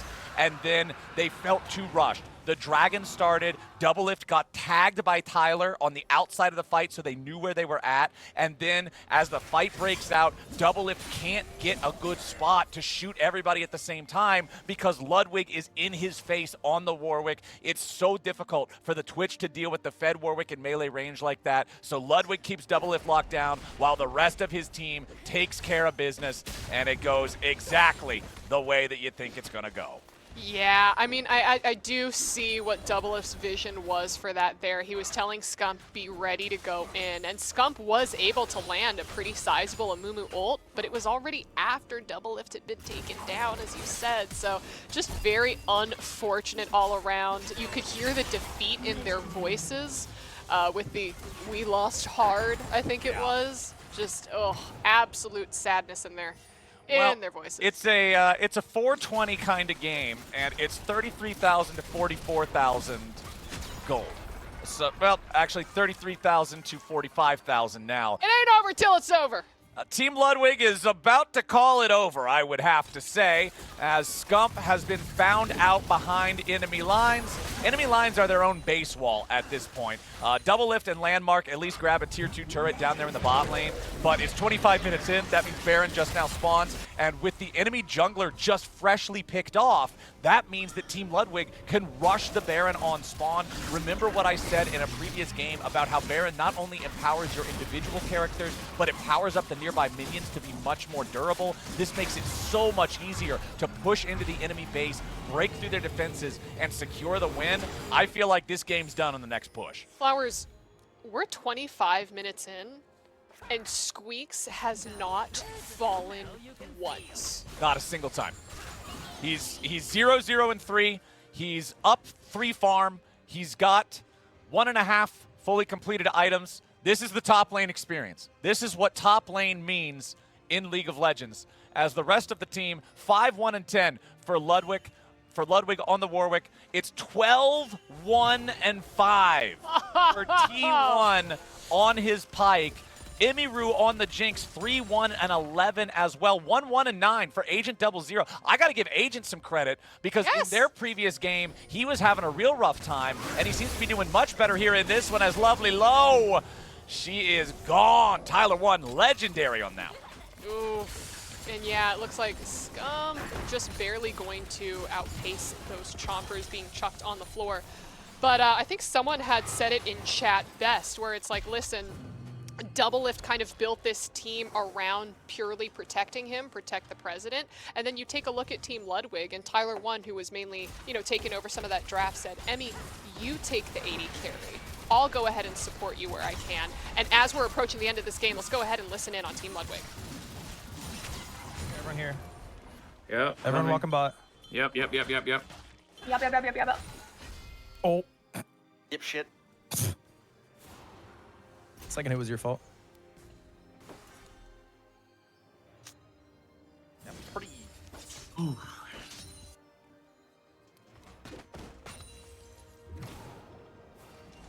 See Twitch mid? We're just hitting the tower, guys. We do not have eyes on Twitch. Do we see Twitch? Oh, he's Hey, Twitch and Biz, back up. Everybody back up. Back up, Agent. Back up, Agent. Yep. Backing up, RP. I'm backing up. Okay, up. Everybody up. Push forward, here. That's what he means by up. Okay. Playing for Hit in-him this. only. Just let Jinx auto. Everybody back. We're all backing. We're playing for soul. Should I target? Should I go?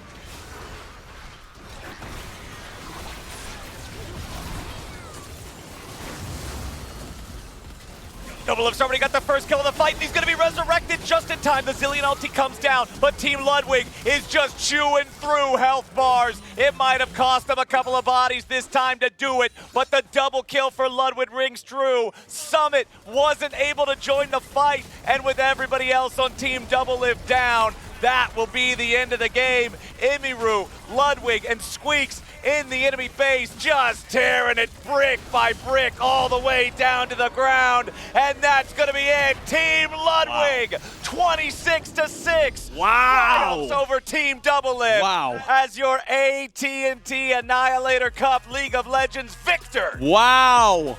Guys. That was incredible. We got it. We got Team it. Ludwig. We got it. We did it. Avali, look. It's okay. It's okay, Avali. Also gave a good try. It was good. You'll get him next time, Avali.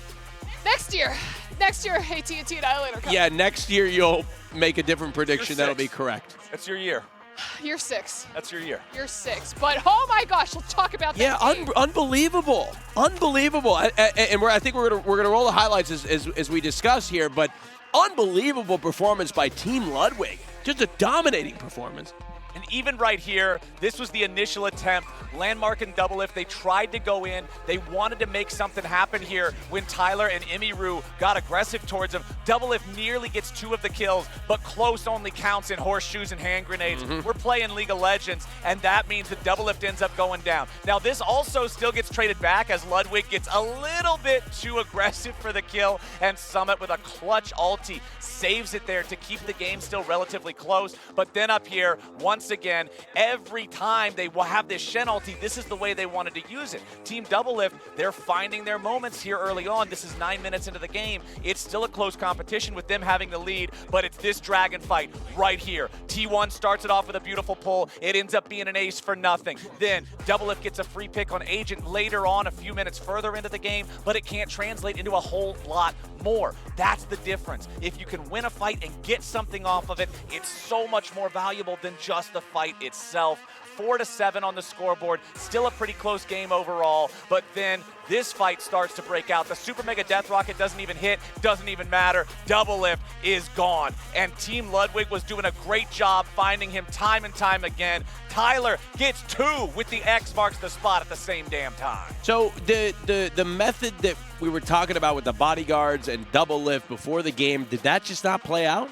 Didn't pan out, didn't work. No, they tried to protect him, but honestly, that big fight in the river, we didn't get to see the whole thing here in the replay, but there was one big fight in the bottom side river where Team Double Lift with a very slight lead started up the dragon to try to keep their momentum going, and it was just immediately punished. Tyler starts it off perfectly with a bone skewer initiation. Imiru is never threatened the entire time and is just free firing this rocket launcher. Boom, boom, boom. There was no way they could do anything about it past that.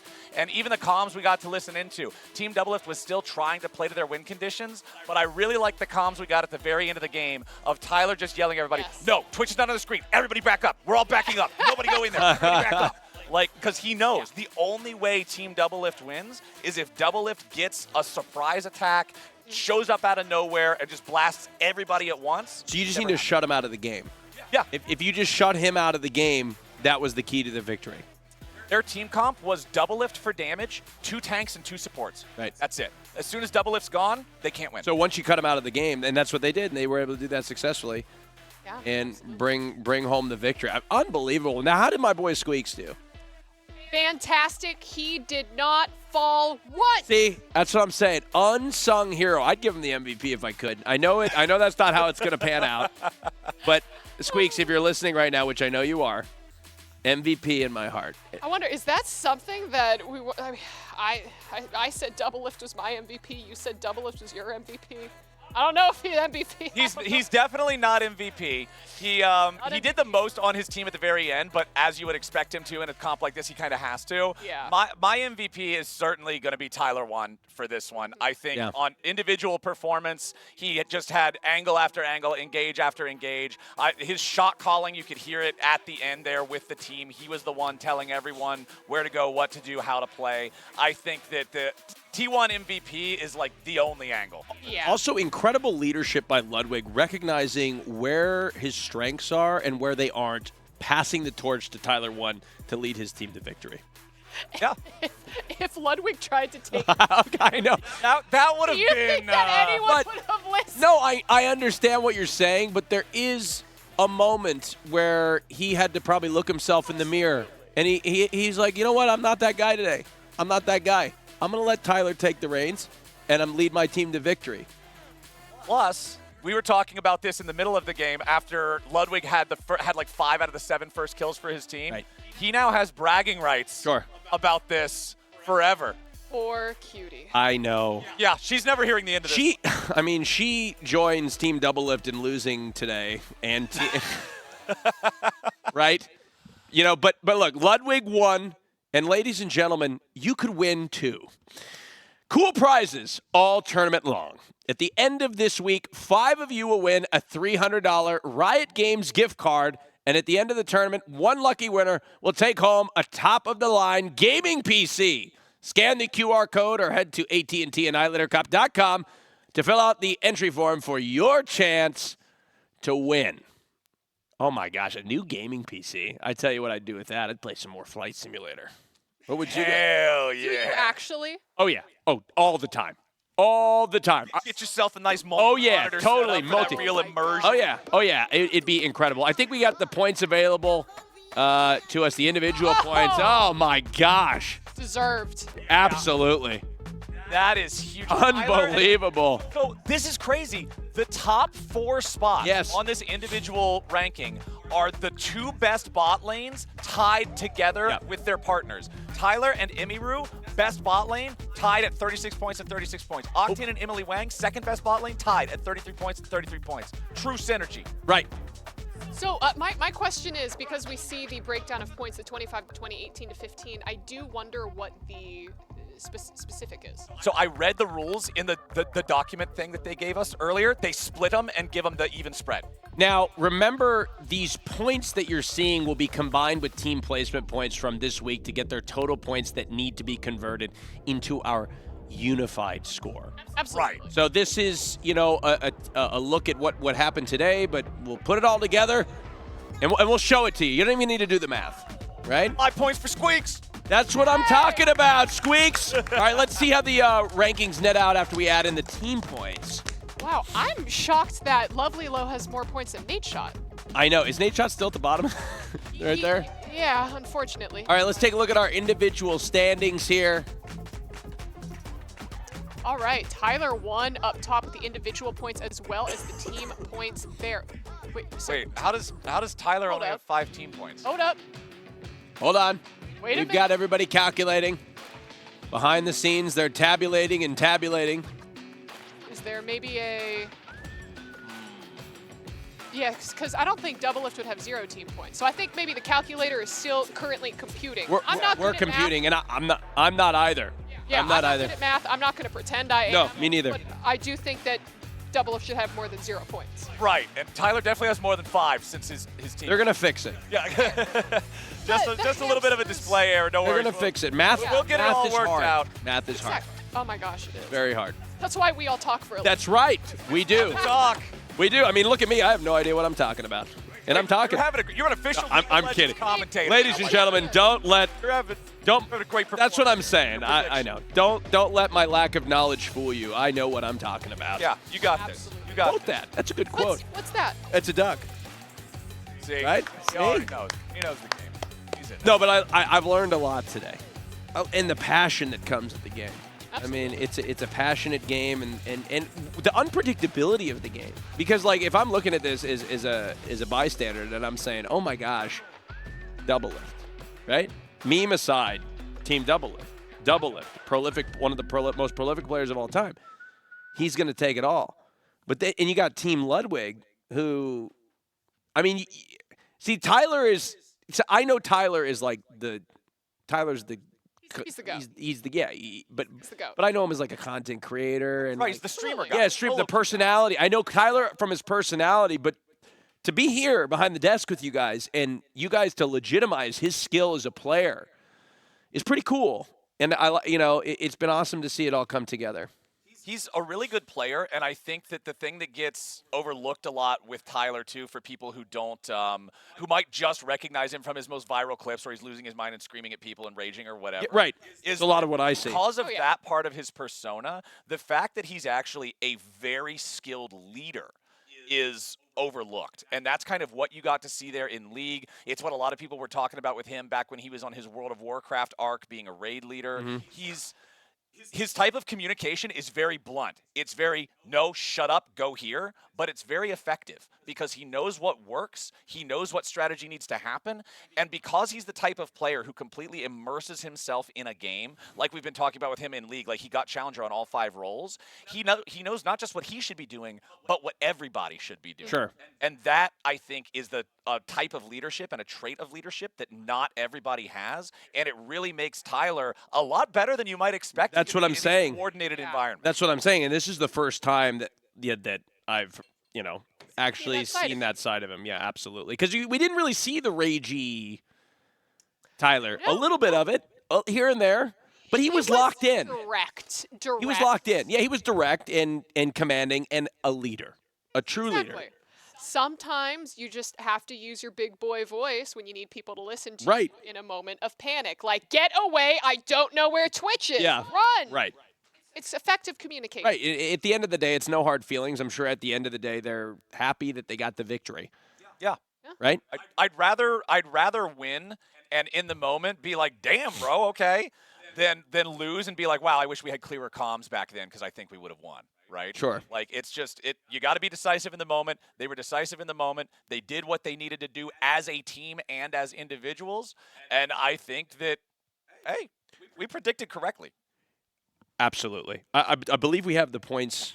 I think they're ready right now. All right. I What do we think got? I think we've got it all fixed up. All right, there we go. There we go. All right. That's better.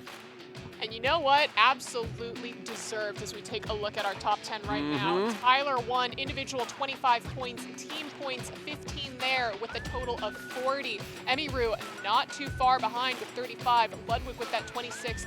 Here's the interesting thing. Octane with the 23 points, actually surpassing Agent with the 23, actually tied up there too. Man, this is pretty great, especially for Katamina also picking up some points there for her strong performance. Squeaks is on the front page right there with him. All I can say, that guy's got a lot of heart. That guy's a lot of heart. A lot of respect from me, at least. There he is. If that's any consolation. There's Nate Shot with the 5. He's moved up a few spots. Okay, he got in there. He got in the thick of things. He's still on page 2, but he got in the thick of things.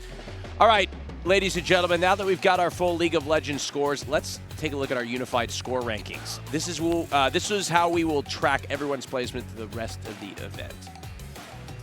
Oh, okay, great. Okay, so Tyler won, currently in the lead. Emiru right behind him. And then, honestly, it's pretty close between Emiru, then Ludwig, and Octane, all within 5 of each other. Yeah, absolutely. I mean, again, we saw how the points were tallied up. We saw how the points were essentially divided. And again, Nate Shot there. Nate Shot has that 1 from the unified points. I think the only people who are going home a little sad are Saikuno, Jake and Bake, Jinji, and Kayla, unfortunately. But they got plenty of opportunity, I mean, in the coming weeks to redeem themselves. We're only halfway done. Absolutely. Absolutely. Ladies and gentlemen, if you remember, we award these unified points based on placement in each week's games. So first place will always get 25 points, second will get 20, and so on and so forth. Now that we've seen how our individual competitors did, let's see our team standings. Oh, wow. Wowee. So just from week 1, where I believe Team Doublelift had the strongest lead, it looks like he's dropped all the way to the bottom 2 with Team Ludwig in the first place spot. Incredible. See, things can change from week to week. Absolutely. I mean, just last week, like you said. But now we're in week 2. Things start to shake up. Week 3 will shake them up even more. We got plenty more games to play. Is next week Street Fighter? Yes, it is. Oh, that's going to be great. Incredible. Exciting. Third genre in 3 weeks. Yeah. Incredible. I love it. You get a variety of games. You got a variety of people that have different strengths in different areas. And that's part of the strategy here is you got to pick a team from the beginning. Yeah. That, hey, has strengths everywhere. Now, ladies and gentlemen, an incredible performance throughout the night. We are excited to chat with our weekly MVP, Tyler 1. Tyler, you guys hear me? Welcome. You hear me? I can hear. Are you kidding me? Of course we can hear you. Big T's back on the winner's podium. Well, it's like I never left. Feels beautiful. That's right, here, Tyler. guys. That's right, Tyler. Look, and it's no surprise. It's how we all predicted it before the show started. We said, right, we went around the table. Tyler won MVP, right, guys? Yeah, I said that. I know that's what I said, Tyler. It's what I've been saying all night. How did you prepare for tonight's matchup? Can I cuss, or is this G-rated? Heck Ludwig, first of all. He's a son of a gun for drafting this team. But despite all odds, I have come together like glue and merged these four other players, which are terrible at games, by the way, to overperform at a level they've never seen before. So, firstly, let me just thank my team, because Squeak, again, I know we haven't won the whole thing. Honestly, we're going to win Street Fighter next week anyway, so I'm already giving a victory speech. I probably won't win MVP then. Sure. Squeak's played amazing. Yeah. Understood. Just started recently. Agent played amazing. Just started recently. The Ludwig Warwick pick, honestly, I got to give props to Ludwig. I can't stand his guts, but today he performed Imru, average. So, yeah. So he drafted you against your will, bro, right? I have it in my contract now where he can't legally pick me in any event, or I'm just not doing it. Okay. So for subsequent Annihilator Cups, you can't be picked by Ludwig. So are you the new... is there a coup that, did you take over the team? Are you the new team leader? You can go hear the comms in CSGO, in League. I'm sitting here yapping about Street Fighter. Right. I am the one that's setting all the scrims, pushing Ludwig himself to be better. So I'm not going to be the guy that comes out and say it. I don't got that kind of ego. But yes, I am probably the new team captain. Right. To us, it looked like that. It sounded like that. And I'll be honest, Tyler, I wasn't familiar with your game. I've seen a lot of clips of you, and I'm like, that guy doesn't know what he's doing. Turns out you do. Tyler, you're unbelievable. Thank you, brother. Yeah, man, I'm great at everything I do. Dude, I was micromanaging them all. By the way, did you guys see that? Broadcast, see that? Right. Did you hear me? Oh, yeah. I was yapping everybody off. No. I read deadlift like a book. Guys, I don't know. We heard it. On that stand board sheet, that standing thing, that leaderboard. Yeah. Yeah. Deadlift was 7. We were with you. We were with you. We were with you every step of the way. Okay, last question. I got to ask you. Tyler, do you have a message to the other teams as we move into the next week? Street Fighter's coming, you heckin' players. Street Fighter's coming. And me and my crew have been practicing for already a week straight. We already knew we had League in the bags. So we've been practicing. We're all Platinum Plus. Jake and Bake, we're coming. Doublelift apparently is Master Tier. We're coming. Emily Wang, we're coming. You guys ain't nothing. That's it. Now, you heard Tyler loud and clear. Now, Tyler, in addition to earning first place on the leaderboard, AT&T is also donating $10,000 on your behalf to the charity of your choice. Which charity do you select and why? I selected Gamers Outreach. I'm going to be honest, not really sure what it was, but it has gamer in it. And I think it's helping the youth get the games into less privileged areas, I hope. I would hope. Yeah, really? Nailed awesome. it, Tyler. I think nailed it. It's in the name, Gamers Outreach. You nailed it, and AT&T is happy to contribute $10,000 to Gamers Outreach. Thank you, Tyler. Congratulations on being the MVP, and good luck next week. Thank you for joining us. Yeah, take care. Yeah, man. Bye, Tyler. Bye, Tyler. Oh, my gosh. Incredible. He is incredible. I like to find like a personality like that also has that level of skill in gaming is so very rare. It is rare. Like it is rare. It is rare. It's super rare. It's rare. And he's always got those like really energetic interviews. I think that I was not surprised at all to hear his story of how the inter-team communication and planning is going with him being like, yeah, I guess I'm just taking over now. No, I mean you heard it. I think there was a power struggle on Team Ludwig evidently, and or there wasn't, and he just gave up. A passing of the torch. Because we kind of framed it before as Ludwig was like this champion of passing the torch. But now I like to hear the inner workings of the team because it sounds like Tyler is just like completely fed up. He's just taken over. Everybody sucks. But also, at the same time, he's giving credit to the team for doing a good job. I don't know. Credit to everyone except for Ludwig, it sounds like. Right, yeah, except Ludwig. Ludwig got no credit. Everybody's got a line. Right, except Ludwig. All right. Now, ladies and gentlemen, we've gotten all the data in. Before we wrap up, let's see the overall placements for our competitors and teams after this week's game. All right, there we go. Double Lift still in the lead. Still in the lead on the overall leaderboard. Wow. Okay, so Double Lift just barely out in front. Right. But then Scump right behind him. But then what I noticed, it's a big drop, right? Only 2 points between first and second. Then you drop a full 5 points down to third, and you go from third down to seventh with only another 2-point difference. So those top 7 spots, actually pretty competitive back and forth. Sure. No, absolutely. Yeah, I'd like to know how we got the 22.5, but hey, there's Nate Shot with the 8 points up there. Yeah. 17th. That's not. He's in the thick of things, and Squeaks, he's there. My MVP right there. Hey, all right. He's double digits. That's right. That's right. That's what I'm talking about. All right, let's check out how the teams did on the overall leaderboard. There we go. Team Double Lift. Oh, so this is the overall team. There it is. Yes. I Okay. misspoke previously. When Me too. We all misspoke. Yeah, it's all good. It happens. We all misspoke. It is all straightened out now. Team effort. That's right. Team That's right. We're like, where are we? Yes. But yeah, Team Double Lift still first place there. Team Ludwig quickly catching up. That's right. Is that right? Ludwig got 1 point for week 1?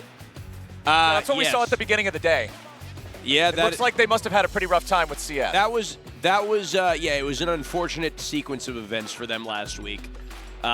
We didn't even know how to handle it in the studio. We were just like, oh my God, this is unbelievable. Did they turn on their computer?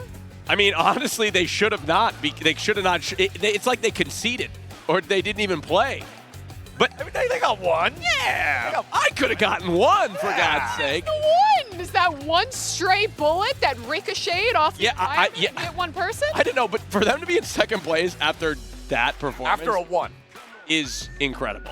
They're gonna have to really show out the next couple weeks to take this home. Really show out.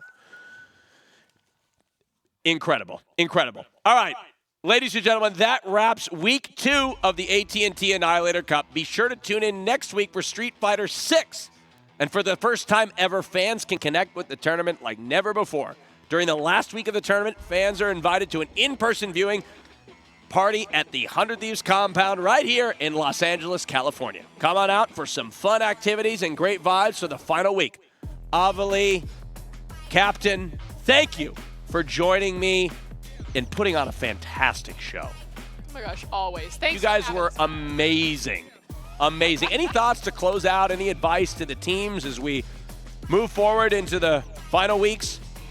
Octane is a COD pro. Practice your games because it will pay off in the long run. I don't want to see any more one individual points up on the leaderboard. What was that? But at least they were able to flex week 2. Thank you again so much for having Of course. us. This was You guys were great. This was so much fun. It's a shout out. Thank you, AT&T, for putting this on. Thank you, 100 Thieves, for letting us use the compound to have our show here. Austin, thank you for being an awesome host again. Pleasure working with you for the first time here, brother. Likewise. Shout outs to you, Avali, for being, once again, one of my favorite people to co-cast with absolutely insane commentary on feats and everything else that I don't even remember what it all was. And a big shout out to everybody behind the scenes here that y'all at home might not be able to see. All the camera operators, producers, script runners, writers, observers, everybody that makes the show happen. It wouldn't be happening without them. So hell yeah to everybody working on the show, and hell yeah to all y'all at home that tuned in. That's right. See you back here. That's right. And this guy. Oh, thank you. Oh, that's right. Best top laner in history. Selfless top laner. And thanks to our 20 competitors for giving it their all.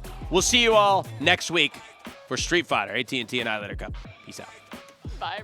All right, guys, let's do it. All right, good luck, everybody. Kill them all, kill them all, kill them all, Mio, kill them all, Mio. Oh my God, you guys, my goats out there.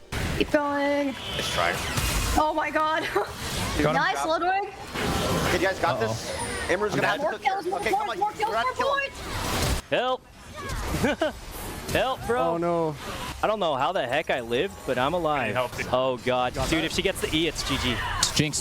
Fight this. Scum, fight this. Too early. Fight this. Beautiful. Ulting. Let's go! Double is fucking dead, baby! Come on! Yay! Fix this. Welcome back! Godlike. Nice. Good job! Kill. Good job, everybody!